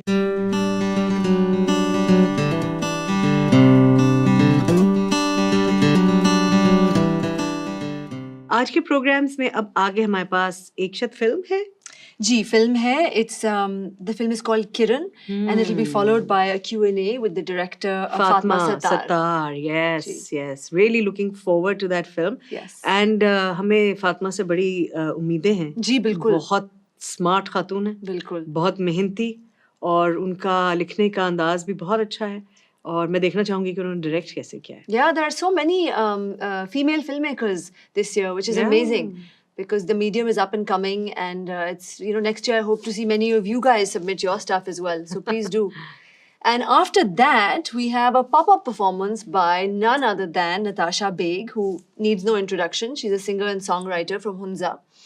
और एक हमारे कल्चर में सानिया जी, again there is this idea of the चार दीवारी। और सानिया जी, मैं समझती हूँ कि ये जो चार दीवारी का कॉन्सेप्ट है, इसको थोड़ा डिकंस्ट्रक्ट किया जाए।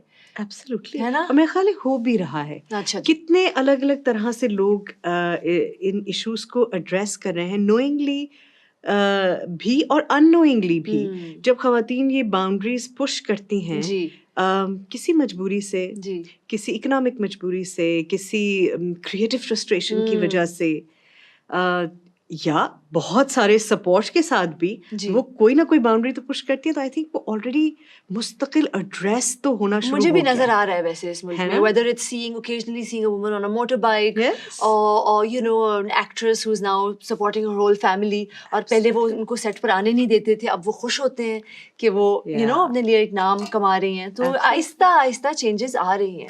एंड मुझे नताशा की पता क्या बात अच्छी लगती है, बहुत कम लोग होते हैं, वैसे लोग इन जनरल भी और ख़वातीन ख़ास तौर पे जो इतना एफर्ट करते हैं अपने आप को इतना डाइवर्स करने के लिए, क्योंकि उसके मौके कम होते हैं। इतनी सारी लैंग्वेजेस उनको आती हैं जिसमें वो गाती हैं।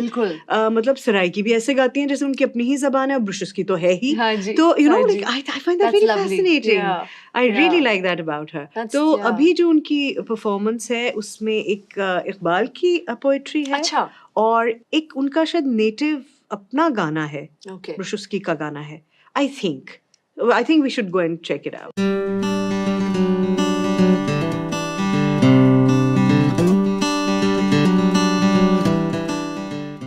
So next up, we have a panel that those of you who are interested in culture and language don't want to miss. It's called Myths, Histories and Other Narratives of the Khwaja Sira Community. And it is going to be moderated by Dr. Muiz Awan. And I just want to say I am a huge fan of Dr. Muiz. Who has many different avatars. आपने कभी उनकी stand-up comedy देखी होगी, कभी आप उनके Insta Live पे गए होंगे, कभी आप उनके किसी जुलूस में आपने हिस्सा लिया होगा उनके साथ कराची में। उनके vlogs भी हैं, बिल्कुल। तो ये panel बहुत एक important subject पे है, which is how language shapes identity and how culture also shapes language. Sania ji, I want to share with you, I don't know if you know, but I recently wrote a collection of short stories. Yes, I do know that came out about 6 months ago, 8 months ago. And I was writing about Pakistan and Pakistani culture and, the way we live our lives. But I was writing in English. And so translating a whole sensibility, right? In English, हमारी sensibility Urdu में है, पंजाबी में है। अभी हम behind the scenes Urdu Punjabi में बातें कर रहे हैं, jokes crack कर रहे हैं। उसको एक ज़बान में लेकर आना और एक international audience के लिए कितना मुश्किल काम है। because you're constantly translating, not just at the level of the sentence, but also at the level of feeling. And that is hard. मैं जब सोचती हूँ कभी-कभी कि आप जब अंग्रेजी की कोई किताब उठाएं अमेरिका में जो पब्लिश हुई हो, उसमें आपको कभी ये लिखा हुआ नहीं नजर आएगा कि then she reached for the donut, comma, a ring-shaped deep-fried dessert. कोई कभी ये नहीं कहता ना, because we all know what a donut is, because America exports culture. तो वो cultural asymmetry इतनी है. लेकिन अगर हम gulab jamun deep fried milk curd ये कहें कभी, that कहना पड़ता है. करना पड़ता है. And it is so, it makes me cringe. So this panel, which is on myths and histories of and the narratives of the Khwaja Sira community, is being moderated by Dr. Muiz, but we also have two other incredible speakers, Jannat Ali and Reem Sharif. तो उनके लिए भी जरूर आइएगा. एक और भी बड़ी इंटरेस्टिंग बात मीरा मैं आपसे शेयर करूं. एक पैनल पे मैं और डॉक्टर मुइज साथी थे और उन्होंने बड़ी तफसील में हमें समझाया कि क्यों लफ्ज ख्वाजा सरा उनकी आइडेंटिटी है और ट्रांसजेंडर नहीं है. ठीक. और इन दोनों में वो किस तरह तफरीक करते हैं. तो ये शायद वो इसमें भी इसकी वजाहत करें, और करें तो आप ज़रूर सुनिए क्योंकि वो बहुत दिलचस्प था. मैंने भी कहा कि हाँ, ये तो मैंने कभी सोचा ही नहीं कि कैसे हिस्ट्री में हुकूमतों में कि जब हुकूमतें तब्दील होती हैं उनकी अपनी पॉलिटिक्स होती है.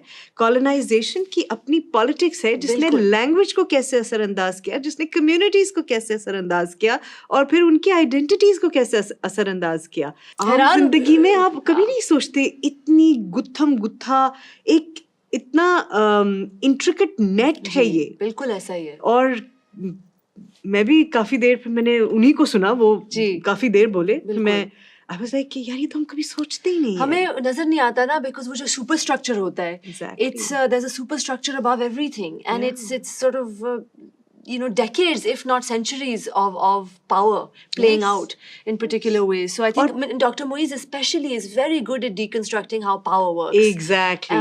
Yes. And I think I think he's incredible the way he links how what affects colonization and language and all how these things intersect. And his humorous side, when you look at his stand-ups, you don't think this person can do all that. Yes. And being a doctor, and it's very fascinating. I'm a big fan too, by the way. So ये बिल्कुल ना miss कीजिएगा ये panel.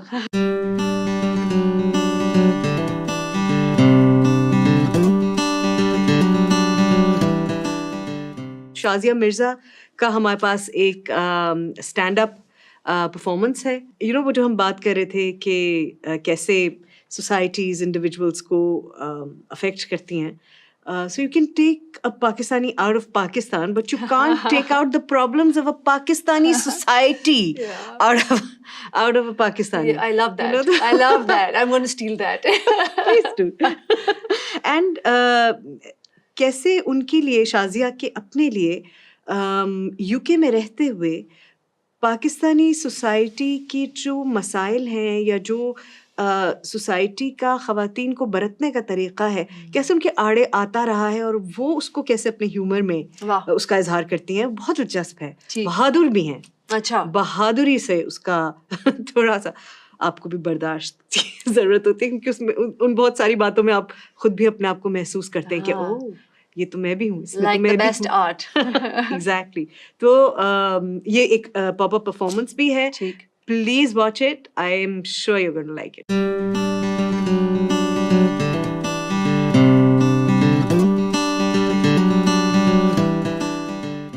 Next up, we have a very thoughtful discussion between two thought leaders who need no introduction. One is Sarmad Khusert, who is an actor, a director, a producer, a mentor in the arts in Pakistan. आप भी जानती हैं सरमद को, मैं भी. And he's speaking to Fatma Bhutto, who is a writer, a traveler, an acute observer of the human condition, and they are talking about narrative of representation. Sania ji, as a writer myself, I was just talking to you about the fact that the burden of representation weighs heavy on you when you are writing in one culture and purportedly, are sort of become the de facto voice of that culture. What are the burdens of representation? Do you speak for your community? Do you speak for several micro communities? And then how do you channel those stories? और आपके ऊपर बड़ी responsibility होती है. तो ये जो discussion है, this discussion promises to be super interesting because Fatma lives between London and Karachi, and she writes in all sorts of genres and all sorts of formats. तो वो novels भी उन्होंने लिखी हैं, उन्होंने reportage भी किया है, उन्होंने personal essay भी किया है. She recently wrote a beautiful essay in Granta magazine about grief and loss, and she says in it that she is a student of grief. You know, because she lost her father at a very young age, and then had to move also subsequently, and that she's carried it in her heart with her ever since she was 14 years old. Or of course, being from the Bhutto family, you know, it's a sort of, her grief has in many ways been publicly lived out as well. So ye, for those of you who are sort of political junkies, and those of you who are interested in the writing process, and just those of you who are interested in the cultural history of Pakistan, I think will really enjoy this conversation between Sarmad and Fatma, and it's called The Narrative of Representation.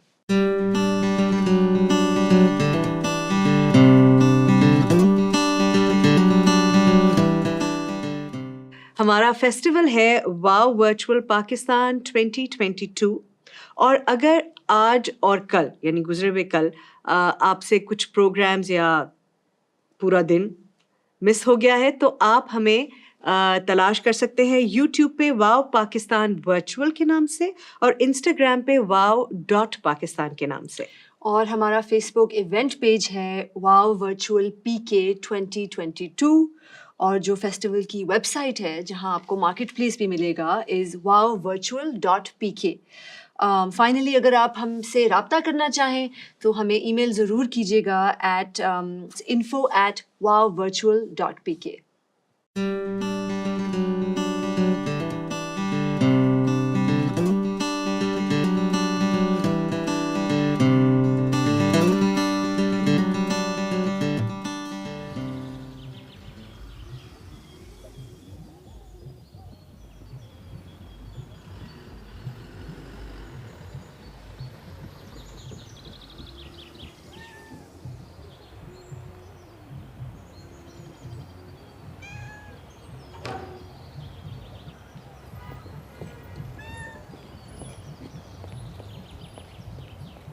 आ जाए, बाजी बुला रहे हैं.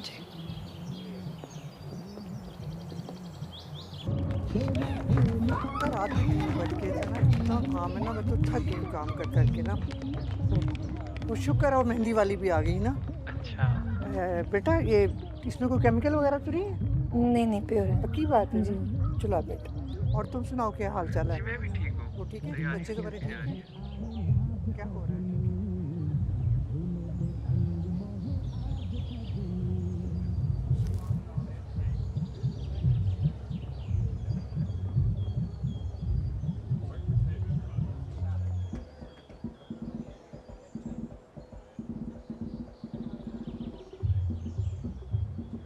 Sorry आपको wait करना पड़ा, मैं change कर रही थी.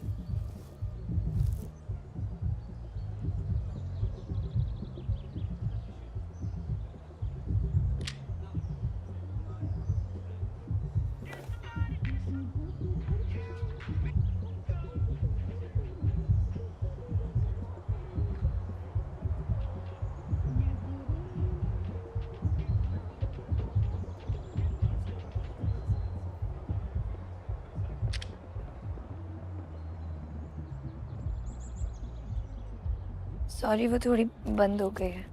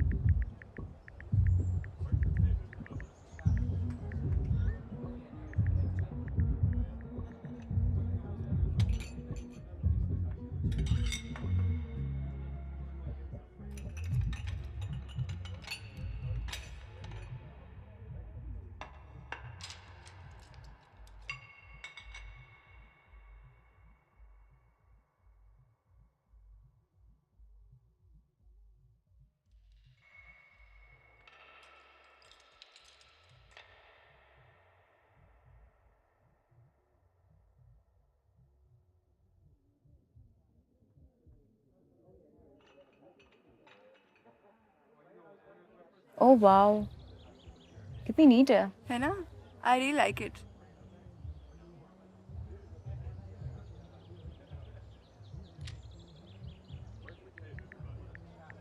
नाम क्या है? अली। अच्छा प्लीज बहुत छुपा के लिखना है।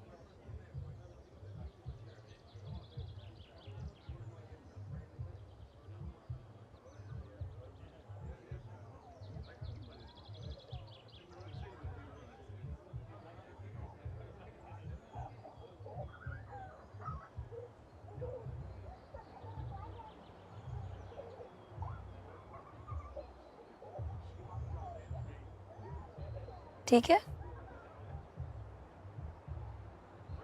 Perfect, thank you. आप इनको चाय दे दें। Yeah, I'm sure. I can see that. काफी हेल्दी हो गए हैं। और क्या चल रहा है? डांस में कितने हो गए गाने टोटल? थोड़े से रहेंगे, काफी सारे हो, पर क्या है, होपफुली टाइम से पहले करेंगे। कर लेंगे, इज्जत बचा लेंगे। बस फिर ठीक है। मुकाबला सख्त है हमारा। और हमारी एंट्री डिसाइड हुई है? करना है, कर लेंगे। बहुत टाइम है अभी। ब्राइडल्स आ गए हैं। आज मिलना है, आखिरी रह गए।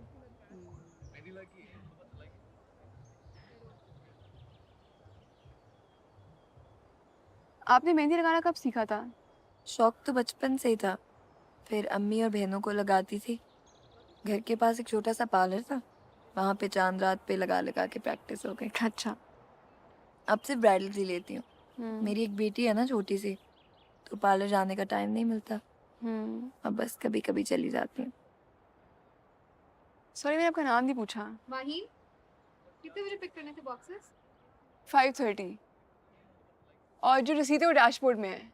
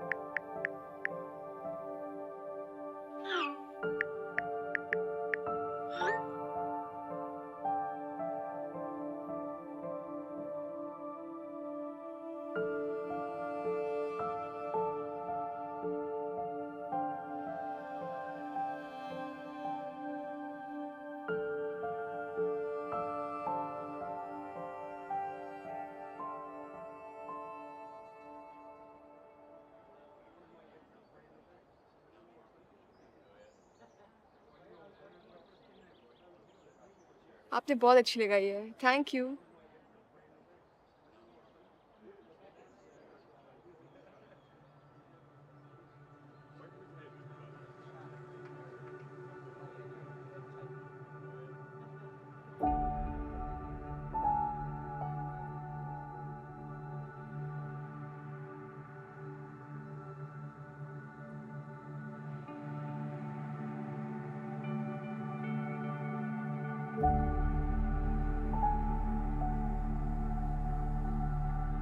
कभी भी नहीं मिलेगा।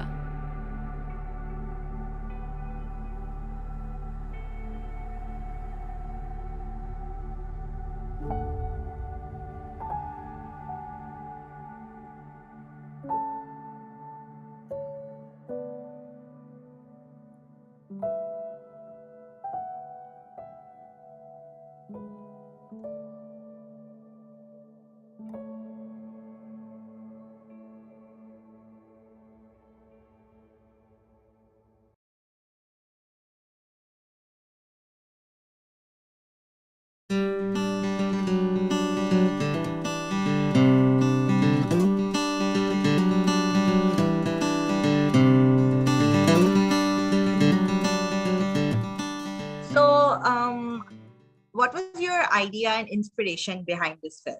That's the kind of content that I'm always attracted to. And whenever I have to think of a film, I think of small moments, not like a big conflict or a drama or something really drastic that has to happen. So when I was thinking on those lines, and I suddenly, like at the back of your mind, you have these little memories from your childhood or all that you've seen growing up. So I had these things from, all these beauty parlors and waxing ladies and how they're so, physically close to you, but there are so many barriers. Like there's a class barrier and countless barriers.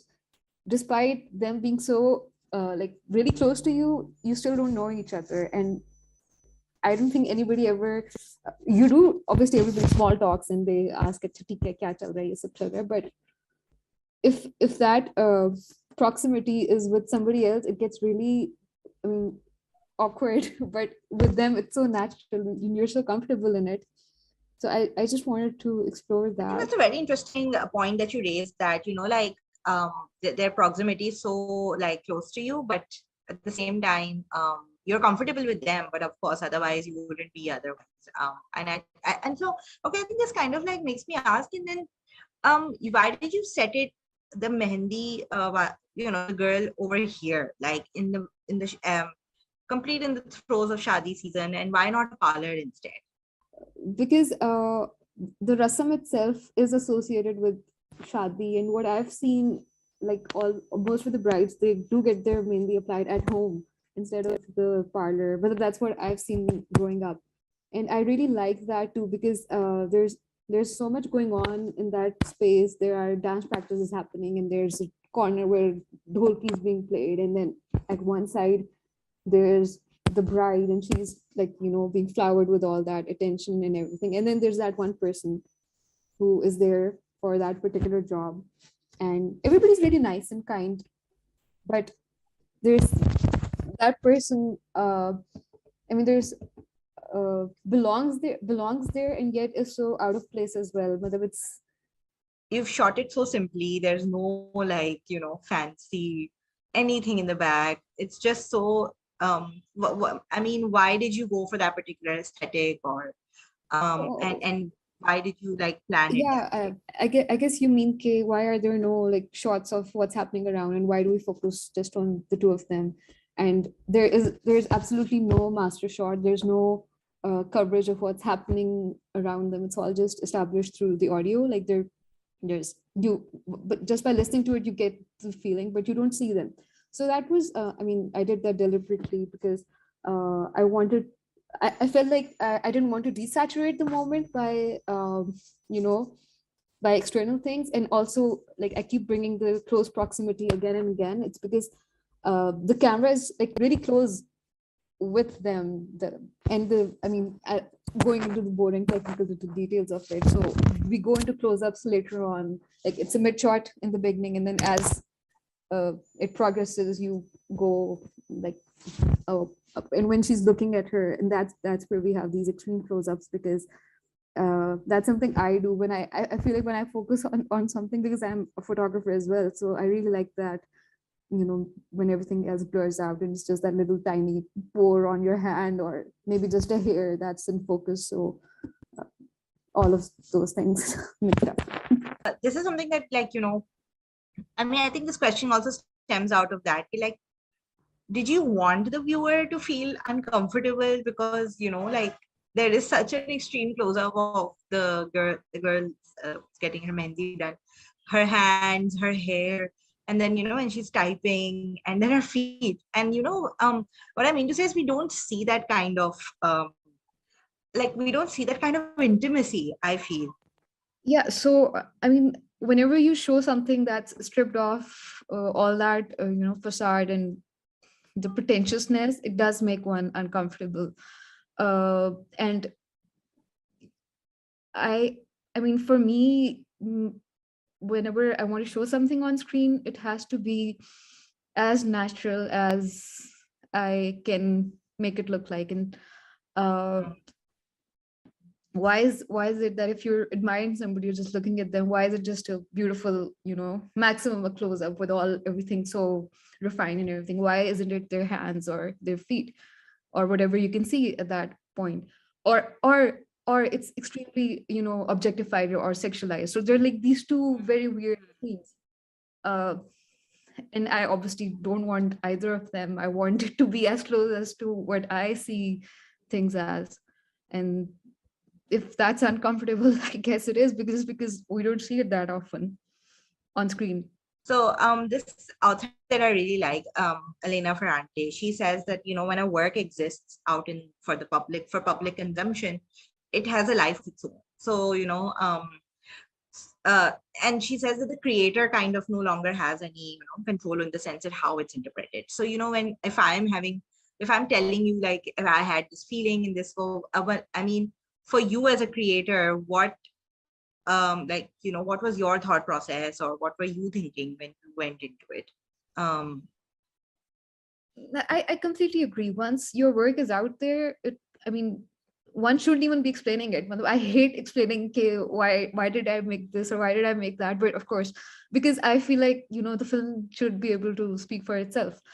But what was I thinking is, okay, I really like creating stories where I put my character in sort of a situation where there's no like definite right or wrong, and everything's in grays, and I mean, that's how life is. So all the stories that I come up with, that's the only parameter that I work in, because I feel that this film is like, you know, it wins the Bechdel test also, because there are two women and there's only like a passing reference to a man, but they're not talking about him. So yeah. Was that something you kept in mind when you went into this? I obviously did have that in my mind, and I had a lot of other things, but not just that. But I wanted to keep it as ambiguous as I could. Again, depending, because I don't like things spelled out. I don't want things to be that basic or that direct. Did you feel that if film is taught a certain way, like it's pretty male gazy, and if you made this particular film, how did you ensure that it's obviously, because you're behind the camera, the female gaze is like, you know, because it just felt that way to me, because I was like, this film is shot in it is a woman making it. So, you know, how did you feel that, you know, you wanted to establish that? I mean, as far as the education in filmmaking is concerned, it does, I mean, from my experience, it does sort of emphasize on having your own perspective instead of just following the male gaze. But of course, we're tuned to seeing things like that and reading things like that. It constantly sort of makes way into your work, and it's really hard to filter that out. But I guess I just kept re-editing the script again and again and again to make it as authentic as I could, so that it felt convincing to me. Like, there were a few bits that I didn't really, I wasn't happy with, and I chucked them out in the edit because they just didn't fit in. So I guess just by, you know, revisiting your work again and again, I sort of made it as authentic as I could to the female gaze. And also I get really, I mean, annoyed by how female characters are usually shown. Even if they're written by female writers, they're still too, especially you know, on our local television, it's very like shallow. And so because I get so annoyed by that, I guess I worked an extra mile to make this as authentic as I could. Yeah, I mean, like I said, it felt you know, it's so natural, and you know that I mean, I'll be very honest, have you read Catherine Mansfield short stories? No, I haven't actually. Okay, but like, honestly, I was like, it's felt like that, you know, because it was just so simple and the setting was so simple, and but then at the same time there was like something as in there was you know, you could feel that, you know, there would be these two people would interact and something would happen, and I just like loved it. So how did you feel that, you know, how did you want to, for the, I assume she was the bride, because you didn't even establish that in the first kind of you know, because she's just like, she comes in and she's giving all these instructions and all that stuff. So even that, how did you manage to like make it look as natural as possible? I think it's because I've observed people like that. I just whatever I've observed, I just told the actor कि ऐसे ऐसे करना है कि, you know, you're going to be that girl who's being showered with attention, and you really don't care about things other than your wedding preps. So that's just like बहुत unidirectionally आप देख रहे हैं, और and then she performed according to that, just in her zone and texting and talking to her friends and everything, and not really looking, but being there. But there are 1,000 things on her mind, and she's just there. Yeah, it was like, it was so cool because in the sense, again, the audio thing, you were so, attention to detail was so on point, like, the noise of the keypad and the messages going. I was like, that was just amazing. So how did you like want it to be that way? Even though those sounds are very annoying. Yeah, that was on purpose because they get very loud at a point where like you just hear the tuck tuck tuck of the keypad and everything sorts of gets muffled. I was the audio we had. So my sound designer, he kept sending me the tracks, and I kept sending really long messages के इस point पे ये add करना है, इधर चमचे की आवाज आनी चाहिए, इधर बच्चे भागने चाहिए, but इधर muffle. So वो I feel like films as much audio as much as it's video, so that makes the whole experience. And so I was very particular about the visual narrative. I didn't want to leave the two characters. I just wanted the camera to be there and the sound to do the rest, the ambience and everything. Oh, but like it, I just feel on a technical level, how, as you're right, films are as much a sound as they are like a visual medium.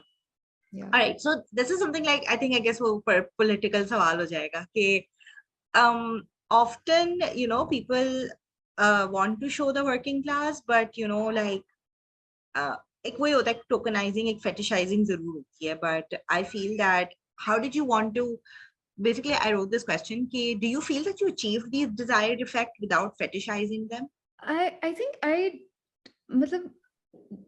even though Kiran does belong to a working class or ये सब है, that wasn't my purpose of making this film, to represent that class or to represent something bigger than her just being a human being and being there. I had no intentions of aiming to achieve any representation of the working class, but of her as a human, as a Mehndi wali, yes, not the whole working class.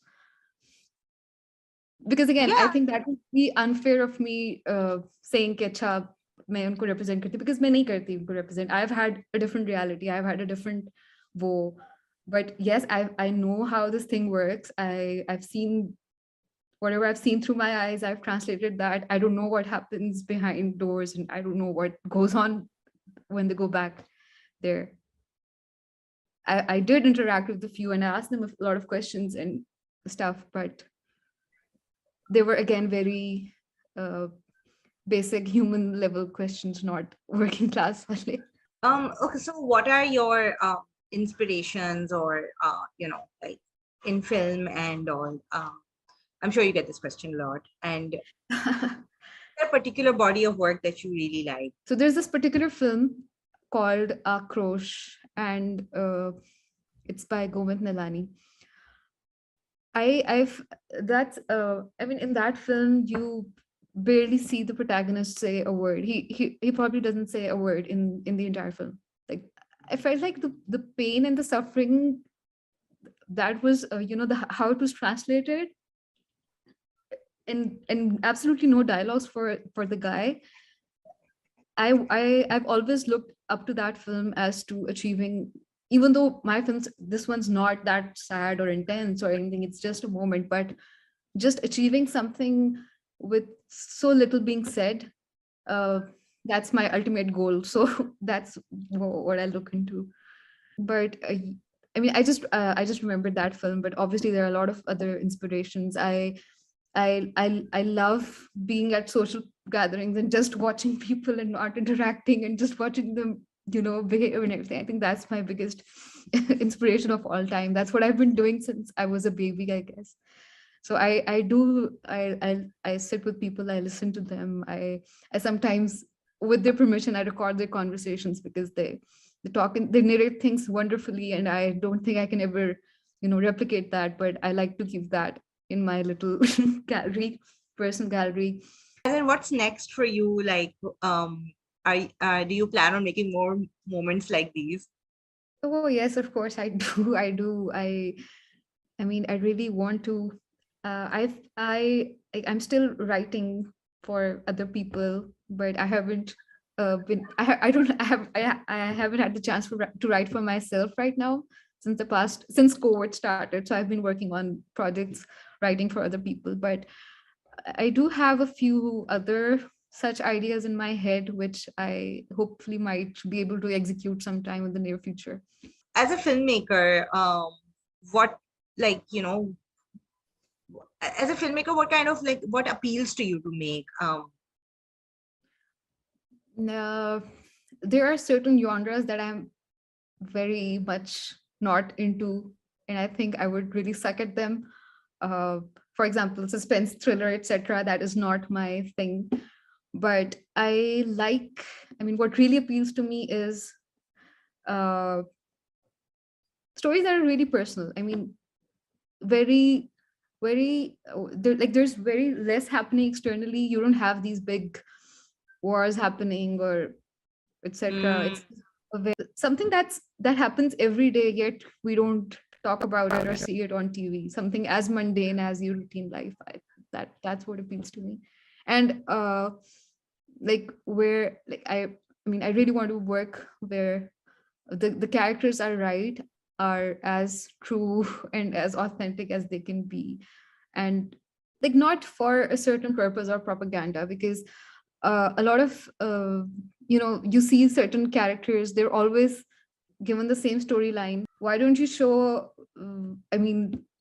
जितने भी और देखने एक certain आप उसको mold में fit करके, that's how we make these films. So I really hope that I don't do the same thing, that I do look out of the mold, and I let the character drive their story, not how I want it to be.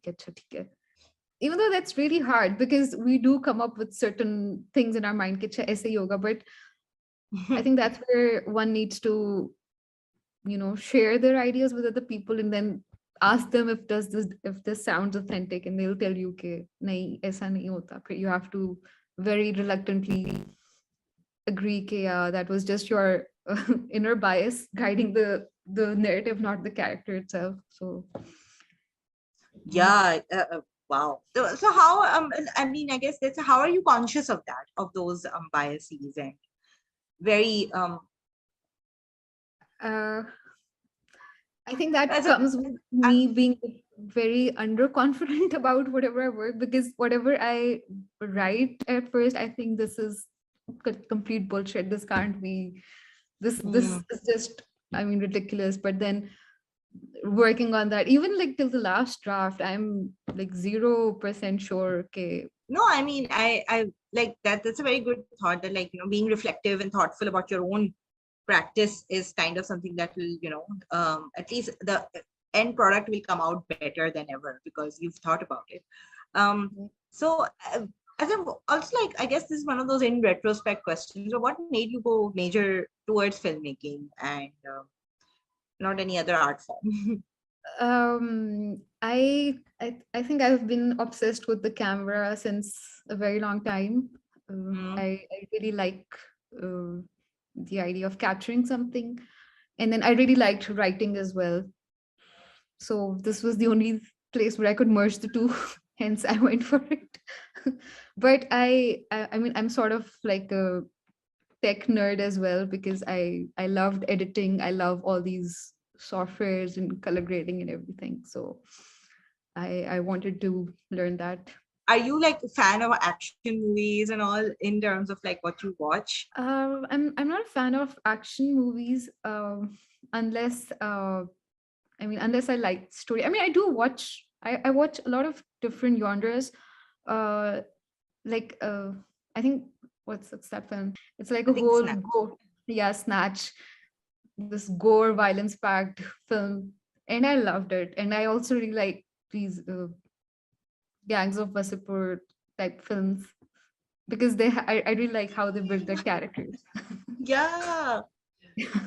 I think that's brilliant. You know, for me, these films are not the violence at the end of it. It's really the kind of I guess the kind of Shakespearean narrative, like there's a rise and a fall of the great like leader or whatever. And I'm more into that human drama. I feel that around it, of course, there's all this violence, but it's never that for me. But that's like, yeah. So I also really enjoy those films. I same here. But I can't really like watch. I mean, I watch a lot of things, but I'm not really a fan of all these superhero like films because they have a thak narrative. अच्छा ये होता है, ये होता है. And so not those type of action films, but the other kind, yeah. Okay, so and also so I guess it should be one of those parting questions, but like your advice to filmmakers. But I'm saying particularly in this day and age, what should young women be, or women who want to come into film, be particularly mindful of? So what would you say to them? Well, about the sort of content they want to create, I would just say make whatever you are fully convinced at. I mean, you shouldn't care about what your jurors are going to say or whatever people are going to say, because they are in the habit of making you see through their lens. But don't do that. Just follow whatever you want to make. And an advice for being in this industry would be be open to like a lot of projects, and yet I mean, if be stern with your creative decisions as well, even if nobody is convinced. I mean, I don't mean to like bring this thing in like in if you're a woman and you're in this like technical thing, तो आपको ज़रा ज़्यादा convince करना पड़ता है कि, because obviously I think it's more than just the gender. It's because there aren't a lot of women in the technical side of film in Pakistan. Yeah, I mean, you have women writers, you have everything, but you rarely have women cinematographers or editors and stuff. But if you want to go into the technical side, so you will have to convince them a bit more. But I mean, you shouldn't like get really angry about it, because then that takes away all of your energy. So just fight your way, try to convince them, and be stern about your creative decisions. I think that is perfect advice, because like, you know, it's just as you have made in your film, making space for yourself. And you're also like, if you're stern and you're stick with your creative decisions, and that's like, you know, thank you so much. Thank you so much, Fatma. Like, I really enjoyed this. And you took out your time today. Thank you so much. It was a pleasure. Thank you so much. Thank you, Athiya. Take care.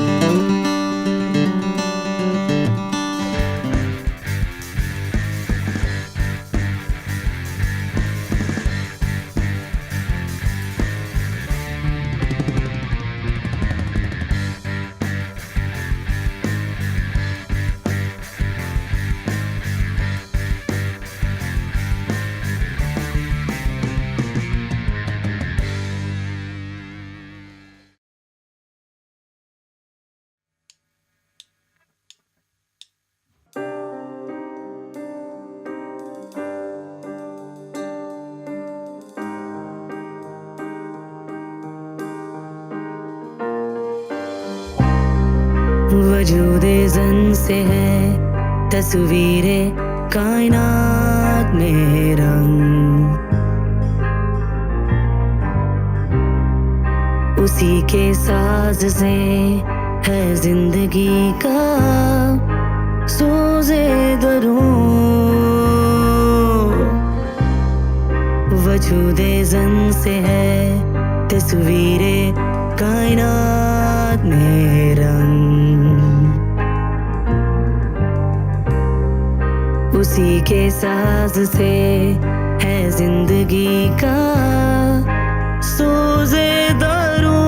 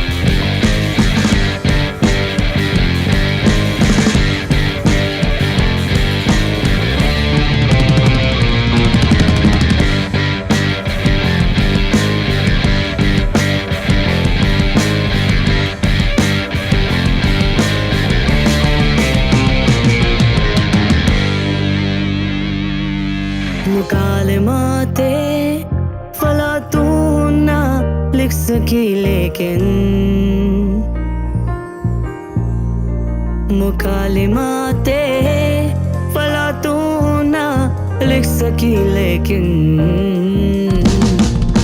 उसी के शोले से टूटा शराराए अफलातून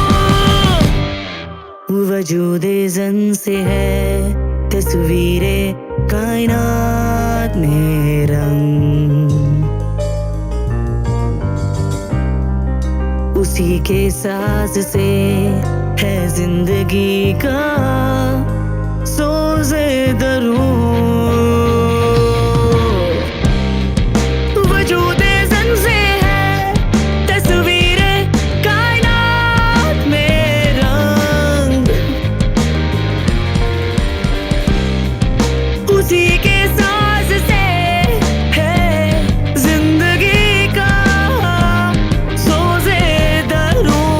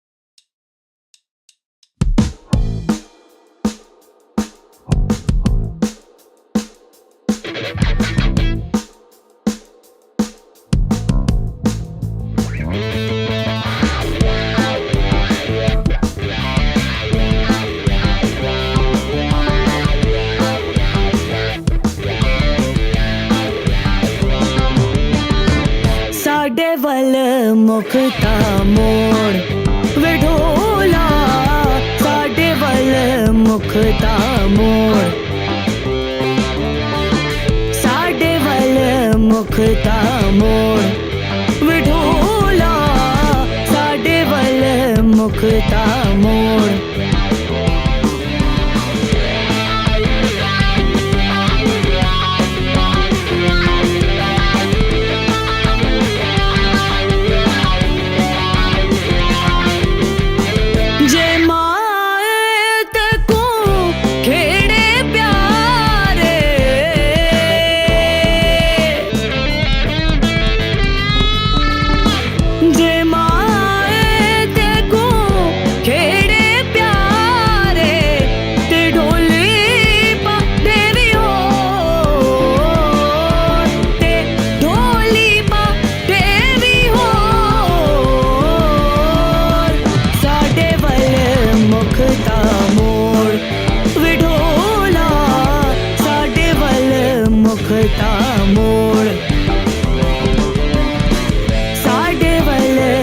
मुखता मोड़ विढोला साडे वल मुखता मोड़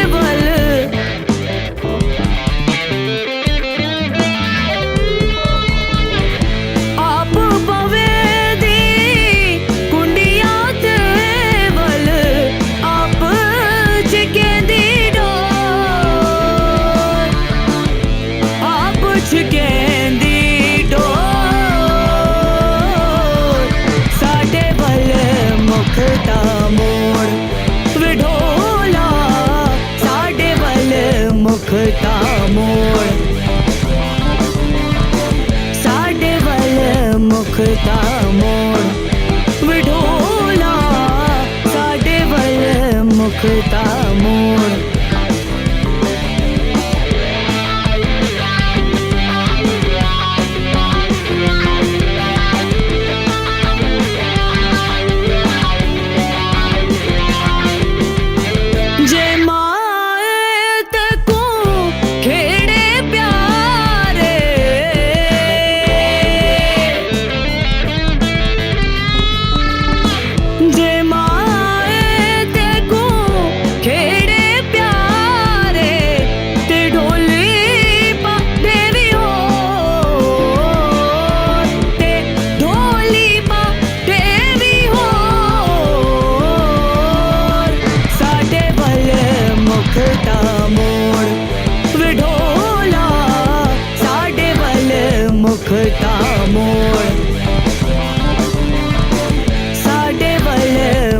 मुखता मोड़ विढोला साडे वल मुखता मोड़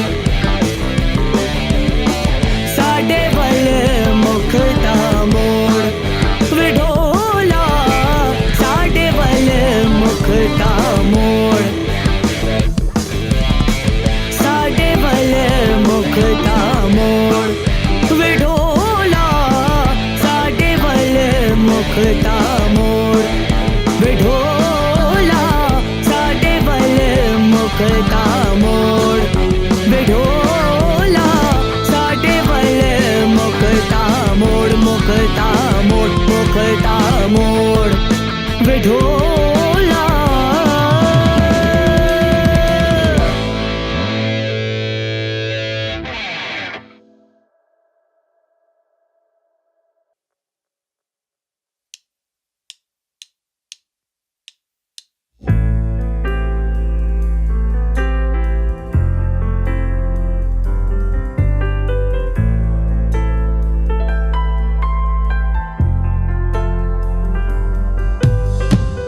नूरे दमन वक्ते मुर्तज़ा उनबा रसूल असली नस्ल ज़ाते मुस्तफ़ा उनबा हमेशा असली खुशी जिंदगानी इश्क़ फना फना अमन से बेगमजा अबद बका उनबा उनीबा उनीबा उनीबा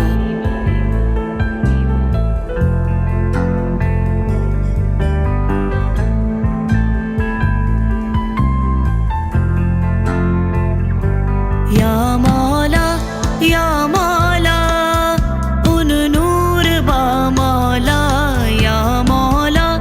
या मौला जलाल बा मौला या मौला उन हक बजा मौला या मौला करम मनिश मौला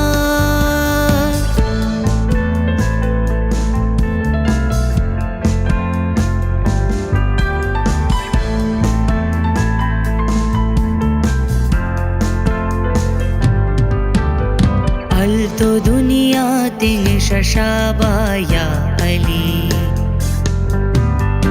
उन हमीश मुश्किल कुशाबा या अली चश्माए नूरे हुदा मौला गुते हकीकत बई खुदा गवा या मौला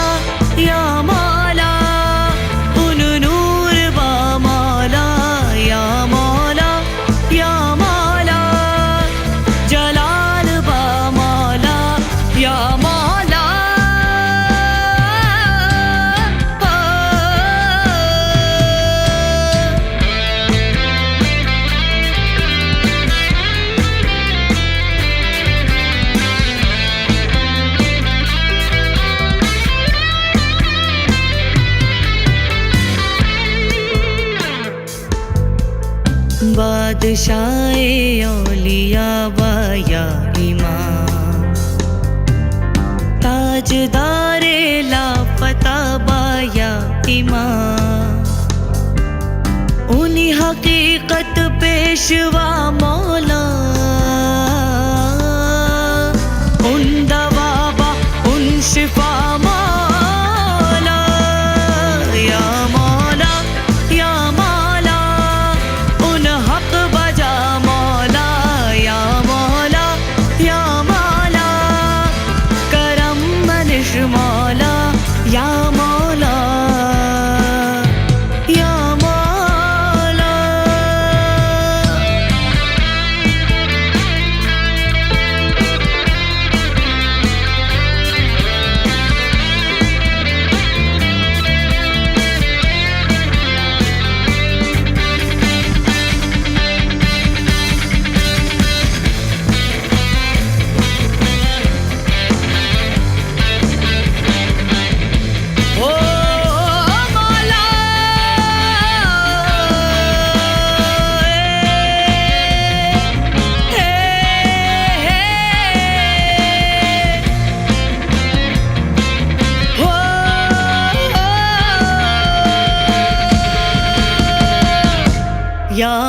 मौला या मौला उन नूर बा मौला या मौला या मौला जलाल बा मौला या मौला या मौला उन हक बजा मौला या मौला या मौला करम मनिश मौला या मौला या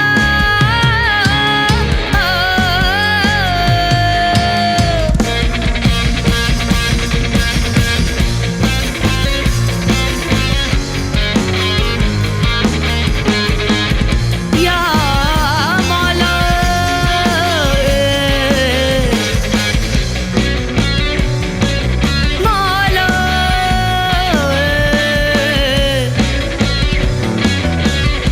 मौला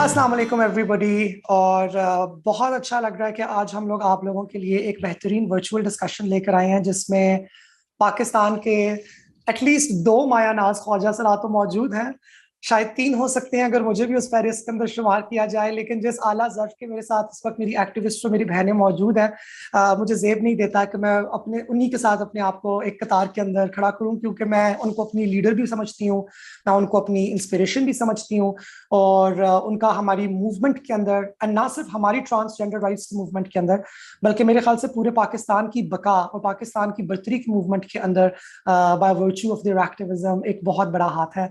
सो आज का जो हमारा पैनल है इसके अंदर हम लोग बात करेंगे ख्वाजा सराओं की तारीख के बारे में और स्पेसिफिकली कि हमारी इस तारीख की वजह से कैसे कोई घिनौने और झूठे इल्जाम हैं जो कि आज तक हमारी बहनों के ऊपर, हमारी ख्वाजा सरा कम्युनिटी के ऊपर लगाए जाते हैं। साइमल्टेनियसली हम बात करेंगे कि आज हमारी ख्वाजा सरा कम्युनिटी को किन चैलेंजेस का सामना करना पड़ा है, कैसे वो यहाँ तक पहुंचे और हमारी इस पूरी की पूरी स्ट्रगल के अंदर हमारी सियासत, हमारा आर्ट और हमारी रूहानियत, ये तीनों चीजें हमारी हेल्प करती हैं जिसने हमें इस मुकाम तक पहुंचाया है। My name is doctor Mohammad Moiz. I am a khwaja sara academic and activist. I'm a public health professional और I consult for the government and different non-governmental agencies on issues of policy reform and social development, specifically in the context of post-colonization. Today I'm joined by Ms. Jannat Ali. Jannat Ali is a renowned artivist in Pakistan. Artivist एक बहुत मजे का लफ्ज है जिसके अंदर art और activism को साथ में ज्वाइन किया जाता है, जो हम कह सकते हैं कि एक तरह से हमारी पाकिस्तान की तारीख भी है, बिकॉज हमारे कौमी शायर अल्लामा इकबाल का भी जो काम था वो शायरी के जरिए था और शायरी एक आर्ट है। सो हम कह सकते हैं क्या कि जन्नत भी हमारे ख्वाजा सराओं के अंदर वही मकाम रखती हैं, क्योंकि ये भी अपने आर्टिविज्म के जरिए ऐसे ही अपनी चीजों को आगे चला रही हैं। Simultaneously, Jannat has the credit of being Pakistan's first MBA, Masters in Business Administration, and she won the gold medal. She was the best in her university. She is also the executive director of TRACTI, जो कि उनकी अपनी organization है through which she does activism for transgender rights and larger inclusion as well. Simultaneously, Jannat is the founder of Pakistan's first ever transgender pride parade march, जो कि इस साल virtually हुई है, 3 साल वो कंसेक्यूटिवली करा चुकी हैं, बहुत खूबसूरत होती है। उसके अंदर हमारी इंडिजिनस चीजें होती हैं, हमारी बगीज होती हैं। She will tell us more about it. Our second esteemed panellist for today is Reem Sharif. Reem is a trail blazer, she is a revolutionary. उन्होंने वो काम कर दिखाए हैं जो कि आज से पहले कभी नहीं हुए थे। फॉर एग्जाम्पल, वो पाकिस्तान की पहली ख्वाजा सरा पुलिस रिक्रूट थी। She was the victim support officer, जहाँ पे उनका काम था कि जितने भी जेंडर बेस्ड वायलेंस के केसेस होते हैं और क्लाइंट्स होते हैं, when they make their way into the police station, रीम ने उनके साथ डील करना होता है। एंड यू ऑल नो कि पुलिस स्टेशन की एनवायरनमेंट, पुलिसिंग की एनवायरनमेंट कितनी टफ होती है, कितनी मैस्कुलिनिस्टिक होती है, but रीम did such a good job over there that now she also assists the federal government on transgender issues. और बहुत रिसेंटली हमारे वजीर आजम साहब ने एक नेशनल यूथ काउंसिल बनाया है जिसके अंदर there is 1 transgender member, 1 khwaja sara member, and that is Reem Sharif. So जहां पे हमें जन्नत का काम नजर आता है एक आर्ट्स की फील्ड के साथ और ग्रास रूट्स लेवल के ऊपर, हमें साइमल्टेनियसली रीम का काम नजर आता है इंस्टीट्यूशंस के साथ। तो अभी हम लोग जाते हैं अपने पैनलिस्ट्स की तरफ और हम लोग अपनी पैनल डिस्कशन की शुरुआत करते हैं। इतने हमारे पढ़े लिखे और इतने हमारे मायानाज गेस्ट्स हैं, वो आप लोगों को हमारी तारीख हमारी सकाफत, हमारे हाल और हमारे मुस्तकबिल के बारे में बहुत कुछ बताएंगे। तो हमारे जो आज के पैनल का पहला सेक्शन है, that is about the history of ख्वाजा सराइयत। मैं अपने सवाल की शुरुआत करती हूँ और फिर मैं ओवर टू जन्नत दूंगी और जन्नत के बाद रीम अपना जवाब देंगी। हम लोग अक्सर औकात ये वाला प्रोपेगेंडा सुनते हैं कि ओ ख्वाजा सरा पाकिस्तान के अंदर कोई वेस्टर्न राइट्स लेकर आ रहे हैं या ये कोई वेस्टर्न प्रोपेगेंडा लेके आ रहे हैं, जबकि हमारी तारीख की किताबें हमें ये बताती हैं कि बरसगीर पाक हिंद के अंदर और मुसलमान कल्चर्स के अंदर ख्वाजा सराओं की हमेशा बहुत ज्यादा इज्जत रही है। और ये तमाम मामलात तब खराब हुए जब गोरे ने आके हमें 1857 में कॉलोनाइज किया। ये क्या कहानी है, हम कौन थे और हम जहां हैं वहां कैसे पहुंचे? सो जन्नत, अगर आप इस पे कोई हमारी ऑडियंस के लिए कोई रोशनी अगर डाल सकें तो। अस्सलाम वालेकुम। सबसे पहले तो आप सबका शुक्रिया, इतना अमेजिंग पैनल है। और Moiz, thank you for amazing introduction and thanks to audience who are present to attend our session. So hello everyone. Moiz, आपका फर्स्ट क्वेश्चन जो सा है अबाउट हिस्ट्री जो आपने पूछा है, तो आई थिंक आपने बहुत अच्छी एक बात कही थी कि लोग समझते हैं कि ये वेस्टर्न चीज है, एक वेस्टर्न एजेंडा है, लेकिन लोग हमेशा जब भी लोगों को पता है ख्वाजा सरा एग्जिस्ट करते हैं, लेकिन they never bother to know about the history and you know our past, that is really missing. And मैं उसको कम्युनिकेशन गैप कहती हूँ हमेशा। मतलब अगर वो इक्का दुक्का लोग ऐसे हैं जो एक वो कल्चर की और हमारा, क्योंकि ख्वाजा सरा एक कल्चर है, it's not name of gender, ठीक है, एक ख्वाजा सरा एक कल्चर है और हमारी एक अपनी आइडेंटिटी है जो कि इस कल्चर से जुड़ी है, being a transgender women specially जिनकी बात की जाए, क्योंकि हम जब ट्रांसजेंडर की बात करते हैं उसमें ट्रांस मेन और ट्रांस विमेन दोनों आते हैं। तो that is really important to know कि ख्वाजा सराओं के साथ ट्रांस विमेन की आइडेंटिटी को जोड़ा गया स्टार्टिंग से ही।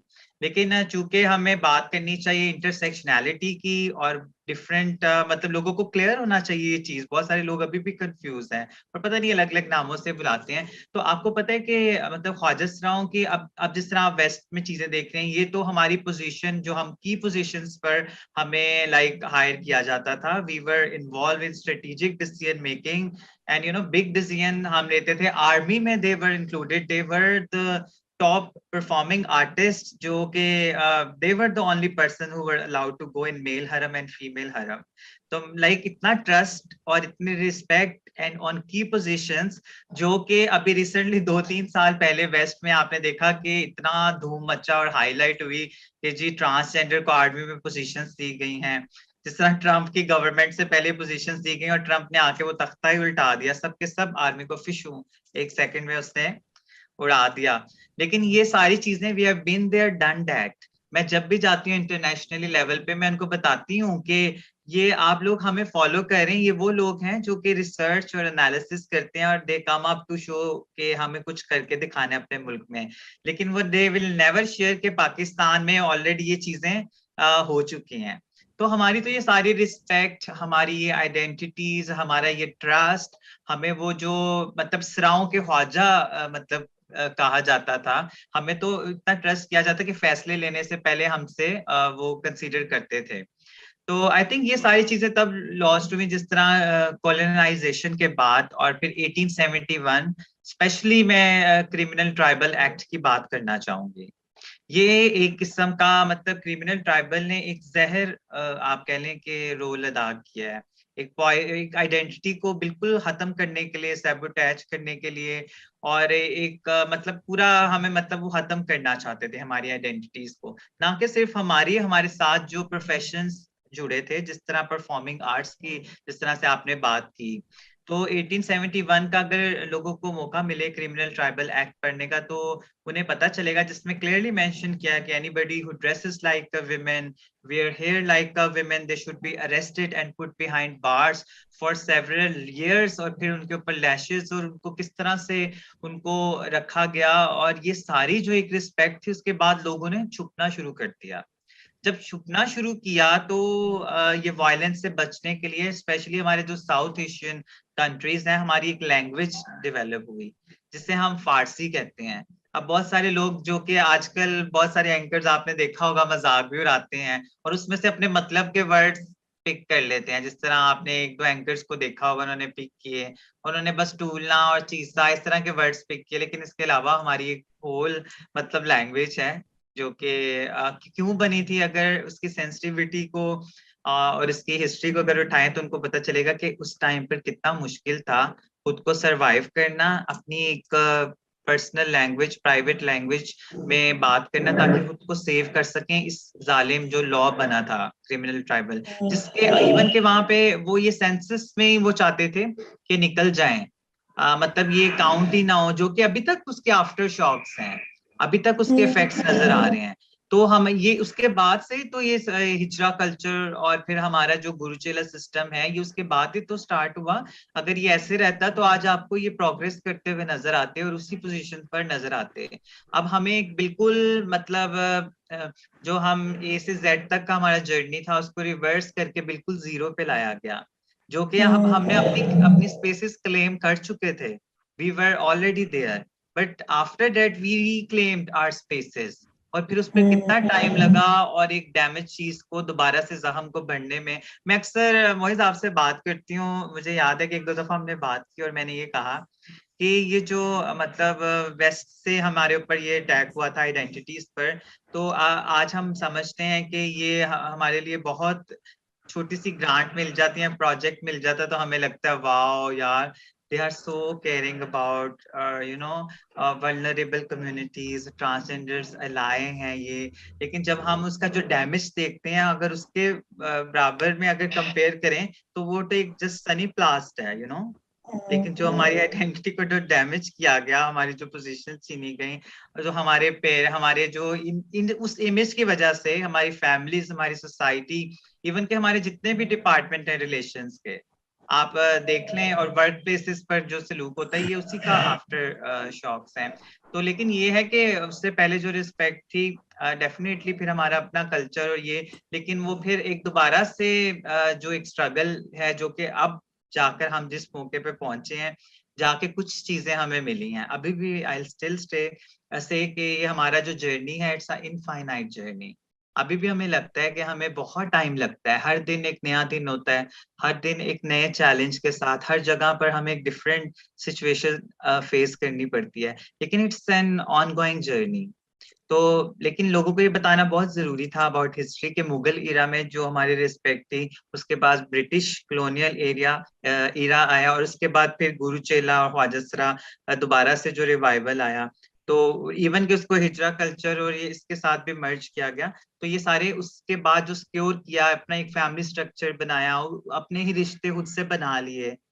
अगर घर से निकालें तो अपने रिश्तों में किस तरह से एज्यूम करना कि आपके वो चाचा हैं, वो आपकी वही आपकी गुरु है, माँ का रिश्ता, और उसकी डिफरेंट रस्में डिजाइन होगी, अपना ही जिस तरह हम सेलिब्रेशन करते हैं उसको एक फाइनेंशियल स्ट्रक्चर की फॉर्म, इस तरह बर्थडे करते हैं तो हमने एक अपने फाइनेंशियल स्ट्रक्चर बिल्ड कर लिया विद इन कम्युनिटी कि खुद को कैसे सिक्योर करना है। तो ये तो बड़े मतलब हमारी कम्युनिटी तो आई थिंक बोर्न एक्टिविस्ट है। Everybody in my I is a born activist. उसकी हर अच्छा जन्नत आपने एक बड़ी दिलचस्प बात की है। अगर मैं आपकी बात को समराइज करूं तो हमें 2 पहलू नजर आते हैं इंपॉर्टेंट, या 3, लेट मी से दैट। सबसे पहले तो ये कि गोरे ने आते ही हम पे काबिज होने के बाद एक सेंसस बनाया, मर्दमशुमारी, और उस मर्दमशुमारी में उन्होंने गिनती ही सिर्फ मर्दों और औरतों की की। जब आप गिनती ही सिर्फ मर्दों और औरतों की करोगे तो ख्वाजा सरा तो फिर शहरी ही ना रहे ना। अगर आप उनकी गिनती नहीं करें तो वो तो किसी वक्त पे शहरी ही नहीं रहते। नंबर 2, आपने एक लॉ का जिक्र किया, क्रिमिनल ट्राइब्स एक्ट, जिसके जरिए उन्होंने ये बोल दिया कि ख्वाजा सरा होना ही जुर्म है। अगर आप ख्वाजा सरा हो, अगर आपको ख्वाजा सरा नजर आए तो इंडियन इंपीरियल पुलिस को ऑर्डर्स दे कि आप इनको पकड़ के जेलों के अंदर बंद कर दो। तो जाहिर है वो ख्वाजा सरा जिनके पहले इतने अहम मकामात थे, जो कि बादशाहों के वजीर थे, जो कि फौज वगैरह के अंदर थे, तो सबसे पहले तो ये क्योंकि वो सल्तनत के साथ थे तो गोरे को तो वो लगे ही गद्दार होंगे, क्योंकि उन्होंने तो गोरे के साथ मिलकर किसी के ऊपर हमला नहीं किया। हमने मीर सादिक, मीर जाफर का नाम तो सुना है, लेकिन हमने ये आज तक कभी नहीं सुना कि कोई ख्वाजा सरा गोरे के साथ मिला हो। हमारे ख्वाजा सरा तो हमेशा हमारे रूलर्स के शाना बशाना खड़े रहे हैं, यहाँ तक कि लखनऊ और अवध के मुकाम पे 1861 में जो लास्ट वॉर हुई थी वो बेगमात ने और ख्वाजा सराओं ने लड़ी थी। तो बिल्कुल आपने, मुझे बड़ी अच्छी लगी आपके बात कि वो जो लोग अभी कहते हैं कि वो हम लोगों ने अभी जाकर ट्रांस इंक्लूजन किया, वो वाली चीजें तो हमारे यहाँ पहले से मौजूद थी और हम अब जाके उन सबको रिक्लेम कर रहे हैं। सो रीम, मैं आपके पास जाना चाहूंगी जन्नत की बात की कंटिन्यूएशन के अंदर कि एक हिस्ट्री तो हम समझ रही हैं कि गोरे ने आके ये वाली सारी की सारी जलालत हमारे साथ की। लेकिन हमें ये भी नजर आता है कि 14 अगस्त 1947 के बाद से भी तो वो काफी हद तक हमारे ऊपर वायलेंस, हमारे ऊपर तशद्दुद और खसूसी तौर पे मुआशरे में जो हमारे लिए तासुर है वो मौजूद रहा। ये तो मुझे समझ आ रही है कि वो तासुर बेसिकली एक छाप थी उस निजाम की, जो कि निजाम 90 साल तक हमारे ऊपर लगा रहा। लेकिन रीमा, आप इसके ऊपर कोई रोशनी डाल सकती है कि ये इस पूरे कॉलोनियल सिस्टम की वजह से, इस पूरी हिस्ट्री की वजह से हमारे माशरे पे क्या असर पड़ा, ख्वाजा सराओं की हकीकत पे? क्या कोई झूठ, क्या कोई मुगालते, क्या कोई मिथ्स उनके बारे में निकल के सामने आए? What happened? Thank you so much Moiz, thank you जन्नत, एंड थैंक यू एवरीबॉडी जो भी हमें आज देख पा रहे हैं, सुन पा रहे हैं। जन्नत ने काफ़ी अच्छे तरीके से और आपने मोइज अच्छे से जो है वो हिस्ट्री के बारे में बताया है। मैं इसको थोड़ा सा आगे अगर लेके चलूं, एक छोटा सा मैं अपना पर्सपेक्टिव बताऊंगी इसी हिस्ट्री में जो मुझे समझ आता है ये पढ़ के, ये जान के। जब आप बहुत ही डेवलप्ड अपने आप को शो कर रहे होते हैं ना कि आप कोई एडवांस किस्म के लोग हैं, तो अगर आपकी उस एडवांस सॉर्ट ऑफ पर्सनालिटीज में आपको ये पता चले कि आप जब जहाँ पे आए हैं, दुनिया के जिस कोने में आप आ गए हैं, वहां पे तो कोई ऐसे इंसान भी मौजूद हैं जो आपके इलाकों में या आपकी समझ से बाहर है।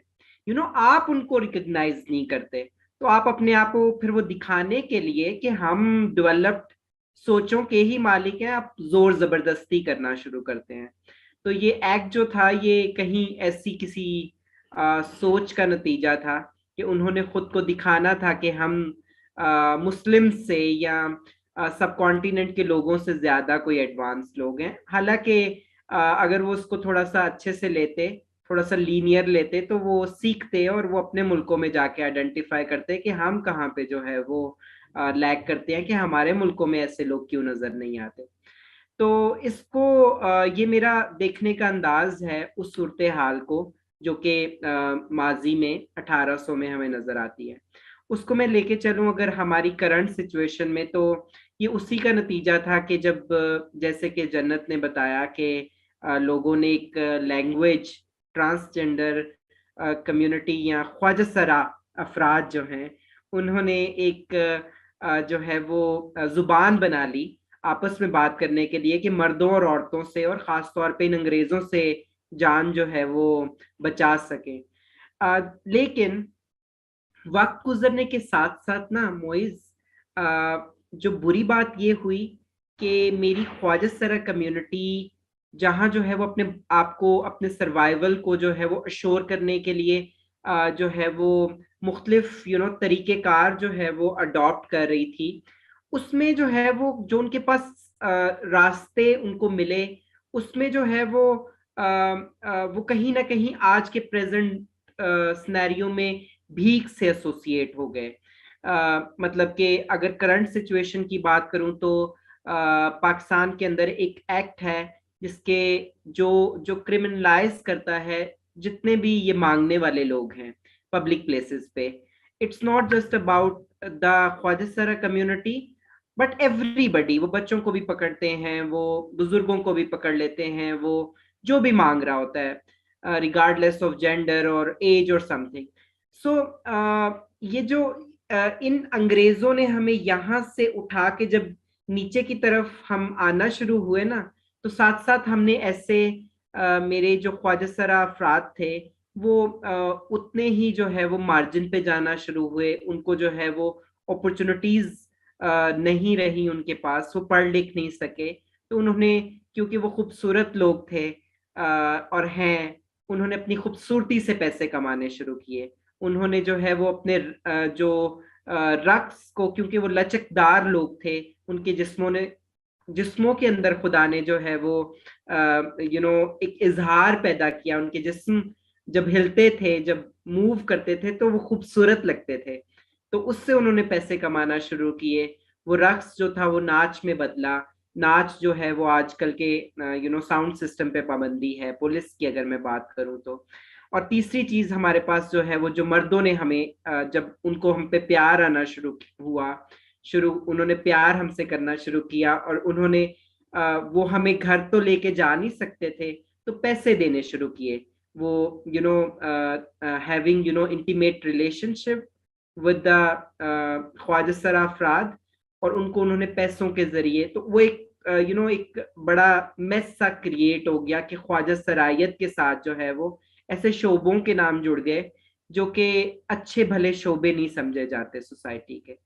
सो ये जो पूरी हिस्ट्री है यहाँ से स्टार्ट होके यहाँ तक की, और ये जो दरमियान का ट्रांजिशनिंग का सफर है जो कि नीचे की तरफ ही गया, वो ये कि अभी ये सारा कुछ जो है वो कॉलोनियल उसका जो है वो नतीजा है कि आज हमारी जो ख्वाजा सरा बहनें हैं वो अपना जो सेंस ऑफ गुड और बैड है, जो कि ग्रास रूट लेवल की कम्युनिटी है, वो कहीं ना कहीं भूल गए हैं। वो कहीं ना कहीं उनको वो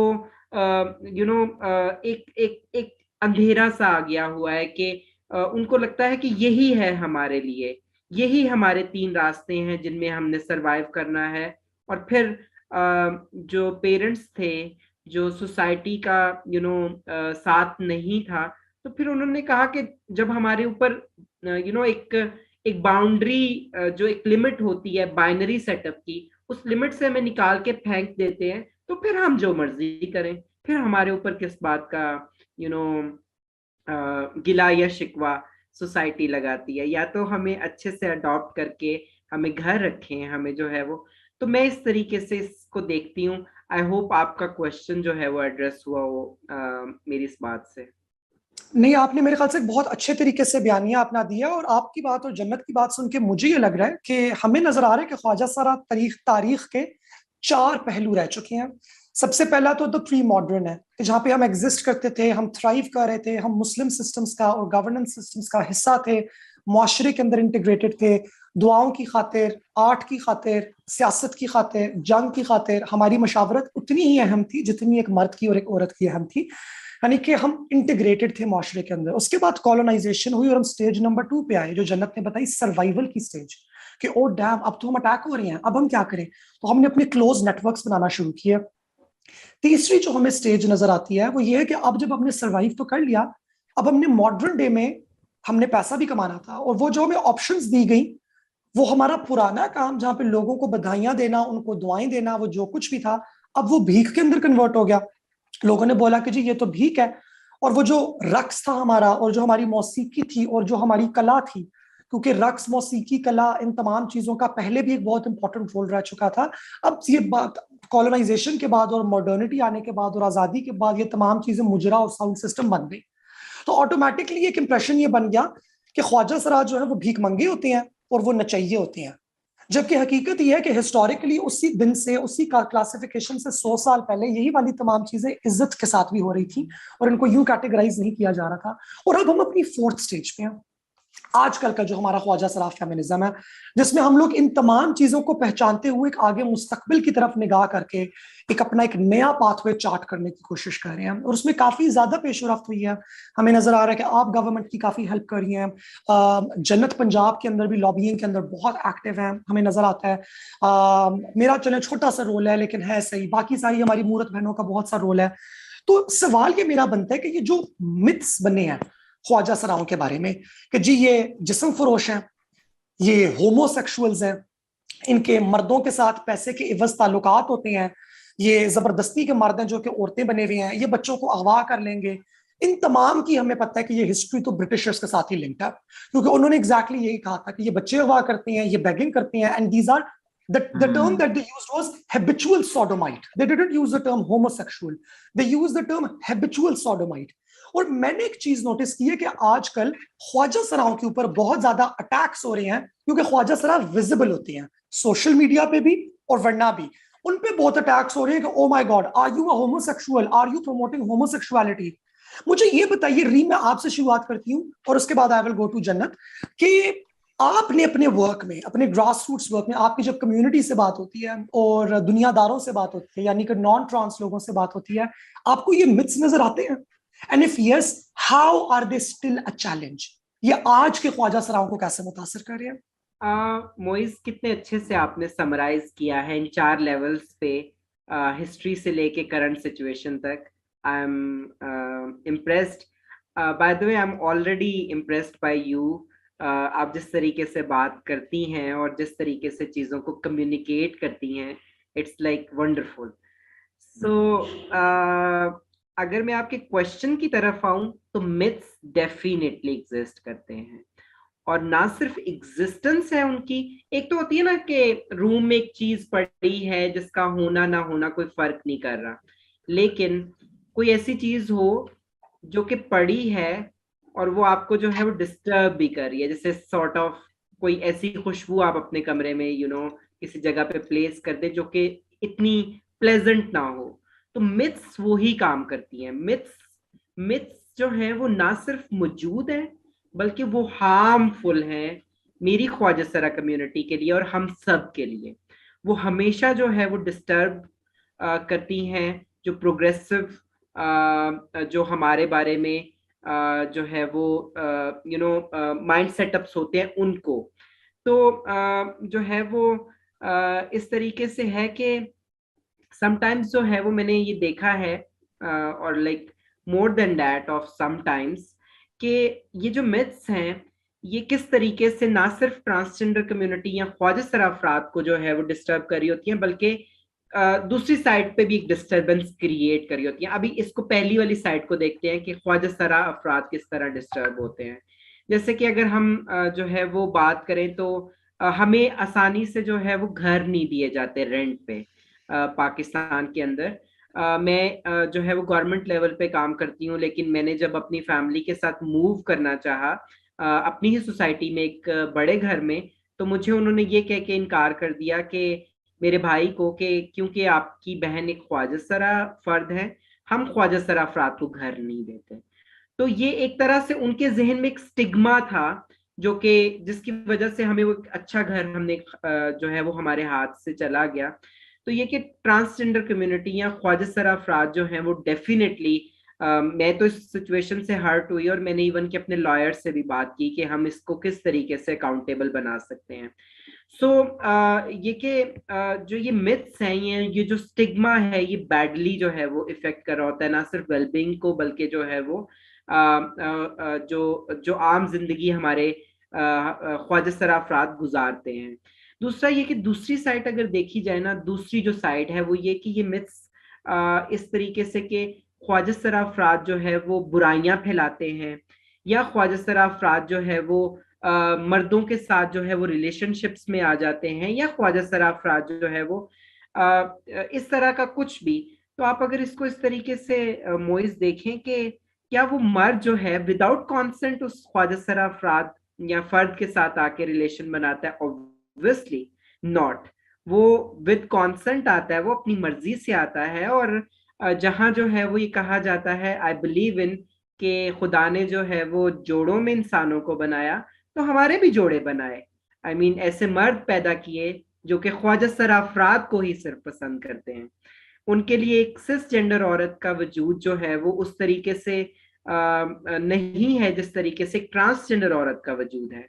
तो क्या जो है वो ख्वाजा सरा अफराद जो उनका ये जो उनकी इंटीमेट होने की हिस्स है, इसको मार तो नहीं सकते ना.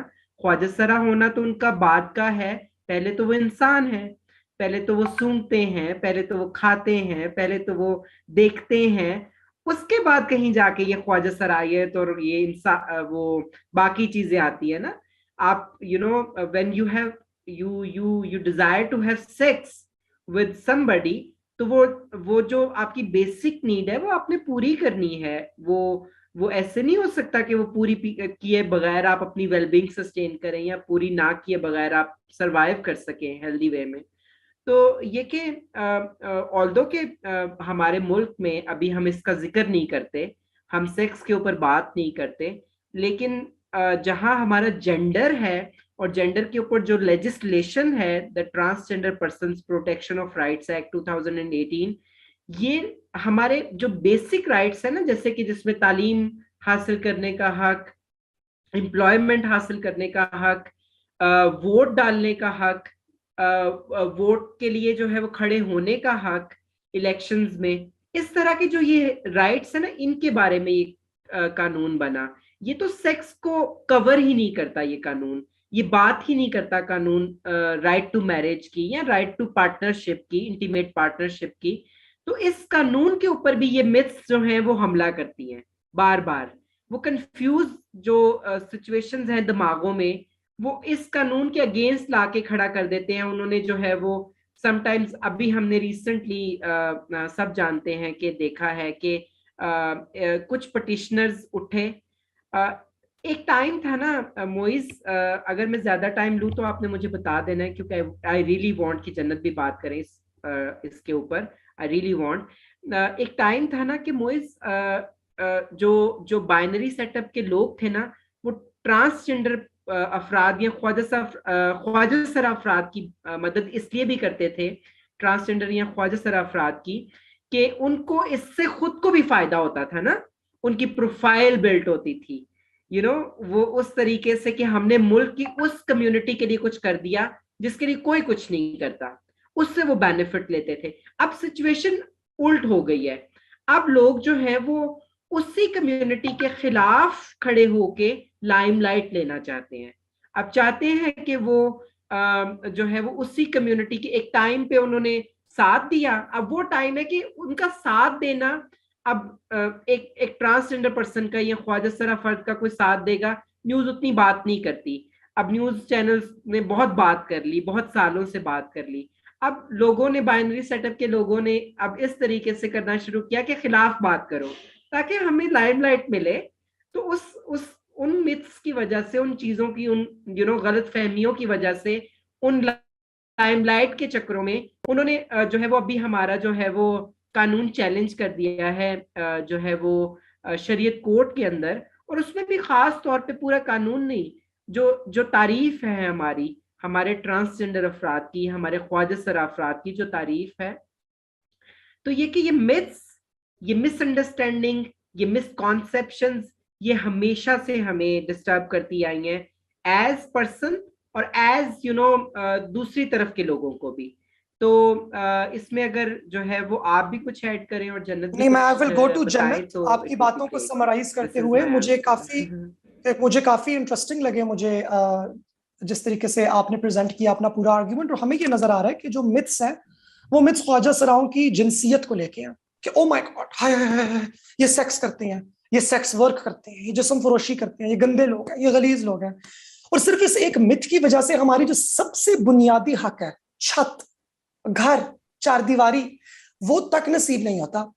और उसी मिथ की वजह से फिर नंबर 2 के ऊपर जो हमारी बेसिक ह्यूमन राइट्स हैं उनको भी अटैक करना शुरू हो जाता है। और नंबर 3 के ऊपर वो लोग जिनको सिर्फ फेम चाहिए, जिनको सिर्फ स्पॉटलाइट चाहिए, वो भी इस बहती गंगा के अंदर अपने हाथ धोना शामिल कर लेते हैं। ये बिल्कुल पाकिस्तान में एक मॉब मेंटालिटी आपने देखी है ना, कि 2 लोग किसी के ऊपर कोई किसी नाजेबा सा इल्जाम लगा ले तो सारे के सारे लोग उसको मिलकर मारना शुरू कर देते हैं, सारे उस बहती गंगा में अपना हाथ धोना शुरू कर देते हैं। और उससे आपकी बात बिल्कुल दुरुस्त है कि इससे ख्वाजा सराइयत काफी इफेक्ट हो रही है और ख्वाजा सरा लोगों की राइट्स काफी इफेक्ट हो रही हैं। सो जन्नत, आपको क्या लगता है ये क्या मिथ्स हैं और ये किस तरीके से इफेक्ट कर रहे हैं? और मेरा जो एक ज्यादा बड़ा सवाल जन्नत आपसे है, how big is the risk to the transgender persons protection act? और ये कहां से आ रहा है? क्या लग रहा है जन्नत आपको, आपकी एज अ पॉलिटिकल एक्टिविस्ट क्या अंडरस्टैंडिंग है? आपके क्वेश्चन का 2 पार्ट्स में आंसर करूंगी, ठीक है। फर्स्ट मिथ और सेकंड जो आपने एक्ट का पूछा है, because I am one of the key person जिन्होंने ये कानून की ड्राफ्टिंग में और प्रेजेंट करने में इम्पोर्टेंट रोल प्ले किया था as a steering committee member from Lahore. तो बहुत गिने चुने लोग थे, I am one of them. तो मुझे इसकी जीरो से लेके एंड तक सारी, अभी तक मैं इसके साथ जुड़ी हुई हूँ। And I am very lucky and humble कि अल्लाह ताला ने मुझे इस मकसद के लिए, because it was my dream. मैं मोइस हमेशा काम करती थी, तो मैं कहती थी कि एक टाइम पे आता था, वैसे मैं बताती नहीं हूँ, अपनी पॉकेट से बहुत लोगों की, स्पेशली ग्रास रूट लेवल पे बहुत ज्यादा मैं प्यार करती थी, अभी भी करती हूँ। और इवन कि आप किसी सिग्नल्स पे भी चले जाएंगे, मुझे उनके नाम आते होंगे, वो मुझे जानते होंगे। So that's the example. तो मुझे ये लगता था कि हम बहुत ज्यादा जब हम एक फैशनेबल एक्टिविस्ट के तौर पर, दिखने में बहुत फैशनेबल लगती हूँ, लेकिन मैंने वो सारी पेन जब तक फील नहीं की I wasn't able to speak on behalf of my community. जब तक मैंने शादियों में जाके फंक्शन नहीं किया, जब तक मुझे लोगों ने नोचा नहीं, और जितनी रात को मैंने मेहनत की और उन्होंने मेरे से पैसे नहीं छीने, मैं कैसे वो पेन बता सकती थी।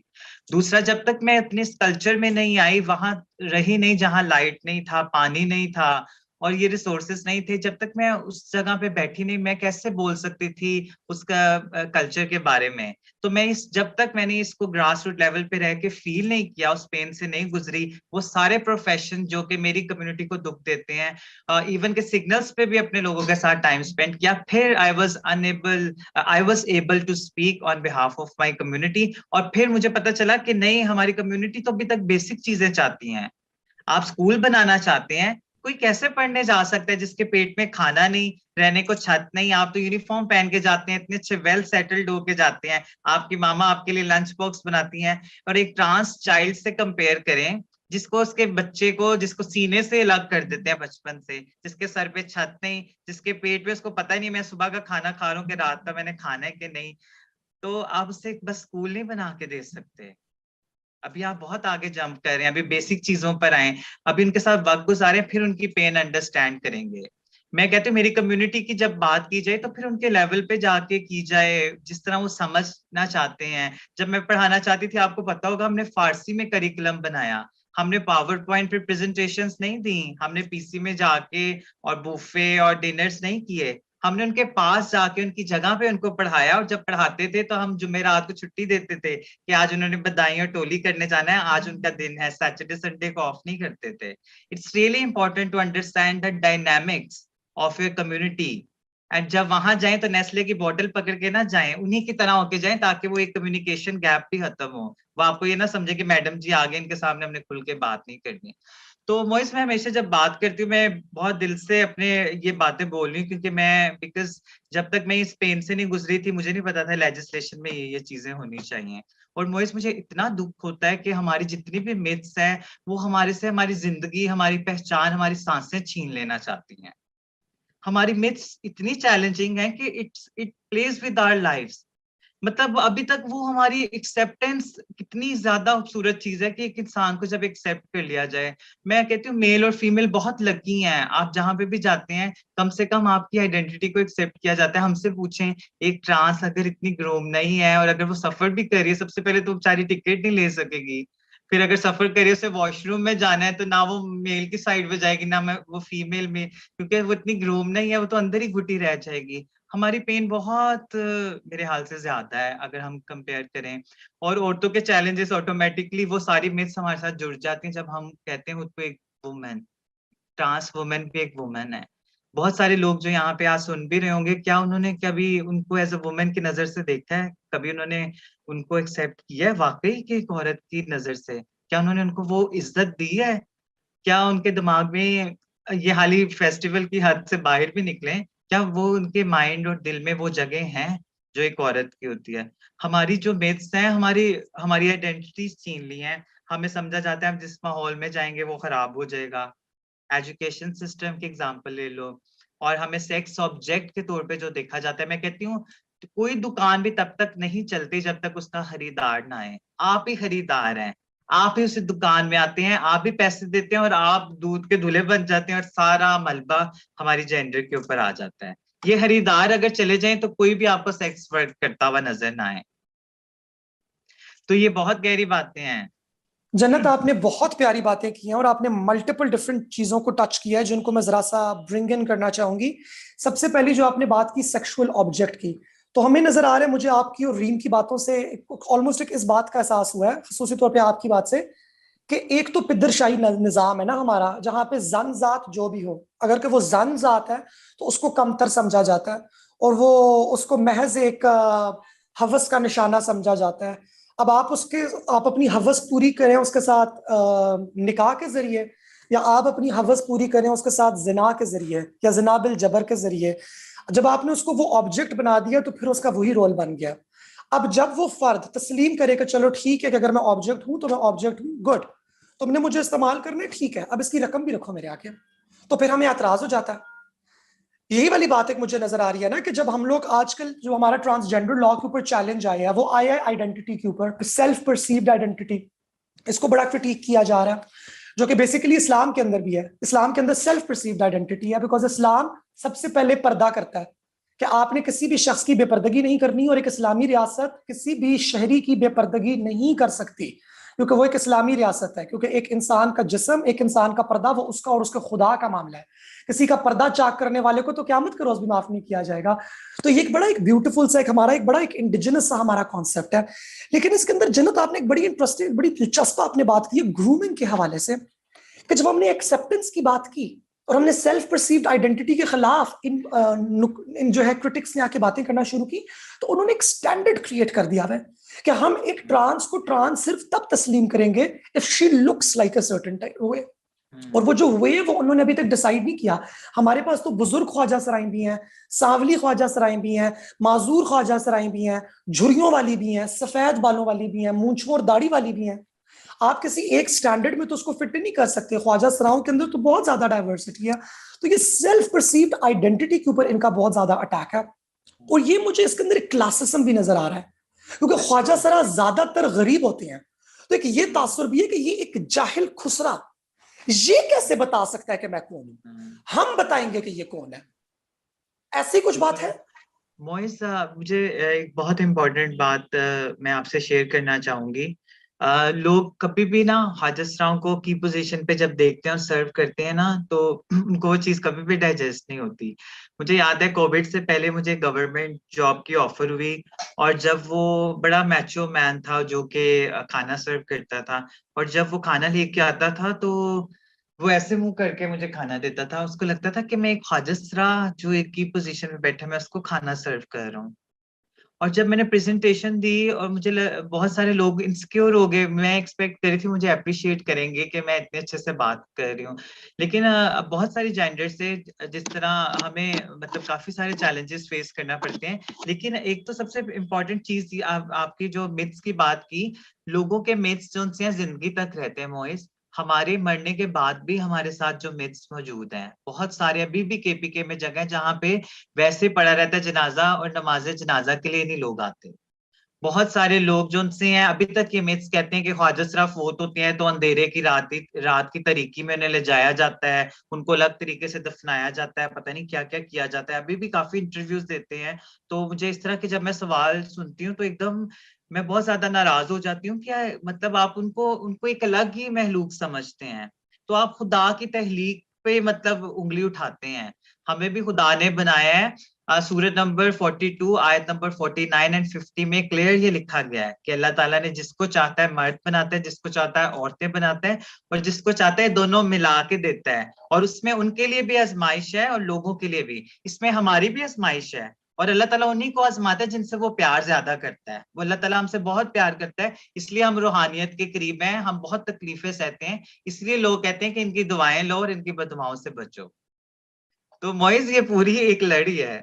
ये बिल्कुल आपने बहुत खूबसूरत बात की है, बिकॉज इसका ऑफ कोर्स एक रूहानियत के साथ एक रिश्ता है। बिकॉज हम ख्वाजा सराओं का हमारा यही मानना है कि हमारी जो हकीकत है वो हमारी रूह की हकीकत है, और हमारी रूह वो वाहिद चीज है जो कि खुदा की बनाई हुई है हमारे अंदर, उसके अपने हाथ की।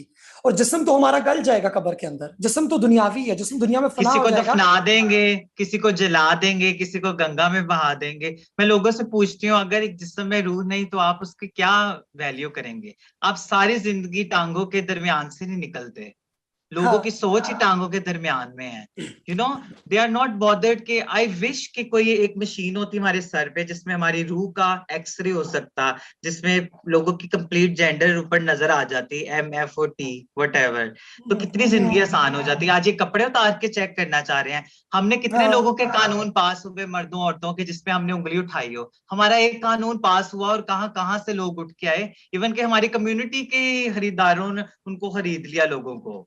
सबसे बड़ी तो शेम की बात ये है। और ये भी एक पॉलिटिकल पीछे, मुझे बहुत पॉलिटिकल गेम लगती है मोइस इसके पीछे। जब भी हमारे कभी नंबर्स शो नहीं किए जाएंगे, कभी सेंसस में पूरा नहीं दिखाया जाएगा, कभी कोई इंक्लूसिव स्ट्रेटजीज, मैं तो हुकूमत से, मैं तो नहीं कहती बहुत अच्छा कर रहे हैं, मुझे लगता है अभी बहुत काम कर रहे हैं, अभी बहुत करने की जरूरत है। क्यों भाई, आप बजट आप डिसाइड करते हो, मुझे नहीं लगता कि अच्छा, जब तक आप कम्युनिटी को नहीं बिठाएंगे आप कैसे बजट डिसाइड करेंगे?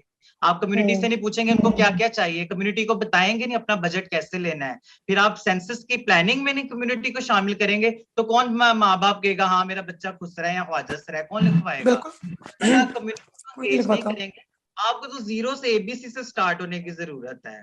खाली एक को वार्ड 100 लोग भूखे हैं और एक को रोटी फेंके, आप ये नहीं कह सकते। ये 10 साल से मैं सुन रही हूँ, बारिश का कतरा कतरा करके समंदर बनता है, अभी तक कतरा जो सा है ना वो हवा में ही अटका हुआ है और एक ही कतरा गिरा हुआ है।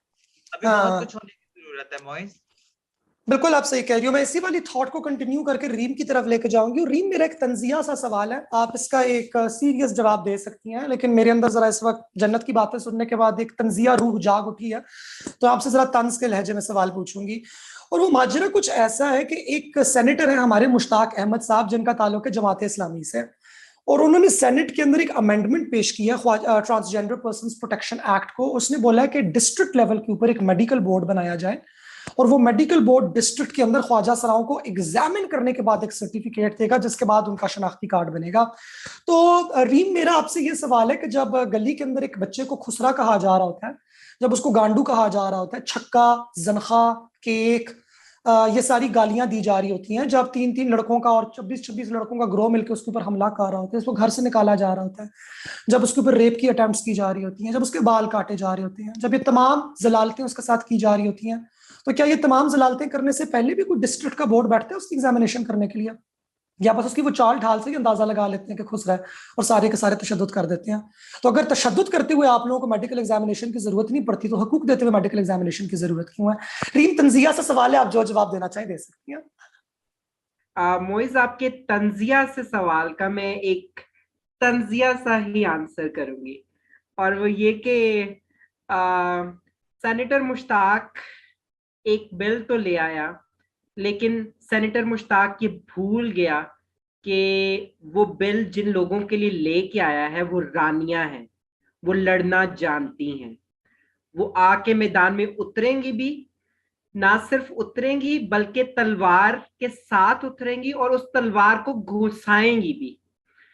तो ये कि ये बस वो लोग भूल गए, और उनको मैं अभी भी याद करवाना चाहती हूँ, अगर कोई उनमें से इस प्लेटफॉर्म से सुन रहा है, कि आप प्लीज जो है वो देख लें, क्योंकि जब हमने वार करना है ना, तो हमने छोड़ना कुछ नहीं है जब हमने वार करना है। तो ये कि ये बिल जो है वो दरअसल जो इंडियन एक्ट है, ये स्पेसिफिकली मैं इस बिल की बात नहीं करूंगी, ये मैं दोबारा से रिलेट करूंगी शरीयत कोर्ट का जो मैटर है उसके साथ भी।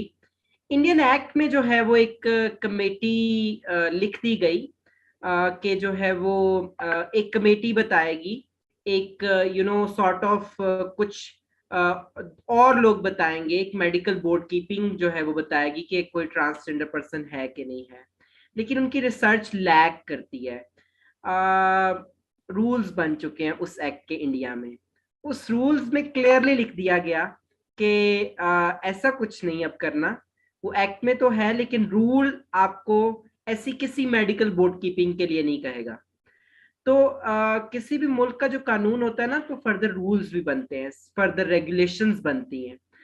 तो ये कि आप जो है वो इर्द गिर्द से देखते हैं और आप जो है वो आप मिसालें देते हैं नॉन मुस्लिम्स की अपने मुस्लिम होने को प्रूव करने के लिए,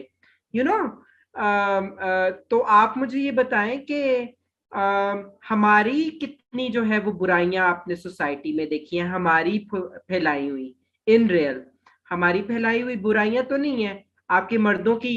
वो इस्लामाबाद के एक पोश एरिया में एक मर्द एक औरत को कत्ल कर देता है ना, और उसकी गर्दन के साथ फुटबॉल बना के खेलता है, क्या वो ख्वाजा सरा था? नहीं, वो ख्वाजा सरा नहीं था।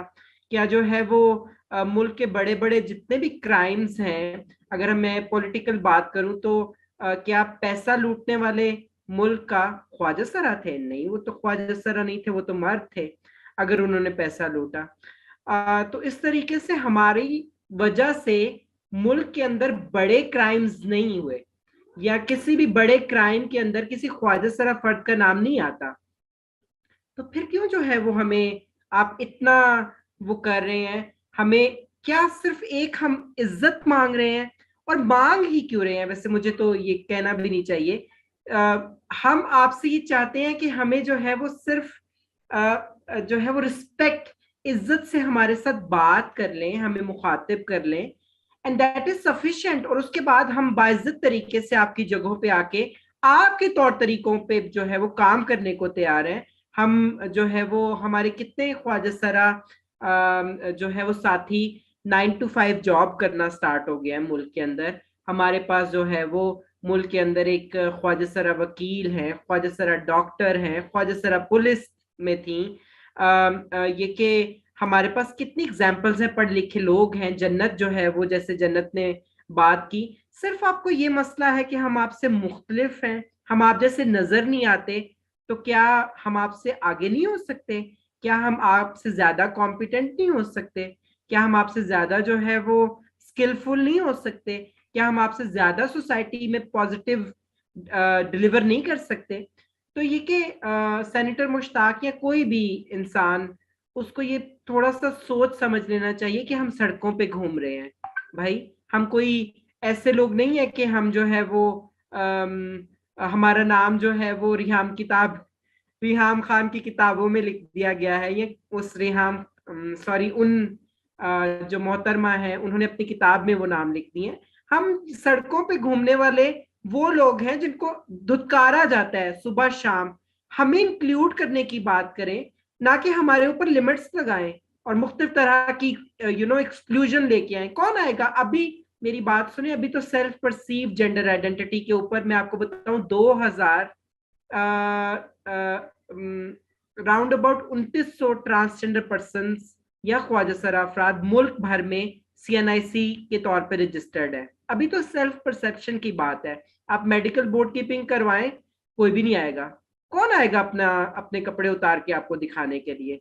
कौन जो है वो आपको, जबकि जेंडर का कोई ताल्लुक कपड़ों के उतरने से है ही नहीं है। जेंडर तो एक मुख्तलिफ जो है वो सिनेरियो है, मुख्तलिफ चीज है। जेंडर का ताल्लुक तो यहाँ से है कि आप अपने आप को समझते क्या हैं। तो ये कि जब आप मेडिकल बोर्ड कीपिंग इंट्रोड्यूस करवाने की बात करते हैं, तो आप भूल जाते हैं कि वो लोग मार्जिन पे हैं जिनके बारे में आप बात कर रहे हैं। आपने उनको इंक्लूड करना है कि फर्दर उनको उठा के कहना है कि जाओ भाई, आप अपनी तंग गलियों में जाके वही जो है वो जिंदगियां गुजारो जिसको हम गुनाह कहते हैं। आपने अगर उनको इंक्लूड करना है, और हमारा मजहब तो हमें सिखाता है कि आपने इज्जत देनी है, रिस्पेक्ट देनी है। जैसे कि प्रॉफिट पे जब जो है वो कूड़ा ना फेंका गया, तो वो पहुंच गए वहां पे उस औरत के पास कि मुझे बताएं जरा कि आज आपने मेरे ऊपर कूड़ा नहीं फेंका, आपकी तबीयत तो ठीक है? तब वो औरत मुस्लिम हुई। अगर आपने हमें ठीक भी करना है तो हमारे साथ अच्छा सलूक तो करो, हमें बुलाओ तो सही कि हम आपके बारे में ये जो है वो करना चाह रहे हैं, या हमारे बारे में उनके अंदर ये सोच है। हमें बताएं आप कि कितनी हद तक आप इस सोच को किस तरीके से देखती हैं या देखते हैं। अच्छा Reem, sorry to interrupt you over here, लेकिन I just quickly summarise your point. मुझे आपकी बात में बहुत दिलचस्प कड़ी नजर आई, जो कि जन्नत की बात से मुझे लिंक नजर आ रही है। यानी कि मिथ्स तो हमारे बारे में हर तरह के हैं, और ज्यादातर हमारे बारे में जो है वो गलत मिथ्स हैं कि ये ऐसे हैं, ये गंदे हैं, ये सेक्स करते हैं, ये होमोसेक्सुअल हैं, इनके मर्दों के साथ ताल्लुकात हैं, ये बच्चे अगवा करते हैं, इनके जनाजे रात के अंधेरे के अंदर होते हैं, ये जिस्मों के सौदे का काम करते हैं, एटसेट्रा एटसेट्रा। मगर इन तमाम चीजों की वजह से एक और पिदरशाही निजाम के अंदर एक और चीज भी क्रिएट होती है, लाचारगी का मिथ, बेचारगी का मिथ, कि ये इतने लाचार, इतने बेबस, इतने मजबूर हैं कि हमें इनकी मदद करनी पड़ेगी, इनसे पूछे बगैर ये तो हमें बता भी नहीं सकते कि इनको क्या चाहिए। ये एक बड़ा नैरेटिव हमें सुनने को मिलता है ना, अमीर लोगों से गरीब लोगों के बारे में भी, कि जब हम एक गरीब इलाके में जाकर स्कूल खोलेंगे, वहां बच्चों को साइंस पढ़ाएंगे, और मैं अक्सर उनसे पूछती हूँ कि आपने गरीब लोगों से पूछा कि उन्हें क्या चाहिए? हो सकता है कि वो बोलें कि जी हमें सिर्फ पानी चाहिए और हमें पैसे दे दो, हम अपनी दरसगाह खुद खोल लेंगे, वहां हम बच्चों को काश्तकारी की तालीम देंगे, बिकॉज हमारा ये काम है। उनको साइंस नहीं पढ़नी, उनको वो पढ़ना है। आप उनसे तो पूछो तो वो जन्नत जैसे पहले बोल रही थी कि हम जी ट्रांसजेंडर स्कूल खोल दें, हम ट्रांसजेंडर वो खोल दें, हम ट्रांसजेंडर वो खोल दें, जबकि ट्रांसजेंडर बंदी तो असल में ये चाह रही है कि मेरी माँ मुझे बस इतना बोल दे कि तुम मेरी बहुत प्यारी बेटी हो। बस वो माँ इतना बोल दे तो शायद एक ख्वाजा सरा के 95% मसले खत्म हो जाएं। अगर वो पूछ लें हमसे तुम्हें किस बात का गम है, तो फिर किस बात का गम है, अगर वो पूछ लें हमसे, तो शायद माजरा कुछ ऐसा भी है कि जो लोग लाचार होते हैं, जो लोग बेजुबान होते हैं, उनको खुदा ने बहुत जबान में तकवीयत भी बख्शी होती है। ग़ज़वा बदर के अंदर मुसलमानों की तादाद बहुत कम थी कुफार के सामने। करबला के मकाम पे हमारे पास इमाम हुसैन की जो फौज थी वो बहुत छोटी थी दुश्मन फौजों के मुकाबले में। तो हक के ऊपर अक्सर औक़ात लोग कम ही होती हैं, लेकिन उनके पास ताकत बहुत ज्यादा होती है। तो मैं इसी बात को आगे करते हुए अपनी इख्तिताम की तरफ चलूंगी और जन्नत से बात करूंगी, और उसके बाद आप भी अपना क्लोजिंग आर्ग्यूमेंट दीजिएगा। जन्नत, मुझे आपको देख के और रीम को देख के और अपनी बाकी सारी ख्वाजा सरा लीडर्स को देख के मैं ये कहना चाहूंगी, और अपने आइकॉन्स को देख के ये अक्सर औक़ात फील होता है कि आप लोगों की जो स्ट्रगल है ना, ये मुझे अक्सर औक़ात सिर्फ पर्सनल या पॉलिटिकल नहीं लगती, कि मुझे अक्सर औक़ात बहुत ज्यादा स्पिरिचुअल भी लगती है, कि जैसे ये एक रूहानी सा भी अमल है। और मुझे रह रह के बुल्ले शाह साहब का वो कलाम मुझे उनका याद आता है कि कंजरी बड़िया जात नहीं घटदी, सानू नच के यार मनावण दे। कि वो तमाम चीजें जिनको मलामत करके, जिनको गाली बना के, जिनको एक मिथ बना के हमारी जात और हमारी कला के साथ निस्बत दी जाती है और हमारे ऊपर थोप दिया जाता है, हम तो उसके अंदर भी खुदा को तलाश कर लेते हैं। तो रक्स, मौसीकी, इजहार और ख्वाजा सरायत, इन सब का हमारे साथ क्या रिश्ता है? अगर इस पे आप बात को क्लोज करना चाहें तो। मैं सोच रही थी मोइज ने मेरा इंट्रोडक्शन तो एज एन आर्टिस्ट करवा दे, लेकिन उस बारे में बात नहीं की, क्योंकि आर्ट का बहुत ही मेरे लिए तो ऑक्सीजन है। आर्ट मेरे लिए ऑक्सीजन का रोल अदा करता है। It's life for me.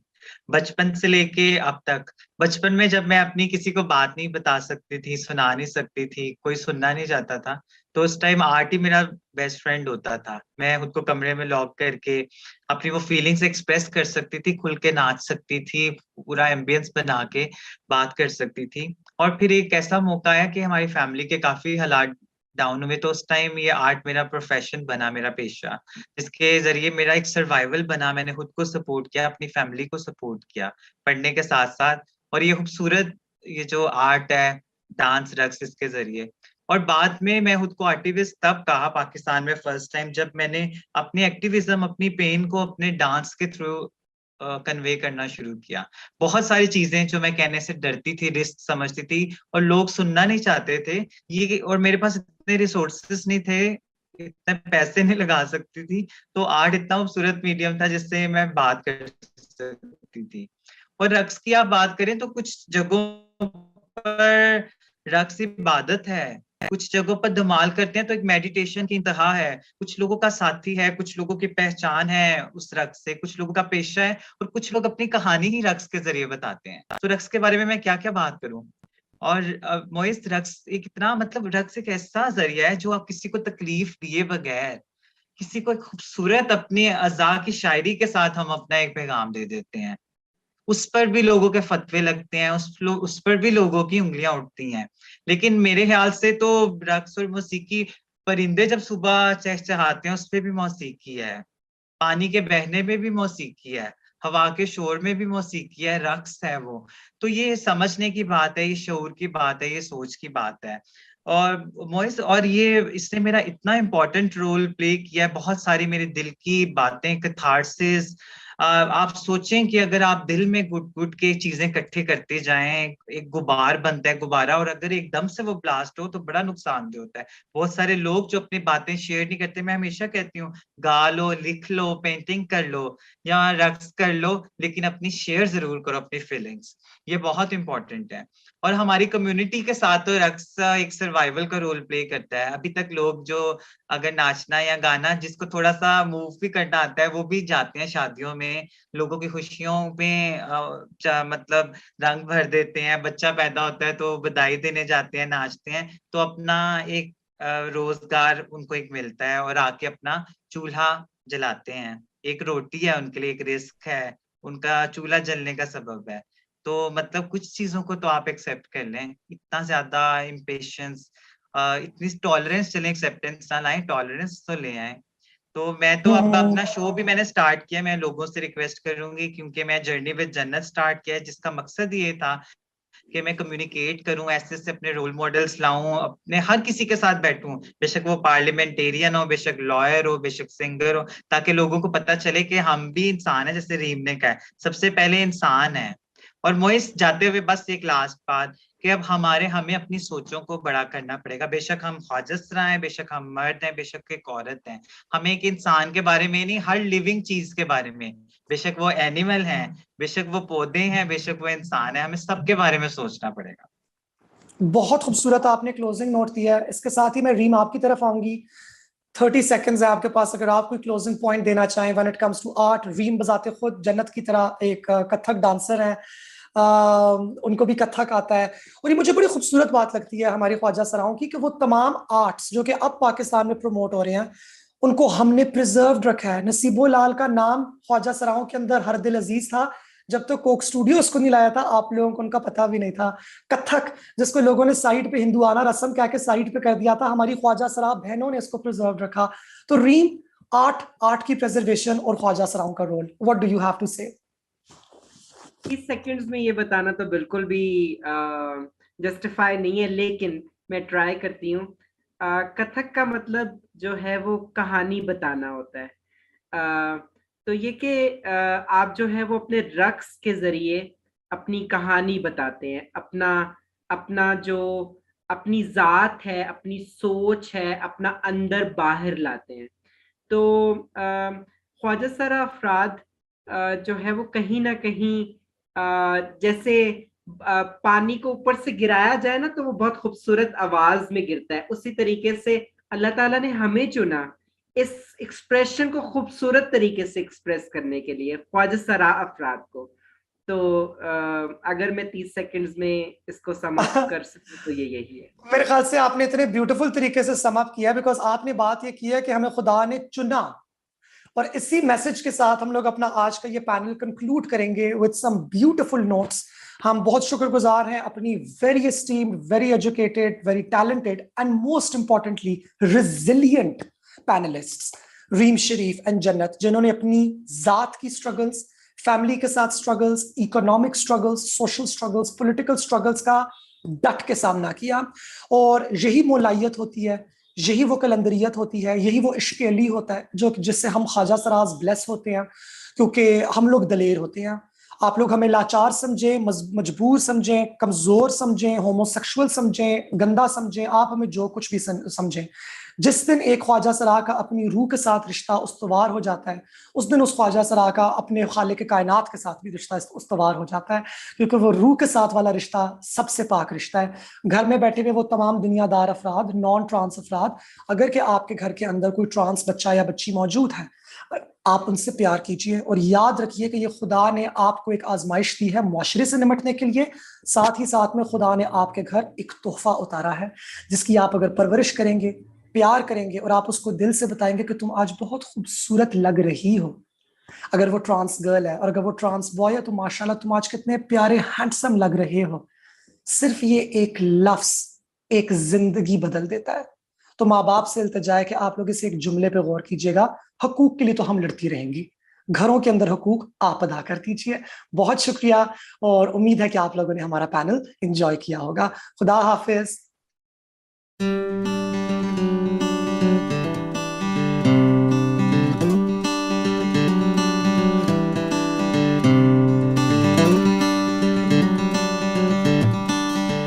Hello, everybody. It's so great to be here performing for you at the WOW Festival. Thank you for inviting me. My name is Shazia Mirza, and it is great to be here making eye contact with people in my underwear. Because I haven't worn a bra for 14 months. My breasts have been self-isolating. I mean, they've really enjoyed the break from the local builders, but they have now found company under my armpits. I am very British. I'm British. My parents are from Pakistan, but I am very British. And I do very British things. I mean, but what does that mean, being British? I mean, is that loving the NHS, sticky toffee pudding and ignoring people you know on a bus? I'm definitely British. You know, when somebody pushes in front of me in the queue, I tut politely and exchange views with other customers. If I was a proper Pakistani, I'd bribe them on the spot. That would be a more effective way of clearing the queues at Asda. I'm very British in that I don't like to offend people, you know, and that is very difficult these days because, as we all know, everybody's offended. Yeah, some people are offended and they don't know why. Some people are offended on other people's behalf. Some people are offended because other people are not offended enough. And some people are offended because they just want someone to write to. I mean, everybody is offended and nobody knows why, you know. Offended on somebody else's behalf. That's like going to the hospital because your neighbour fell off a ladder. Now, during the pandemic, I've got these two women that live next door to me, Randy and Jane, and we'd never spoken. But during the pandemic, I hadn't spoken to anybody for about 36 weeks, and I was a bit bored and lonely. And Jane said to me, do you want to come round, you know, and have tea with us? Now, I think Jane and Mandy, I think they're a couple, but I never like to ask because I don't want them to think that I don't approve or that I find it offensive or that I might ask them to change the oil on my car. But I'm pretty sure they're lesbians because they're always going camping and writing letters of complaint. Now, during the pandemic, I went round there and Jane is flicking through the channels and she goes, oh, the Islam channel? Do you fancy watching that? I thought, there's me going out of my way not to ask them if they're having sex. And then the minute I walk in, it turns into Mecca. I mean, look, I did go home during the pandemic to stay with my parents. They live in Birmingham. They came from Pakistan to Birmingham in the 1960s, so not much difference. And they've been married a long time, you know, 45 years, and they hate each other. They hate each other, but they can't be bothered to leave each other. They can't be bothered, you know, demonstrating their hatred, apart from occasionally tripping each other down the stairs or accidentally grazing each other's faces against the pebbled ash wall. I mean, there would be serious ramifications, or in their case, ramadamifications, if they split up. Because I think, who'd put the bins out? Yeah? And who'd get the 20-kilogram bag of basmati rice that every Asian person has in their hallway? Most normal people, they have a hat stand or a table to put their letters. My parents have bags of basmati rice in case there is a famine in Birmingham. If there are ever floods in Birmingham, that house is going to fluff up and burst. My mum's quite religious. She's quite religious, you know. And when we were growing up, she'd always say to me, you must marry a Muslim, otherwise you will burn in hell. And I used to think, burn in hell? I mean, what else are you going to do in hell but burn? I mean, are there other options? Yes, I'd like to go to hell, but I just want to tan. She always says to me, why do you do this stand-up comedy? She said, this life is not for having fun. You'll have fun in the next life. I mean, which is all well and good, I mean, but what happens if you get to the next life? And God says, well, didn't you have fun in the last life? I left you DVDs, pornography, alcohol, sex. Those were the clues. I'm afraid in this life it's all cottage cheese and jogging. I left you 3 billion men to have sex with. What were you doing? Helping my mum make chapatis? I gave you a vagina. Didn't you use it? No, I thought I'd save it for the afterlife.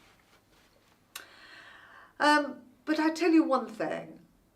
It was the first time, I think, during the pandemic, in a long time, that men realised how much effort it takes for a woman to look like a woman. Because things got out of hand, didn't they, ladies? They got out of hand. I mean, look, there was a lot of hairiness going around. My mum is very hairy. She has got a beard and a moustache. And she started to bleach her facial hair. I've told her to stop this now because when she gets in a lift under the lights, she looks like Father Christmas. Before the pandemic, though, I met these young girls. They used to live next door to me. And they used to go for these things called the Brazilian. Oh, my God. This girl, Jane, next door to me, she said, I went for a Brazilian. She said, I said, oh, did you have everything off? Apart from the clitoris, obviously. I mean, because apparently you have to tell them when to stop these days because it just becomes organ donation. I went for a Brazilian, I had the Gaza Strip. Very popular in Islamabad, apparently. But there was a lot of hairiness going around. I don't think men realised how much effort it takes for us to look the way we do. I mean, I went home and one day my mum, she was cooking in the kitchen with my dad and me, and it got a bit steamy, and honestly, it was like gorillas in the mist. You could not tell the difference between any of us. And what, seriously, have I been doing for the past 14 months? I mean, apart from sitting on the settee in my pyjamas, fingering myself, whilst watching documentaries on Ted Bundy. These serial killer documentaries, I mean, they are addictive. Once you've watched one, you have to watch them all, because you realise these men are real. It's him next door with the blue Ford Cortina. I watch documentaries on all the world's most dangerous men. Fred West, Harold Shipman, Prince Andrew. And it was scary. I knew I was going mad though when I saw Piers Morgan interviewing the Boston Strangler. And I was sitting there watching it and I thought, he's quite nice. The Boston Strangler, not Piers Morgan. I thought, he's polite, eloquent, single. And then I thought, this is crazy, I'm going mad. I'm turning into one of these women who used to write letters to Charles Bronson asking to marry him. The thing is, though, somebody had said to me at the beginning of the pandemic, they said, oh, Shazia, you know what? You'll be okay. You're a strong woman. And I thought, strong woman? What does that mean, strong woman, really? Are there loads of women just going around being strong 24 hours a day, lifting cars, chopping down trees, hunting, killing men? Am I a cup of builder's tea, a Russian shot putter, or the leader of Scotland? Because those lesbians, they're all strong, aren't they? I mean, any woman that's done anything now is now a lesbian. Hillary Clinton, lesbian. Angela Merkel, lesbish. That Scottish one, definitely a lesbian. What does Mary do in the office? Oh, she's strong, but only till 3:30, and then she has to go and pick up the kids. Also, there's 4 or 5 days in the month where she's really not that strong. She just sits around watching Hugh Grant films and stuffing herself with Twix. We're all so strong, None of us are able to push through the glass ceiling. When one of us does break through, there's loads of double glazing men on the other side going, don't worry, darling, we can fix that. As an Asian woman, I get awards just for leaving the house.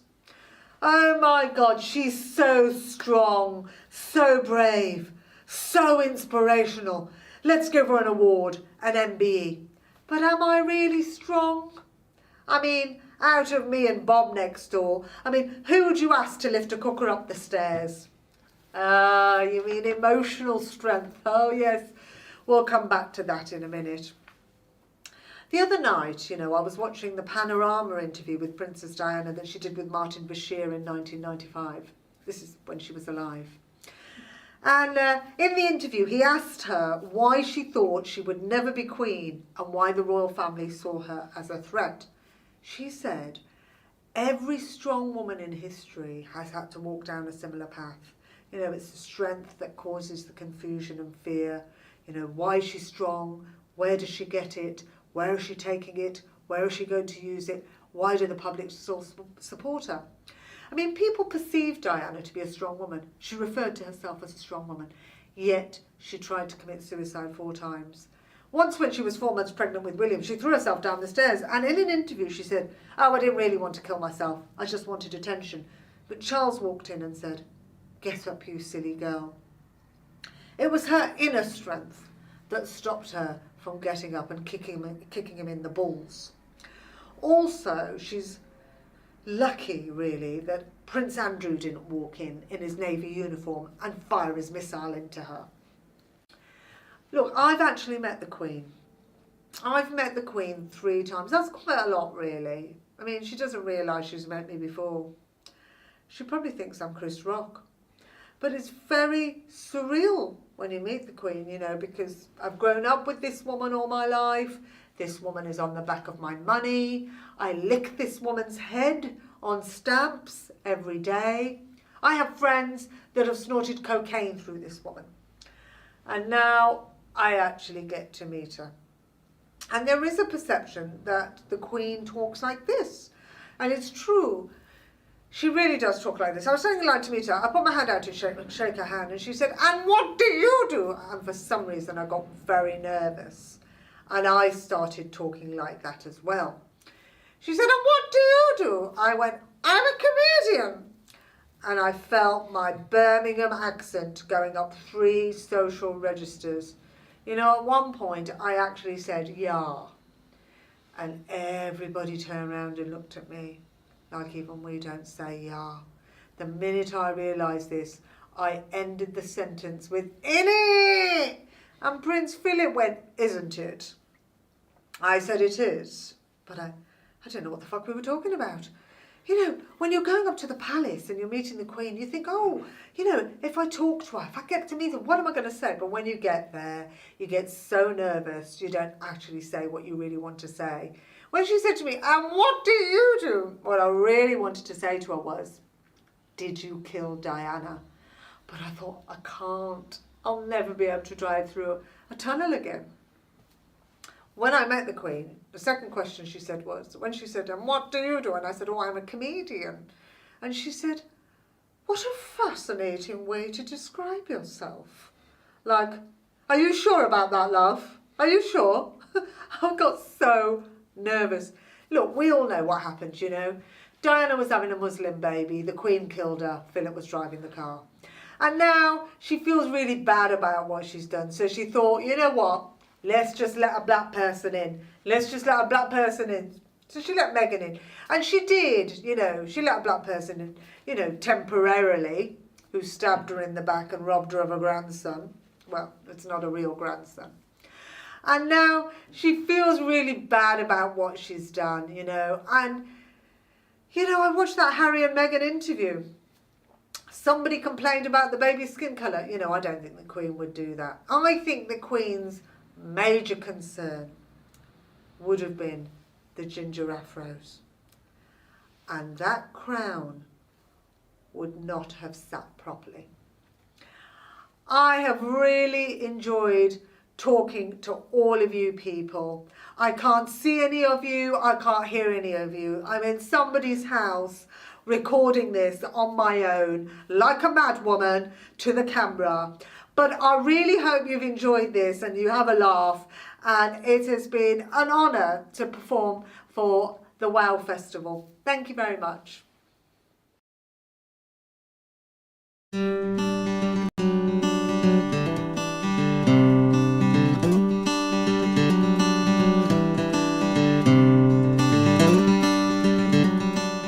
Hello and Assalamu alaikum. Welcome to WOW. I am absolutely thrilled to be in conversation with the Fatima Bhutto. I'm not going to waste any time with introductions because we all know what Fatima does. We know the incredible writer, author, thought leader, change maker that Fatima is, and according to not just me, but the internet also, a style icon also. We're going to talk about all of that. But thank you so much, Fatima, for taking out time and being here at this virtual version of WOW. How are you? My pleasure. Thank you, Sarmad, and thank you for having me. Wow. And walaikum assalam to everybody. I'm well. I'm good. Thank you. How does it feel, Fatima? I think other than how it is like, where are you and how do you feel? I mean, we are kind of waking up from, I mean, the aftermath of so much. And now post-vaccine, it is, you know, we're trying to understand the new normal. So how does it feel? Is the world really waking up again? I am somewhere between cynicism and optimism. I have to say, I think that we're not over with this whole thing yet. And I think we've got a couple more years of it to go, unfortunately. And I don't want to be like the bearer of bad news, but I think what is interesting about this strange world we live in is that it's really forcing us to think about how we live and asking us to live thoughtfully. You know, it's not just a question of our own freedoms or our own wish to live a normal life. It's also how do we protect others and how do we live well with each other. And so whenever I get annoyed at the pandemic, I think this is really asking us to live unselfishly. And that's actually quite an important lesson. And I think until we learn, we're going to be destined to keep living in it. And Fatima, are you like the vaccine business, all of that? I mean, that's done, the booster shots. I mean, it just keeps like getting more complicated. It is, but you know, I always think, you know, we wear seatbelts in cars to protect ourselves, to protect others. You know, this is not a question for me of making some sort of political stand. This is about protecting the vulnerable people in our communities. And so, you know, I'm all up to date with the vaccines. And, you know, I mean, imagine if people during the smallpox era said, I don't feel like having the smallpox vaccine, thank you, it's a question of my freedom. We'd all have smallpox today. So, you know, just get your vaccines, wear your masks, and then we can all move on with life, hopefully. My booster's due soon, so I'm going to get my booster. Fatima, you do so much, mashallah, and you do it so well. And but amidst all these identities where, you know, you don't only navigate through various forms of expression through your work, but now, I mean, it's also like it almost sounds a little hackneyed when we say, oh, people are influencers and people are thought leaders. But, you know, we do so much through our, you know, I mean, people like you particularly, you do so much. What is that one identity that's closest to your heart? Is Fatima an author? Is Fatima a thought leader? Is Fatima, I mean, with all the politics that is such a DNA in your case? You know, I don't know. I think one shouldn't get too attached to these kind of descriptions. And I'm sensitive about it because I really feel that I've never stopped learning anything. So I would be anxious to be considered a thought leader because I haven't finished thinking, like I haven't finished changing my mind. I haven't finished picking up new ideas. And so I would be like a thought student in my mind. And, you know, even as a writer, I mean, I've always thought of myself closely connected to the world of language and literature and books and stories because it's what I've always loved.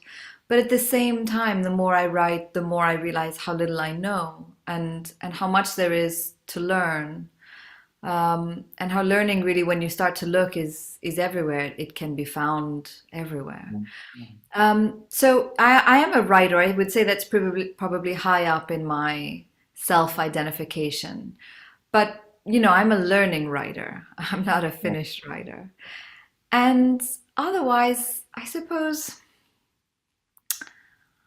gosh, I don't know really. A student. I mean, I like to think of myself as a student because it is a great joy of life to know that you're not finished with what's out there. I find that very exciting. Fatima, so when we look at your writing, it is such a diverse, you're 6 books old, right? And I'm sure that about that. No, I think that's right. Yeah. Yeah.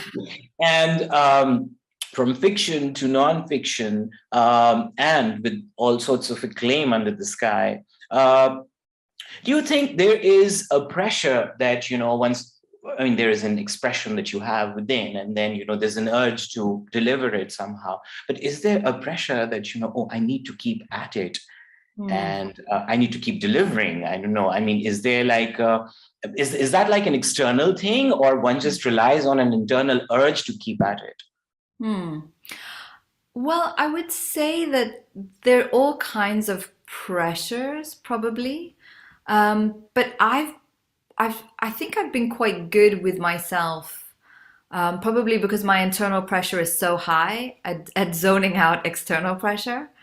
So I try in life not to be too influenced by the external pressures, but I am quite tough on myself in the sense that if I'm not working, what am I doing? So I am the kind of person who always needs to be at some kind of work. And I am one of those people that thinks work is everywhere and information is always being delivered to us in all kinds of ways, so long as we're looking for it. So even if I'm not writing, I am never off, I guess. I'm always looking for something, I'm hunting something, and I might not always know what it is, but I know that I want to be alert when it comes, when it arrives. But yeah, I suppose for me, I've always written because I felt an urgent need to say something or to express doubt, or it's not necessarily that I'm certain with whatever I say, but to ask questions and to share whatever dilemma is bothering me with anyone who cares to listen, I suppose. And Fatma, when you are, say, observing, when you are, say, making little mental notes or notes, what's the literal practice that Fatima Bhutto does? Like, is it notes on your phone? Is it little voice memos? Like, I'm just intrigued.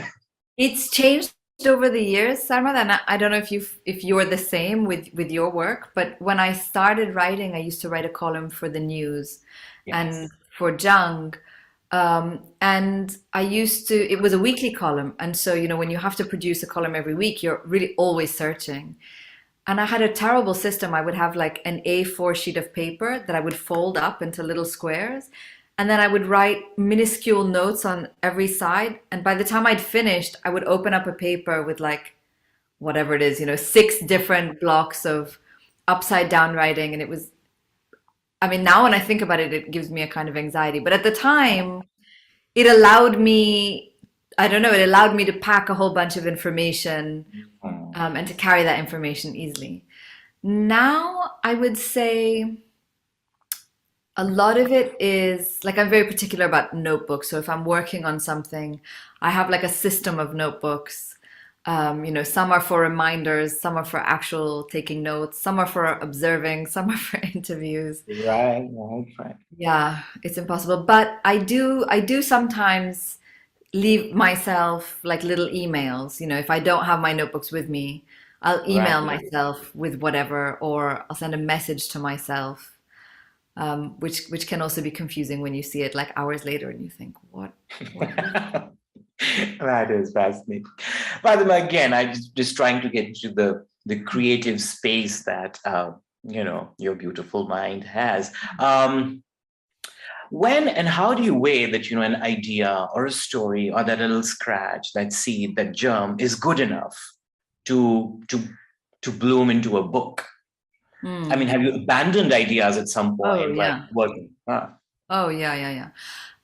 Well, for a book, it's much harder, obviously, because a book is something you will have to live with for many years while you're writing it. And then even when you finish writing it, when you're editing it, and then when you finish editing it, when you think you're done with it, that's when the rest of the world sees it.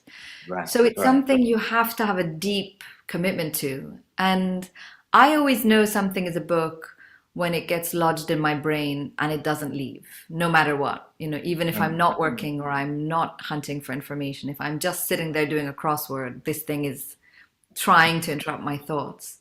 That's usually when I know I have a book. But articles are different. Articles they are maybe more intense in terms of interruptions. And I have a feeling that I can't really breathe. I feel unsettled unless I sit down and put this thing down immediately. so they're slightly more intense, but also they have their own limits. So, you know that this is not a book. I'm not going to think about this for 4 years. I'm thinking about this because I've just encountered something new and I need to understand it in new ways. But yeah, I've abandoned plenty of things. I think one has to have a real detachment in order to work as a creative person, because you can't be attached to something as being linked to your sense of self or your worth. You also have to have a bit of thick skin, because what you're interested in might not be what other people care about at that moment. So no, I'm quite good at putting things down if they need to be put down as well. And Fatma, also, is there a conscious decision to, now I'm going to pick up nonfiction and this is time for a fiction piece? It really depends, because for me, they're like using different muscles. Right. Or like thinking in different grammar. For me, fiction is very freeing to work on, but it's much harder. And I need to be, I guess, mentally or emotionally, I need to be feeling really solid to work on fiction. But at the same time, fiction is usually much more disturbing. It's something that really gnaws at me. That's why I've had to sit down and put it to paper. Whereas I like the investigative quality of nonfiction. I really enjoy the process of having an argument and then going out to check if it's right or to check if I'm wrong. And so I need less mental energy or emotional energy for that. But I need a different kind of energy, because you're a sort of mini investigator in a way. You are going out to test your ideas against the world, to put your ideas in confrontation with other ideas. So that requires a kind of persistence of its own. But Fatima, is fiction completely meditative like that? Is it completely solitary, or like does that also require research or some field work? Well, it's both, but I think you're right. You put it really well. It's actually very meditative.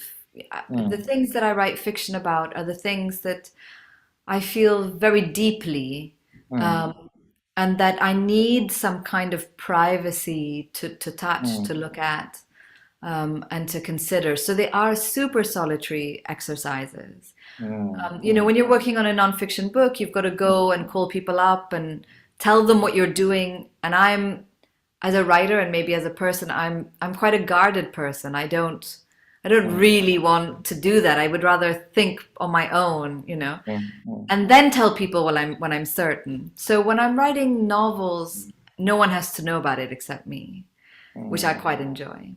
Whereas when I'm writing nonfiction, it's sort of collaborative. You need to interview people, you need to go to libraries, you need to ask for things.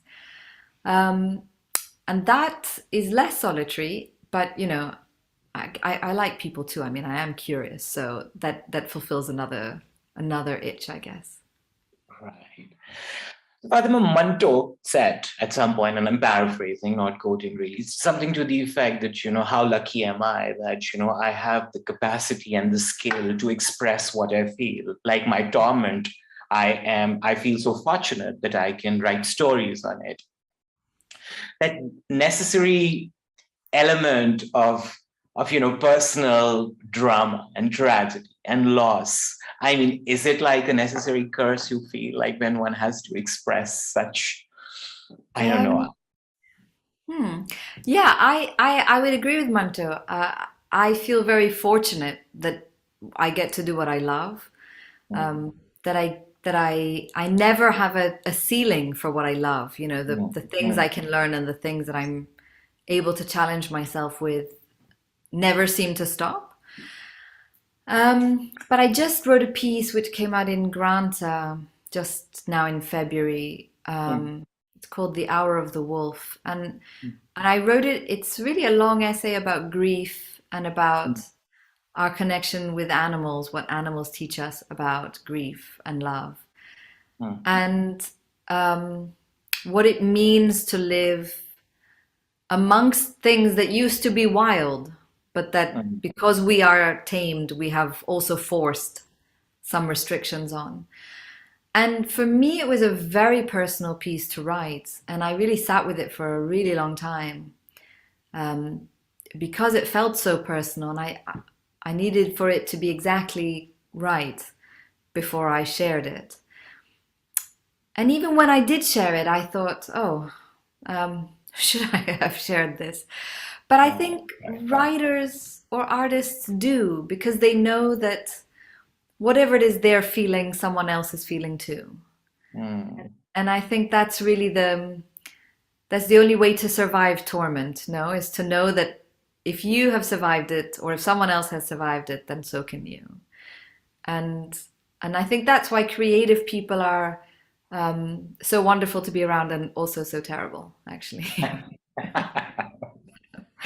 But listen, in the 90s, when I was in high school, I remember that, there were very few South Asian writers that at least I knew of. And I mean, whenever we went, say, book shopping, I mean, there were like a tiny little shelf dedicated to just, let's say, mostly Indian origin authors, and there were very few. Now, when you entered the space, did you have a career in mind about it, or did you was there a research to the space that this is what I'm going to be a part of? And particularly for a woman to then, embark on a journey, which is, again, like any other discipline, I do feel in the trade part of it, it is dominated mostly by men and with a certain mindset. Or am I? No, you're very right. You're very right. I mean, I guess I'll answer that in two parts. When I set out to become a writer, I didn't really think about the market as such, because I'd always loved books and I'd always loved writing, and was very lucky to have a father who really encouraged me as a child. So I always felt from a very early age that I had a right to a voice, and I had a right to an opinion, and I had a right to do, or say maybe difficult things, and still feel that I should be accepted or allowed to say those things. So I didn't really look into, I didn't research how to get into it or what the space was like. But the thing that I was shocked by was when I was really starting my writing life as a columnist in Pakistan and for Pakistani papers. There was a point at which, foreign papers or American or English papers started to notice the writing, and then started to ask me to write for them. And then I noticed something strange. It was also a period in Pakistan's history, which was, as everyone will remember who lived through it, this was the early 2000s. There was a lot of terrorism. There was a lot of violence. The war in Afghanistan was in full swing. And you had a lot of interest in Pakistan globally. And it was then that I started to understand, when I started to talk about what I felt about the war on terror, or what I felt about renditions or people being picked up and taken, out of Pakistan without trial. When I started to write about this, I noticed a lot of Western journalists, who were mainly men, to be honest, but they were women too, who became quite, aggressive. I think they didn't like that we tell our side of the story. The story of the war on terror, the story of 9/11, the story of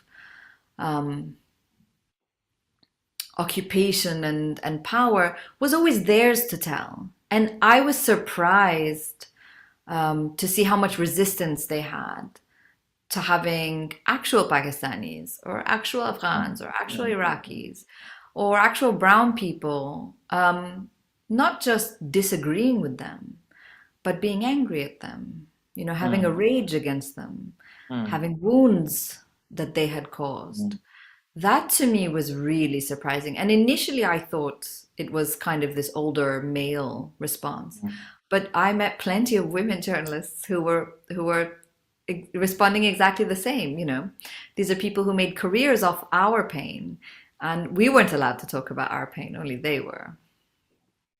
So I deal with filmmaking students mostly. I mean, not of any other kind, but so there are cliches of student filmmaking, for example, particularly people who want to become filmmakers, and then their thesis film is really important. But it can be boiled down to 5 or 6 kinds of things that they think work. Work with a certain audience, and particularly when they are aiming for, as we call it, the festival circuit, they know what to sell from this part of the world. And that has become, its own stereotype, etc. Now, when young writers, aspiring writers, or people, who want like a mid-career detour, and they think that they can write. Now, we will talk about South Asia Speaks in connection to that.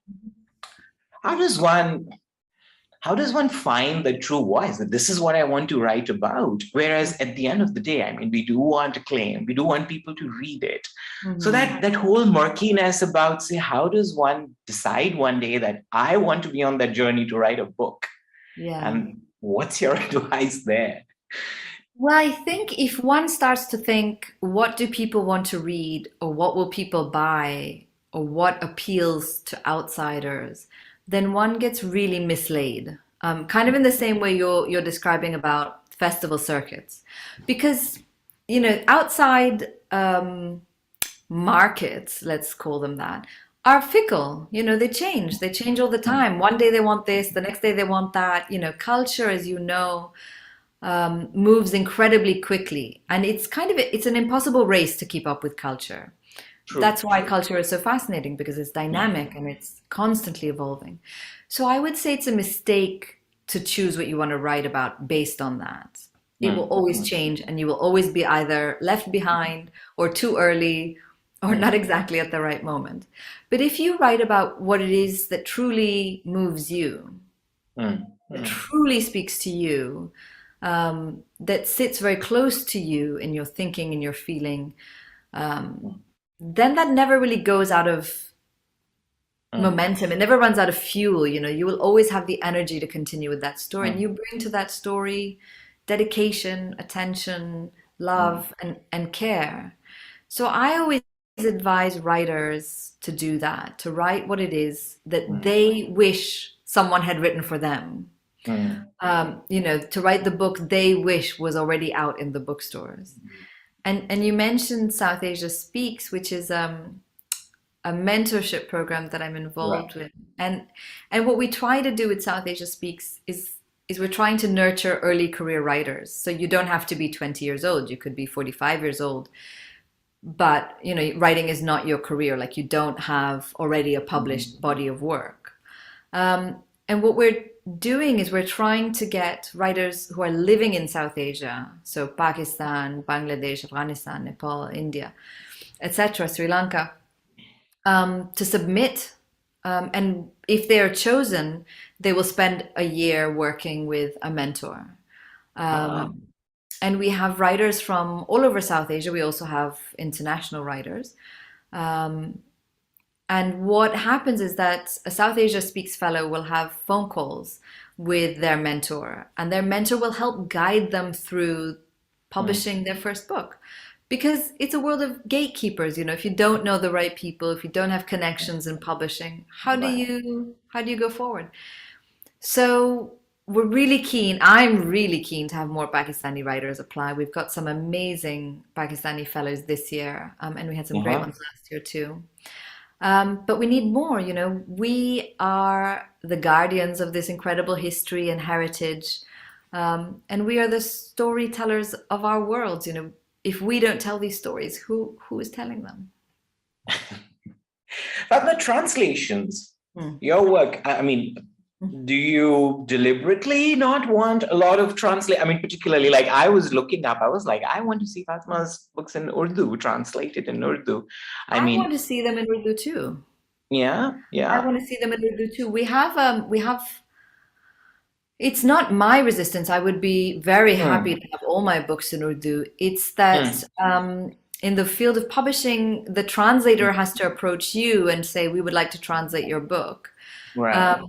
And then you give them the rights to do it, and off they go. So the Runaways does actually, in theory, it hasn't happened yet, but we're waiting for the Urdu translation to be completed. So I'm really Oh, hoping The okay. Runaways will be in Urdu. Oh, I'm excited. But the other books, you know, they haven't asked to translate it. So I'm still waiting. If there's anyone who Then wants to, it's I'm more than there. happy. Fatma, what shall we be excited about? What's in store and what's coming up soon? Well, it's too early to say. I mean, I'm working on the very early stages of a new book, but it's too early really to know Okay. what it is yet. So I won't be annoying about that. But you know, the pandemic has been a weird time, I think, for everybody, and Yeah. it's hard to write about the world if you're not really in touch with it. If you're cut Right, right.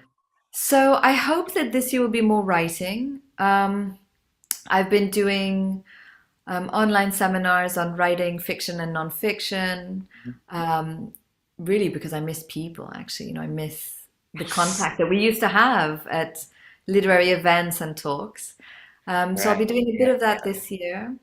And then hopefully a bit of journalism too. The first one out in Granta this month, and I hope a couple more big pieces later on. But we'll see.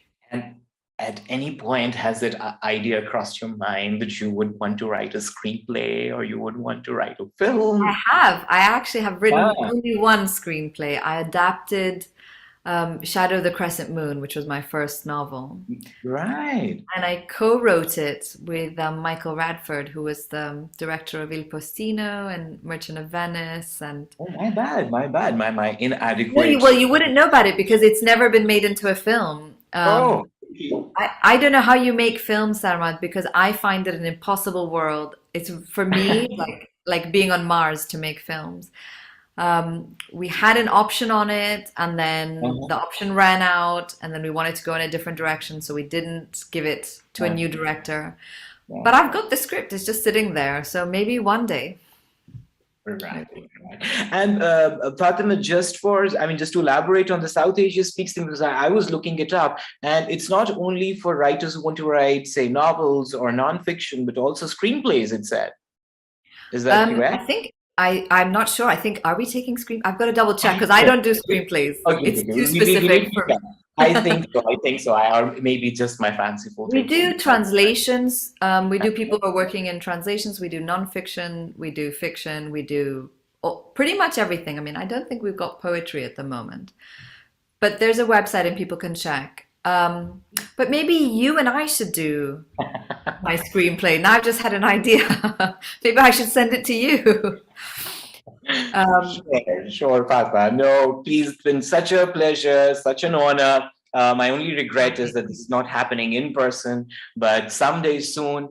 Thank you very, very much for taking out time, Fatma, and keep shining and keep writing. And thank you, Sarah. Thank you. Hope it's in person next time.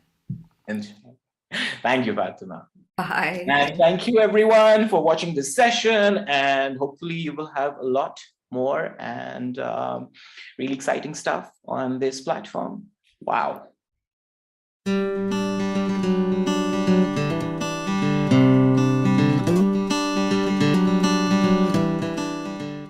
Okay ji, काफी happening weekend रहा, जबरदस्त है ना? जी। अच्छा, मुझे बड़ा मजा आता है फेस्टिवल्स में जाके। ये एक ऐसा मौका होता है जिसपे इतने मुख्तलिफ तरह के लोग एक जगह जमा होते हैं और इस माइंडसेट के साथ आते हैं कि अच्छा देखो तो सही कि वो क्या कह रहा है या वो क्या कर रहे हैं, वो क्या सोच, इस माइंडसेट के साथ आते हैं, सुनने के ही माइंडसेट के साथ आते हैं, एक्सेप्टेंस के माइंडसेट के साथ आते हैं कि मैं फेस्टिवल में जा रहे हैं, वहाँ सब मुख्तलिफ होगा, अलग अलग होगा। मुझे आइडिया ही बड़े मजे का लगता है, चाहे वो लिटरेचर फेस्टिवल्स हों, चाहे वो म्यूजिक के फेस्टिवल्स हों, चाहे वो वाव हो, यू नो। और बाज दफा तो आपको लगता है कि यार ये भी हो रहा है, बिल्कुल, हमें तो पता ही नहीं चला कि ये भी हो रहा है। कितने छोटे छोटे से अमेजिंग काम बिल्कुल। और इनमें मुझे सानिया जी जो सबसे एक बहुत मूविंग चीज़ लगती है वो ये है कि जैसे आपने कहा we come with the spirit of acceptance, but you come to see somebody's art work, और वो आर्ट जो होती है ना या आर्ट जो होता है वो दर्स नहीं होता, वो it transcends you know instruction and to communicate via music. For example जब आप वो एक फौरन आप ट्रांसपोर्ट हो जाते हैं। तो यही मकसद था वाओ फेस्टिवल का भी, to bring people together in the most universal language, in the most universal way possible. हालांकि अभी हम फिजिकली जैसे नहीं कर I पा रहे know, जी। We really missing it though, but नहीं करने से वर्चुअल फेस्टिवल्स करना हमें बेहतर लगा। और ये भी कि इसका अपना भी तो एक फायदा है ना कि ये हमेशा के लिए कहीं डिजिटल वर्ल्ड में रह जी। जाएगा और आप इसको रिविजिट कर सकते हैं बिल्कुल। जितनी बार चाहें, जो कि आप ज़ाहिर है फिजिकल फेस्टिवल्स में नहीं पॉसिबल होता। और शायद अभी जो लोग हमें देख रहे हैं वो पता नहीं, कुछ लोग अपने ऑफिसेज में होंगे, कुछ घर पे होंगे। गाड़ी चलाते वक्त ना देखिएगा ये। सुन सकते हैं, सुन सकते देखे हैं। मत, सुन हाँ। सकते हैं।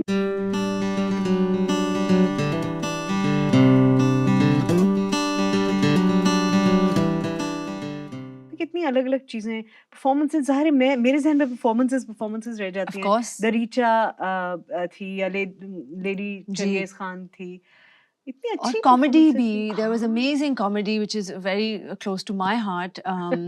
मैंने कुछ यूट्यूब पे भी मूरू के साथ कुछ कॉमेडिक स्किट्स लिख के परफॉर्म भी किए। अब उनको हम मेन स्ट्रीम टीवी पर भी ला रहे हैं, इंशाल्लाह आप लोग रमज़ान में देखेंगे। बट शाजिया मिर्ज़ा की जो थी अबाउट कमेंट्री और पाकिस्तानी कल्चर, और वो कितना डीप रूटेड होता है आपके अंदर, बेशक आप लंदन में क्यों ना बैठे हों। When I feel like in comedy when comedians make fun of you, they do it and you don't even know what they just did. Yes, है ना? और वो बाद में भी आपको स्ट्राइक करता है, वो बहुत देर तक आपके साथ रहता है। और औरतें कॉमेडी करते हुए कितना हमें कम हाँ। देखने को मिलता है पाकिस्तान में। So whenever there's a comedic troupe of women, I always go and support it. In fact, Sania ji, I want to tell you that the first date I went on with my husband was to an Auratnak show. Oh, Yeah, really? yes, he said let's go to That's Auratnak, superb. and that's where he sort of, you know. I haven't met your husband, but I like him already. You see, because Yeah. culturally, हमारे यहाँ खवातीन का humerus होना, जी, तो वही औरतों का sense of humour होता ही नहीं। बिल्कुल। एक तो दूसरी बात ये कि कहाँ वो कॉमेडी कर रही हों खुद, तो unless they are caricatures Yeah. and making fun of themselves, it's not acceptable. और अगर आप उनका मजाक उड़ा रहे हैं तो भाई वाह वो वाह तो वाह फिर वाह, ठीक है, बहुत yes. मजे की बात है। लेकिन अगर वो आपका मजाक उड़ा रही हो तो then it's not okay. बिल्कुल। तो ये एक बड़ी ही अच्छी और मस्बत और मजबूत रिवायत डाली है इन लड़कियों ने, खवातीन ने, कि हम हंसेंगे भी और हंसाएंगे भी, अपने ऊपर भी हंसेंगे और आपके ऊपर भी हंसेंगे, कर लो जो करना है। तो आई थिंक ये बहुत बहुत बहुत अच्छी। स्वाइनरी, ओह हमारी फेवरेट जो हाँ, जी। और कितने कैरेक्टर्स जो हमने इसमें देखे, अगेन कॉमेडी ऑफ कोर्स, के और उर्दू में और इंग्लिश में बाइलिंगुअल उनकी, क्योंकि वो एक मतलब एक क्लास का मजाक भी उड़ाती हैं। हाँ। और फिर उनके ब्लू मौलवी साहब भी हैं, तो वो कल्चर से लेके पॉलिटिक्स से लेके जेंडर तक उनकी कमेंट्री कभी कभी तो मेरे सर से गुजर जाती है, you know? थोड़ी देर बाद समझ में आती है वैसे, क्योंकि अगर आपने वो इवेंट मिस किया हुआ हो ना, या वो न्यूज़ मिस की हुई हो, बिल्कुल, तो फिर कभी कभी टाइम लग जाता है, देर में समझ में आती है। Who is your favorite most favorite Swinery character? वो वाली जो आंटी है। अच्छा, वो वाली। Of course, वो जो darling, I found a match for you, darling. I think all of them are really funny, Yeah. but I just मेरे ख्याल में मैंने शुरू में ज्यादा उन्हीं के देखे, तो वो मुझे बहुत मजे की लगी।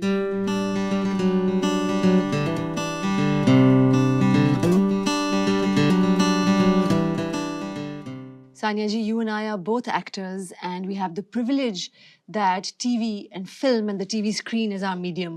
And I don't know if you agree, but this year I thought the lineup at the Festival of Films was just fantastic. I absolutely agree. Hannah? Absolutely, yes. We had yes, Kiran, yes. we had Happy Marriage, we had A Coup, we had Vote for X, which is about trans rights and a trans person's journey. तो इतनी variety थी फिल्मों की.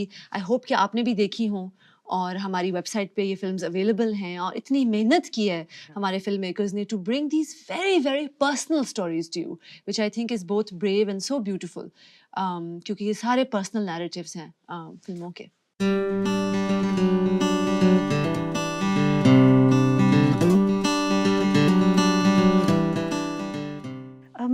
मैं सोच रही थी वैसे कि हमारे फेस्टिवल की थीम रानी थी जी इस दफा, एंड मुझे बड़ा फैसिनेट किया इसने, बिकॉज कैसे उसको मैं I can feel her but I can't explain her, you know the kind of power that comes with the word Rani. Absolutely. Matlab, she's majestic.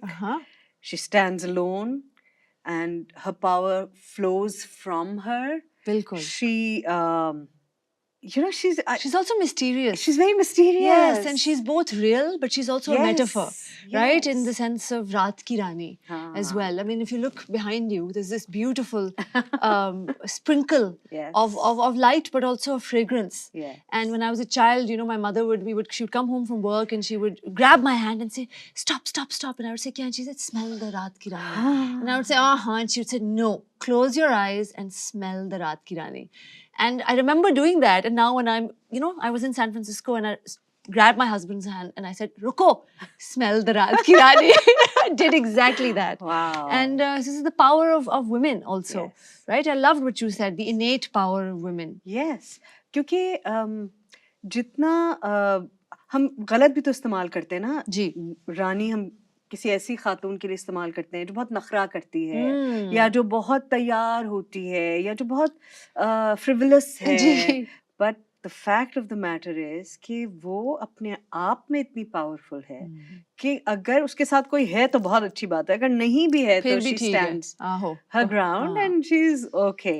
तो ये सारी खवातीन जिनसे हम मिले हैं through out the journey of this festival, अगर उनके साथ कोई है तो बहुत अच्छी बात है, वरना रानी के साथ रानी तो है। तो ये बहुत ही मुझे अच्छा लगा इस दफा जी चॉइस बिल्कुल। और सानिया जी, हम जो पहले लैंग्वेज के बारे में बात कर रहे थे, डीकोलोनाइजेशन की हमने आज बात की है, तो उसी के साथ साथ Rani is a local indigenous metaphor and it's a local name और रादर अ टाइटल। और रात की रानी भी जी बिल्कुल very us exactly, it's in us. So I love the fact that the festival promoted this, but also it's basically encouraging our friends and our comrades and our daughters and mothers and sisters that we all have agency. Absolutely. मुझे रात की रानी क्यों अच्छा लगा सुन के कि इतने रात को खुशबू आती है उसकी जब आप उसे देख नहीं सकते। हाँ, देखा। लेकिन वो ऐसे अपने आप को महसूस करवाती है कि आपकी environment को तब्दील कर देती है। Beautiful. जिस हवा में आप सांस ले रहे हैं उसे वो तब्दील कर देती है, हालांकि वो नजर नहीं आ रही। तो do not undermine the power of रात की रानी because she changes you in the dark, stops you in your tracks. तो मैं ऐसी बातें सोच रही थी, मुझे बहुत अच्छे गूज़बम्स आ रहे थे कि कितने मजे की चीजें हैं जब खवातीन मिलके बैठती हैं और वो अपने बारे में अपनी तरह सोचती हैं, तो कितनी खूबसूरत बातें उसमें से निकल कर आती हैं।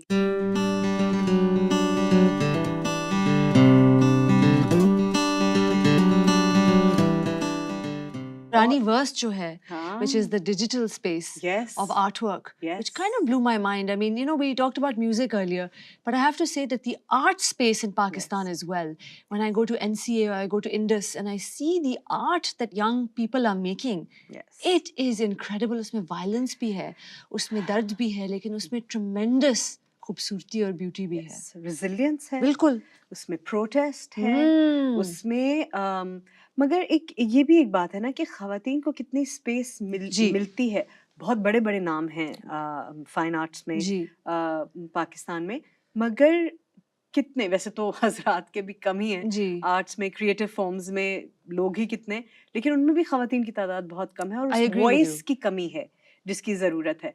तो ये डिजिटल रेल्म में खवातीन का अपनी आवाज़ एक क्रिएट करना, फीमेल आर्टिस्ट्स का होना और इतने सारे डिफरेंट फॉर्म्स और मीडियम्स इस्तेमाल करना इज़ वेरी इंटरेस्टिंग। बिल्कुल, and I absolutely, and whether it's sweatshirts और whether it's ceramics or whether it's actually like fine art on a canvas, women are really reclaiming all these spaces that have historically been occupied by men. Yes, or so they thought. Or so they thought. I like that. Yeah. और express करने के साथ साथ ये भी ज़रूरी है कि हम एक दूसरे को भी नजर आएं, किसी एक मोमेंट में, किसी एक मूवमेंट में इकट्ठे फ्लैश की तरह से भी होके गुजर जाएं। तो उसके लिए भी हमने कोशिश की कि वी आर वाओ के साथ हम विजुअली कम से कम इकट्ठे नजर आए। तो वो जो हम बार बार आपसे रिक्वेस्ट करते रहे कि प्लीज अपने हथेली पे वाव बनाइए और उसकी तस्वीर खींचिए और उसको हैशटैग के साथ अपने सोशल मीडिया हैंडल्स पे लगाइए, तो उसका मकसद सिर्फ एक कोई ऐसी फ्रिवलस सी एक्टिविटी नहीं थी। उसका मकसद ये था कि नजर इकट्ठे नजर आना, ज्यादा नंबर्स में नजर आना, ज्यादा पावर की निशानी है। तो So thank you Sania ji for actually encouraging all the people who are watching us. अगर आपने अभी तक नहीं किया तो यही है, this is the memo कि एक वाव बनाए, उसके ऊपर top it off with a star and upload it to social media and then with the hashtag we are wow22. तो इस तरह करेंगे तो it'll again as Sania ji said strength in numbers, but बड़ी ज़रूरी चीज़ है, and we'd actually really like to hear from you about what you've been up to and what your stories are.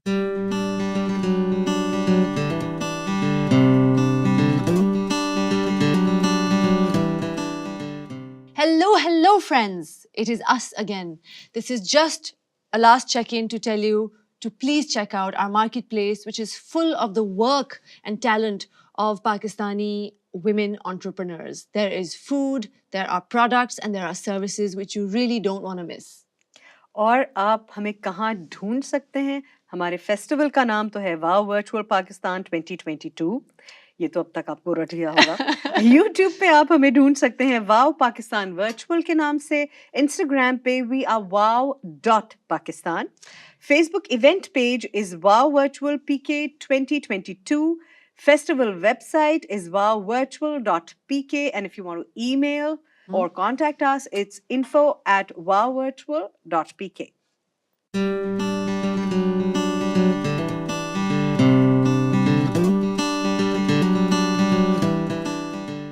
Sania ji, are you good at saying goodbyes? No, terrible. Me too. Because we have one performance left, yes, which promises to be amazing. Yes. After which it is goodbye. But let me tell you about the performance first. It is by Natasha Humaira Ijaz, and she will be bringing to all of you and to us a mix of acoustic to electronic and experimental music. And she is a young and upcoming talent, and she has some unreleased songs as well, such as Obsessed and Khud Se Baatein. तो वो दोनों genres को, दोनों languages को straddle कर रही हैं. So I'm really looking forward to her performance. इनके बारे में एक दिलचस्प ट्रिविया मैं जरूर बताना चाहूंगी। इनका नाम क्या है? Natasha Humaira Ijaz. हुमेरा इनकी अम्मी का नाम है और इजाज इनके वालिद साहब का नाम है। So she is also reclaiming other things, not just music, so which is fantastic. Amazing. और इसी परफॉर्मेंस का दूसरा हिस्सा है वजीहा नकवी की परफॉर्मेंस, जिन्होंने पुरानी जो हमारी मौसीकी की रानियां हैं जी, न सिर्फ उनका पूरी दुनिया में बहुत नाम रहा है, हमारे म्यूजिक में उनका एक बहुत अहम और सॉलिड किरदार रहा बिल्कुल। तो उनके कुछ काम को उन्होंने रिविजिट किया है, जबरदस्त। रीइंटरप्रेट किया है।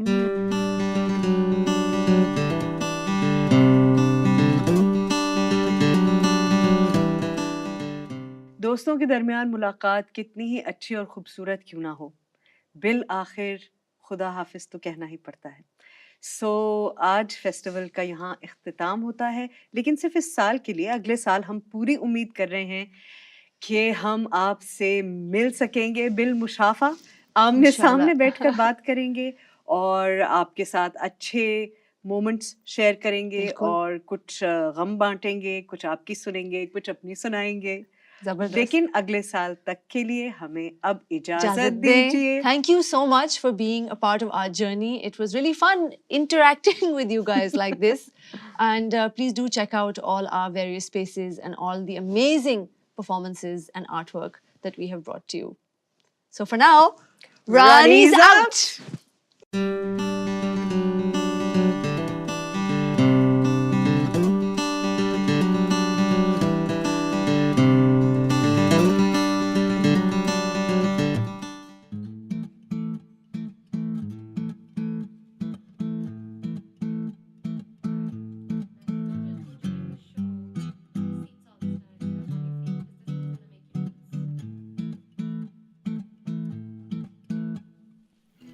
एक दिन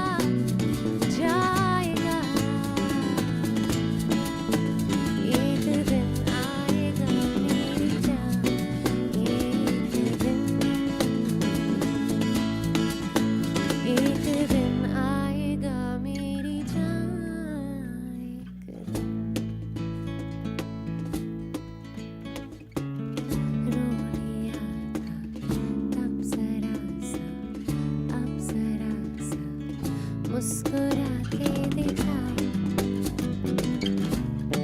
हर एक दिन।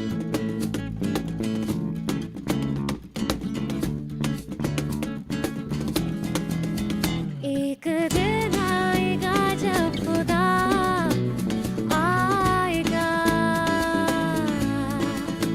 तेरे दिल को वो देके दबा जाएगा। एक दिन आएगा मेरी जान,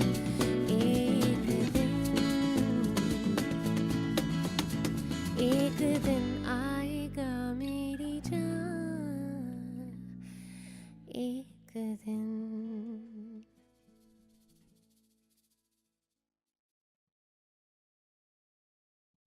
This next song is Rakib. I hope you like it.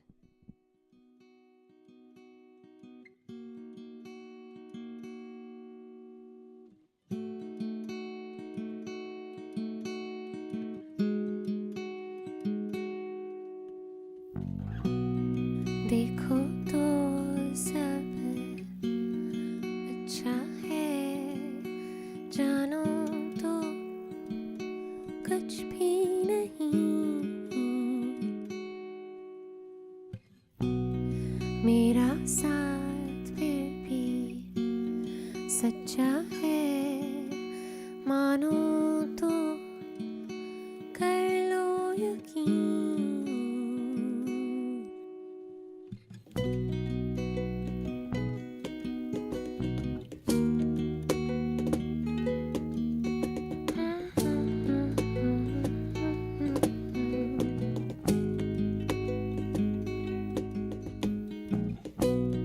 मेरा दिल अभी कच्चा है, मानो तो कर लो यकीन। आज का दिन फिर भी अच्छा है, आओ तो बैठो करीब।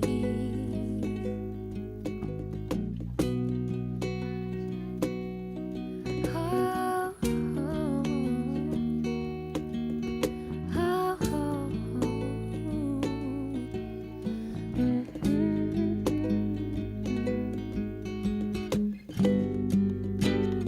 मेरे रकीब, जानो तो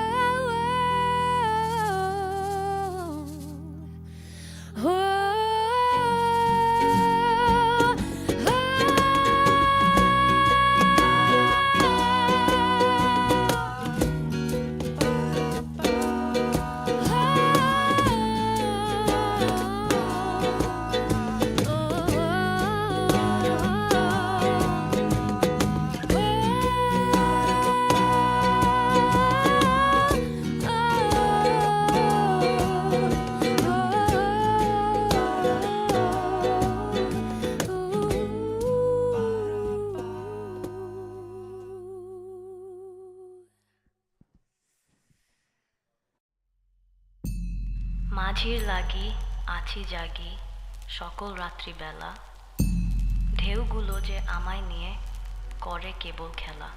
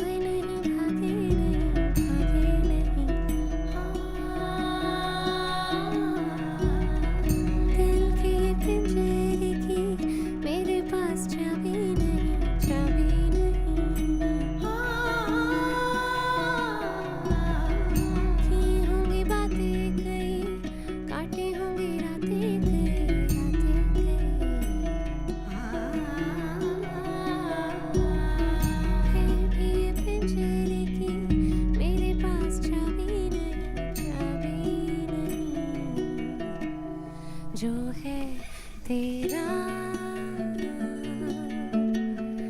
रहे तेरा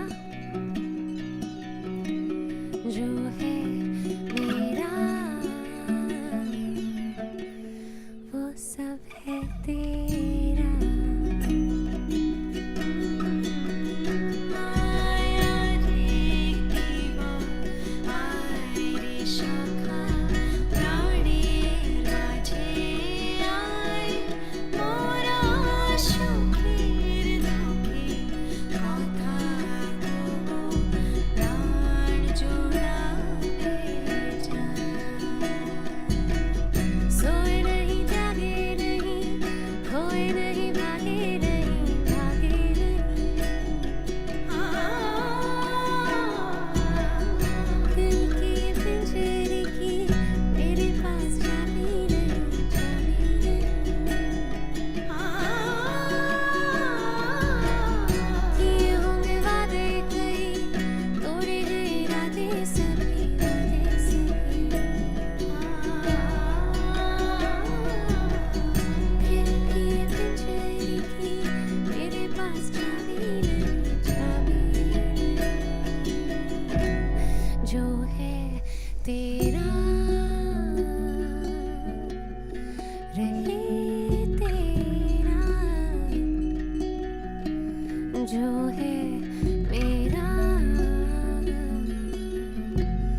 वो सब है तेरा सोए नहीं जागे नहीं खोए नहीं भागे नहीं के कोठा दिल के ये पिंजरे की मेरे पास चाबी नहीं चाबी नहीं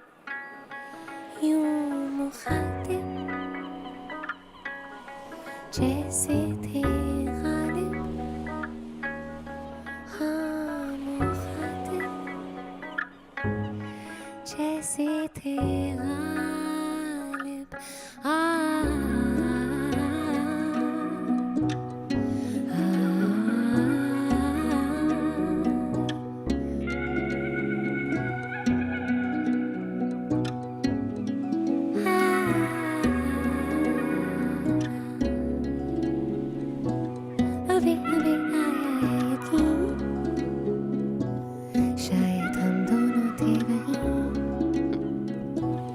अभी अभी हुआ है गुमान, हुआ था तभी सिलसिला शुरू, जब रूबरू आए हम हम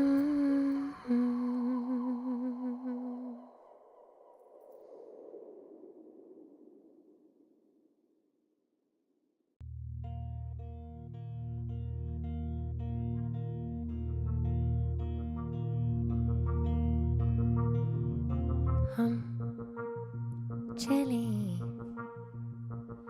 हवा के संग झूमते, उड़ती दो पतंगे जैसे संग ऐसे उड़ चले, दूर से दिखाई दी एक झलक, थम गई घड़ी वहीं पे, रुक गई वहीं पे बेधड़क, दास्तां तेरी मेरी दोबारा फिर से यूं चले।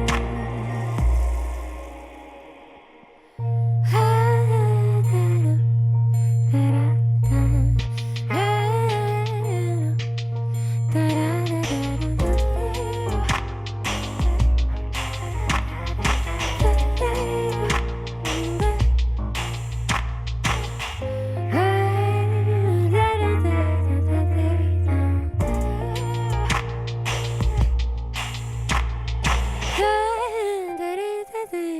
दरा दरा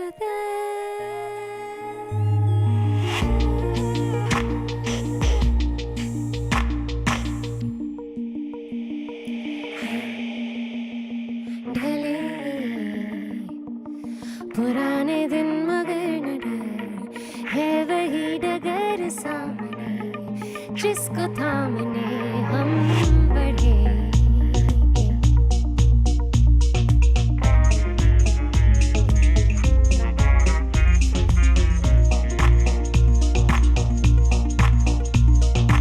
आएगी न फिर कभी दोबारा फिर से जिंदगी,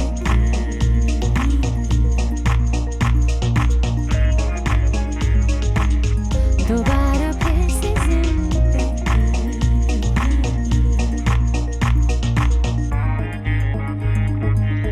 दोबारा फिर से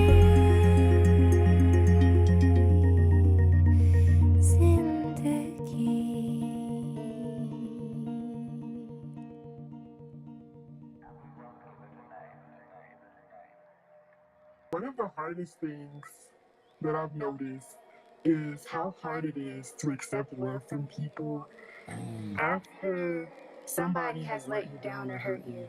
I've been really thinking about that. How did you get to this place of accepting love? Wow. First of all, I really understand what you mean about accepting love. Accepting anything good for ourselves, you know, because I think a lot of times, just in order to protect ourselves, we push people away, we push good things away, we push opportunities away, because what if it doesn't work? Or what if they're not who I think they are? Or what if, you know, I fail? Or what if it makes me look bad? Or whatever it is that we're, you know, a lot of times we don't even try because we're already on the other side of the worst possible case scenario when we didn't even try. And how are we supposed to know what it's going to be? But this idea about like accepting love and accepting what also means to me like accepting good things. I think for a long time I didn't either, you know? I didn't. I wanted to prepare for the bad things. And so I didn't even accept the good things. Or I wanted to make sure that the fall wasn't too long if it didn't go exactly how I hoped it would. So I would, you know, kind of make it be so I couldn't be too high so the fall wouldn't be too far, you know? And I realized after some time that that was like a lot of what did I think I deserved? And I think in a lot of ways I didn't think I deserved you know, I thought I deserved to be closer to the ground so the fall wouldn't be so hard, you know, or I thought I deserved to not dream too big because then maybe my other friends would feel some type of way because I'm dreaming so big. And I realized, like, hell no, that is not it. And that look, songstress is saying, like, that's a New York mentality, protect yourself before you get hurt. I think that's an everybody mentality. Hi, Kelty, big love. I agree. You know? And I find myself like, okay, when everything can be going super great, like no problems, I literally will find myself thinking like, what is this? Is this real? Life isn't real. I need to like not be happy about this. How can I be happy about this? It can't be it, like life can't just turn around and create this 360 for me. You know, like I have to convince myself, you know, that bad things aren't happening when good things are. And I don't understand that. I mean, like, I don't understand it. And so I find myself back in this cycle because I hear you and it's just, I don't know. Self-preservation by any means, I think in a lot of ways it is a protection mechanism, but at the same time, we are telling, you know, the universe, God, the universe, whatever you want to call it, that we don't want good things because we're not open to receiving them. 'Cause the truth was that I used to obsessed with. 'Cause the truth I used to obsessed with was that I too obsessed with. 'Cause the truth was that I used to obsessed with what you saw.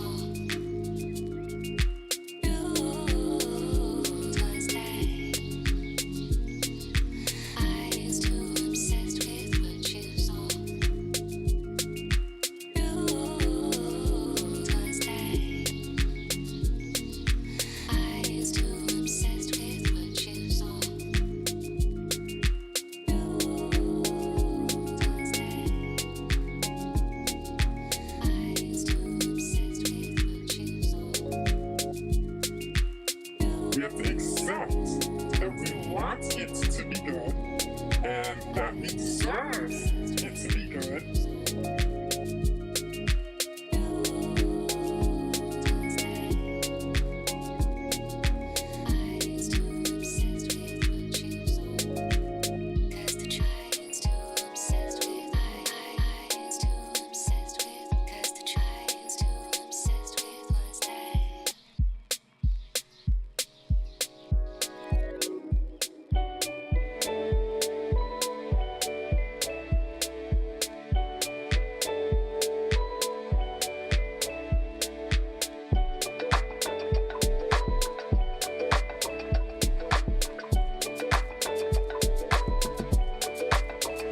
Because I know that there's something good out there for me. And even if this moment might not be the one that is going to show itself, I deserve goodness in my life, and goodness is meant to come my way, and goodness will come my way. And I have to be open to it.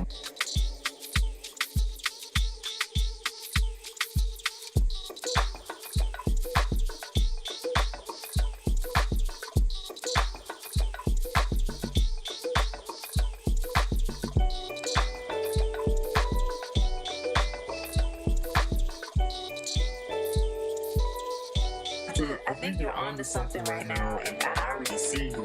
You're questioning it because you recognize that there's something that you want to shift inside of you. You know what I mean? That opens up the allowance of good things in your world. We just have to shift the perspective.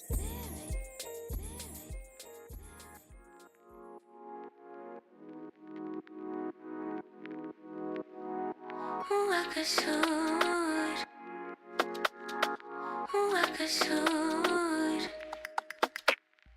मुझसे बातें करती हूँ मैं और खुद ही से लड़ लेती हूँ खुद ही को मनाना कैसा अपने कैसा आंखें नम है नींदें कम है हारी है वो यादें सारी मैं हारी पहली नजर में जो किस्सा बना मैं तो भूल गई खड़ी पैर जमाए इस दिल को बताए कि वो घड़ी है आखिरी तेरी पलकों के साए रोज सताए जिंदगी तुमसे कहीं तो हुआ कसूर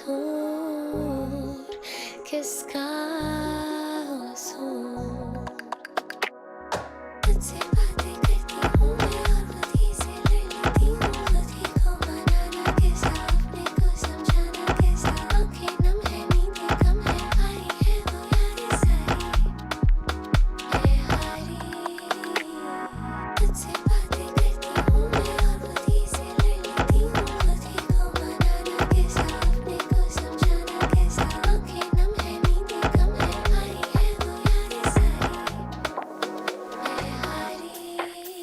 को समझाना कैसा आंखें नम है नींदें कम है हारी है वो यादें सारी मैं हारी पहली नजर में जो किस्सा बना मैं तो भूल गई खड़ी पैर जमाए इस दिल को बताए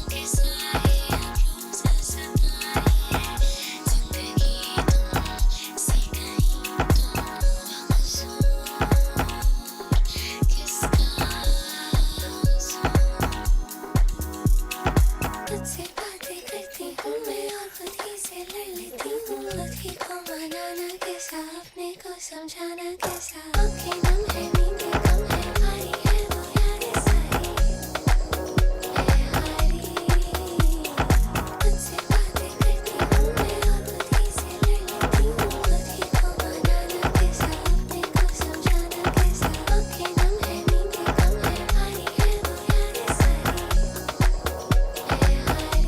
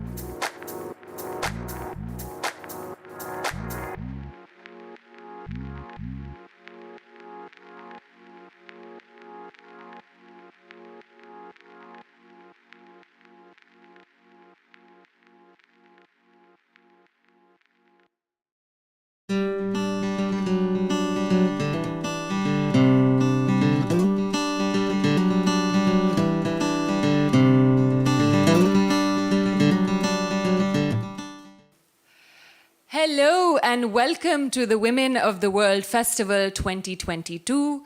My name is Vajiha Naqvi and I'm very excited to have curated an exclusive performance for this festival, which is in line with the theme celebrating the feminine energy, celebrating the Ranis of the subcontinent, the strong female characters, and इसी spirit में हमने आज एक tribute दिया है पाकिस्तान की कुछ अजीम ख़वातीन की आवाज़ों को, और हम सबसे पहले जो अपना ट्रिब्यूट पेश करने जा रहे हैं वो हैं none other than to the मलका तरन्नुम, queen of melody, madam Noorjahan. Madam Noorjahan की तारीफ़ जितनी की जाए वो कम है। वो दुनिया भर में मशहूर रही हैं, अभी तक हम सब उनके गाने सुनते हैं। Or let's get into our first song of the evening, starting with Sayoni Mere Dil Da Jani by Madam Noorjahan, and this is of course a tribute, so done in a very modern, contemporary way, and we hope you like it.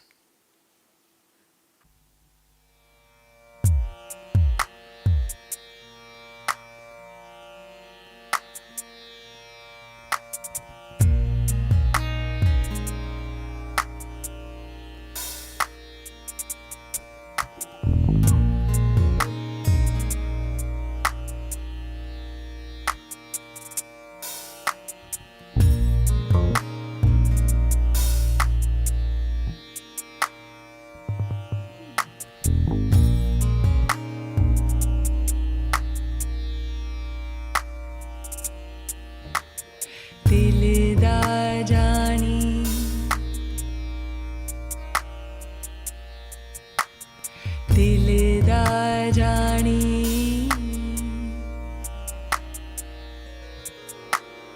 दिलदार जानी सयोनी मेरे दिलदार जानी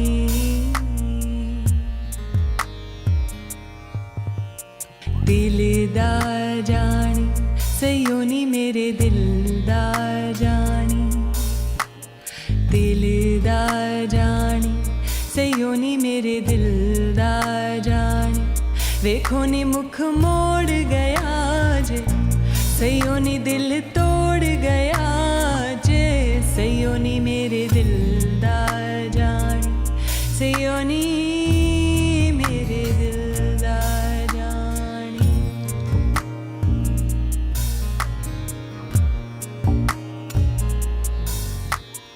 ओ जांदा जे टुरिया कोल जेड़ा बहंदा सी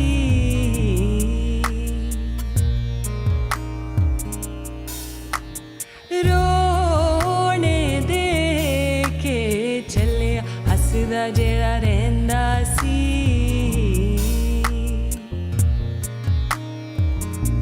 हाय नी हुण मुकर गया जे सयोनी दिल तोड़ गया जे सयोनी मेरे दिलदार जानी सयोनी मेरे दिलदार जानी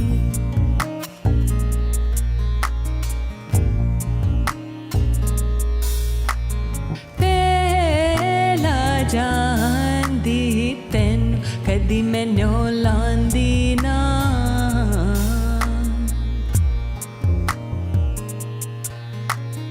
सोने धोके पास धोखा कदी खांदी ना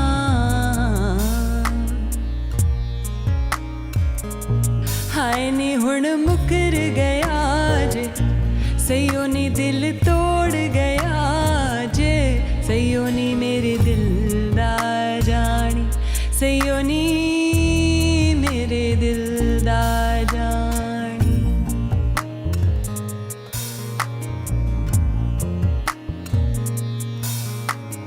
दिलदार जानी सयोनी मेरे दिलदार जानी दिलदार जानी सयोनी मेरे दिलदार जानी दिलदार जानी सयोनी मेरे दिलदार जानी दिलदार जानी सयोनी मेरे दिलदार जानी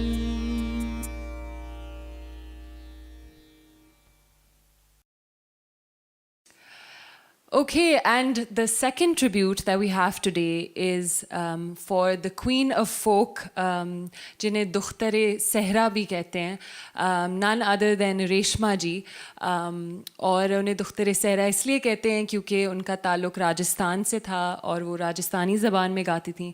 उसके बाद वो मशहूर हुई पंजाबी और उर्दू के गीत गाते हुए भी, और आज हम उनका एक उर्दू का एक गीत पेश करेंगे जो सुहेल राना साहब की कॉम्पोजिशन है. So we hope you like it and let's get on to the song.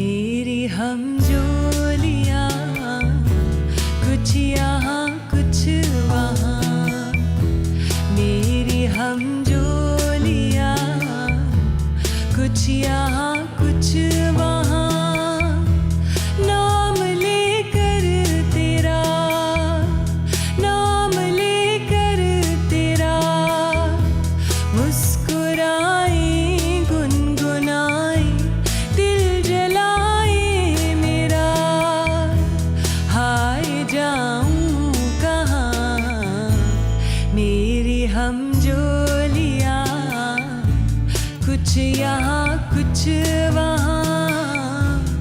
कुछ यहाँ कुछ वहाँ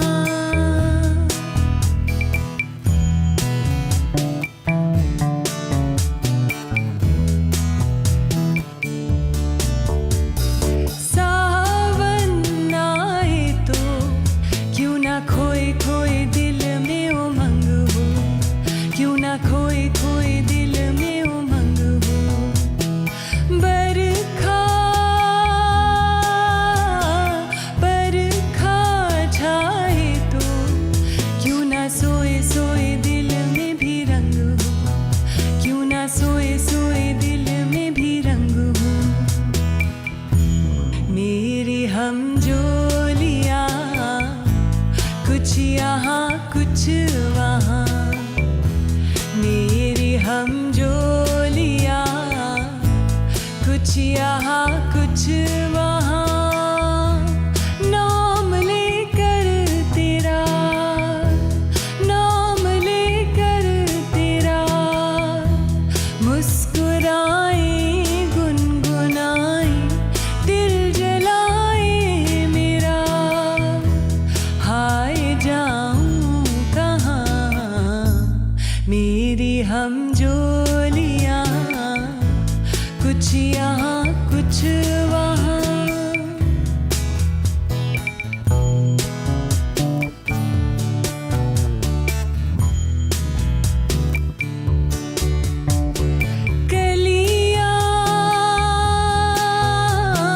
कलियाँ मुस्काए तो क्यों ना मुझ में भी उनकी महक हो, क्यों ना मुझ में भी उनकी महक हो। जूही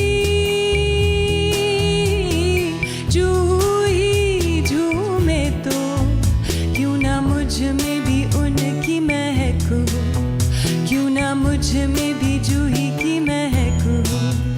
चल हट अब हमसे ना छुपा, सच सच बता वो कौन है, वो कौन है, वो कौन है। मेरी हमजोलियाँ कुछ यहाँ कुछ वहाँ, मेरी हमजोलियाँ कुछ यहाँ कुछ वहाँ। नाम लेकर तेरा, नाम लेकर तेरा, मुस्कुराए गुनगुनाए दिल जलाए मेरा। हाय जाऊं कहाँ मेरी हमजोलियाँ कुछ यहाँ कुछ वहाँ, कुछ यहाँ कुछ वहाँ, कुछ यहाँ कुछ वहाँ, कुछ यहाँ कुछ वहाँ।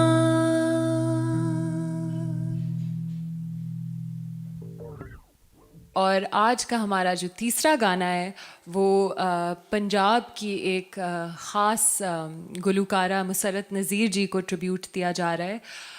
और उन्होंने इस गाने से ही अपनी सिंगिंग करियर का आगाज़ किया था और वो कहती हैं कि उनके वालिद साहब का ये एक पसंदीदा गाना था। तो with that let's get into our third song, रात थमी थमी जांदी।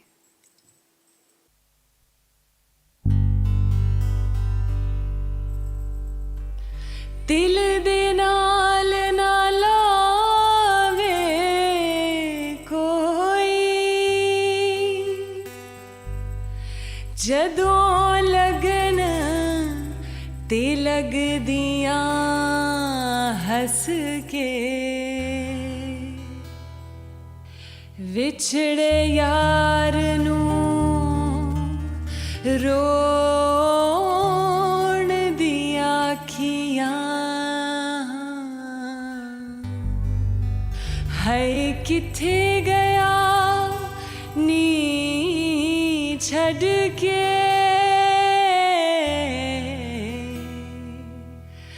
मैं कमली दा ढोला, है रात थमी थमी जांदी, है रात थमी थमी जांदी। नींदर ते कईयां हाँ कईयां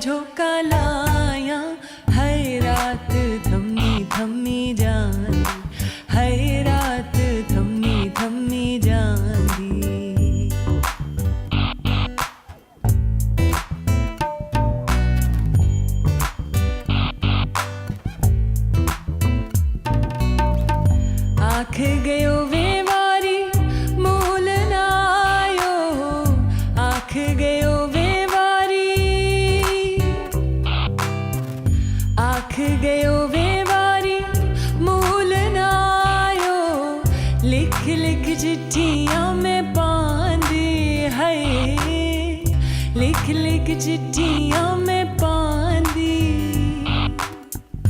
नींदर ते कईयां हाँ कईयां झोंका लाया है रात थम्मी थम्मी जांदी है रात थम्मी थम्मी जांदी मैं कमली दा ढोला है रात थम्मी थम्मी जांदी है रात थम्मी थम्मी जांदी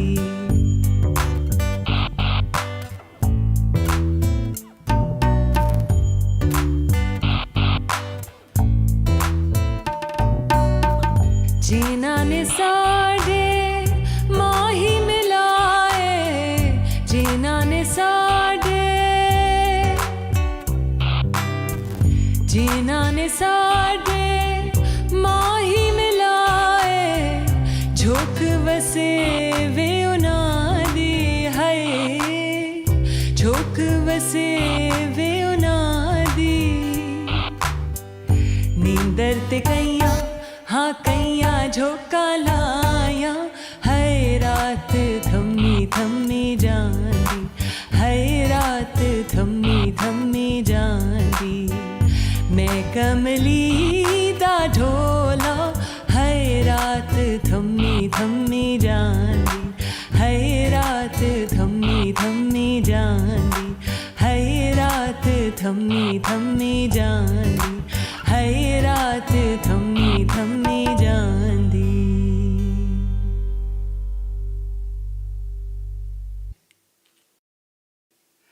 And this is the last song of this performance.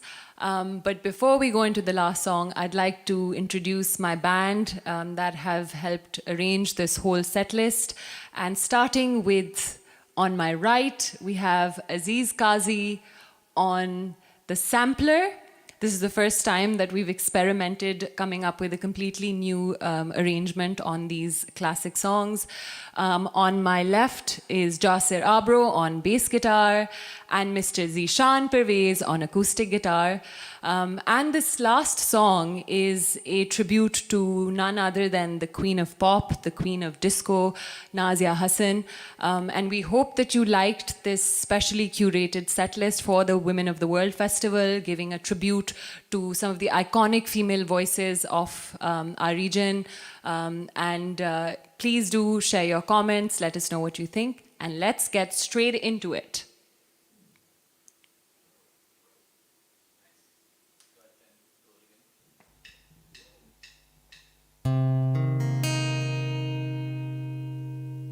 दिल मेरा ये कहता है तुम मेरे हो दिल मेरा ये कहता है तुम मेरे हो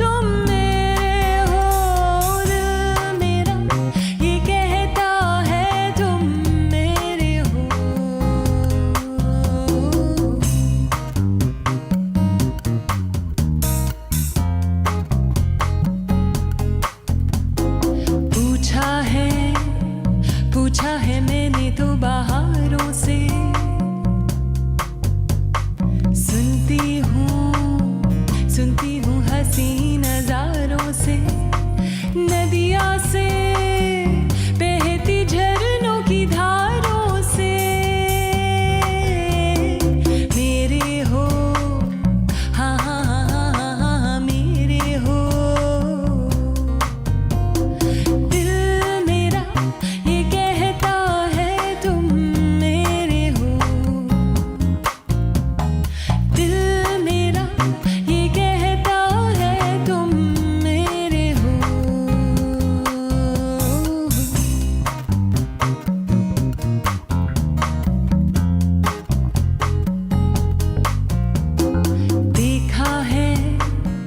देखा है ख्वाबों की जजीरों में,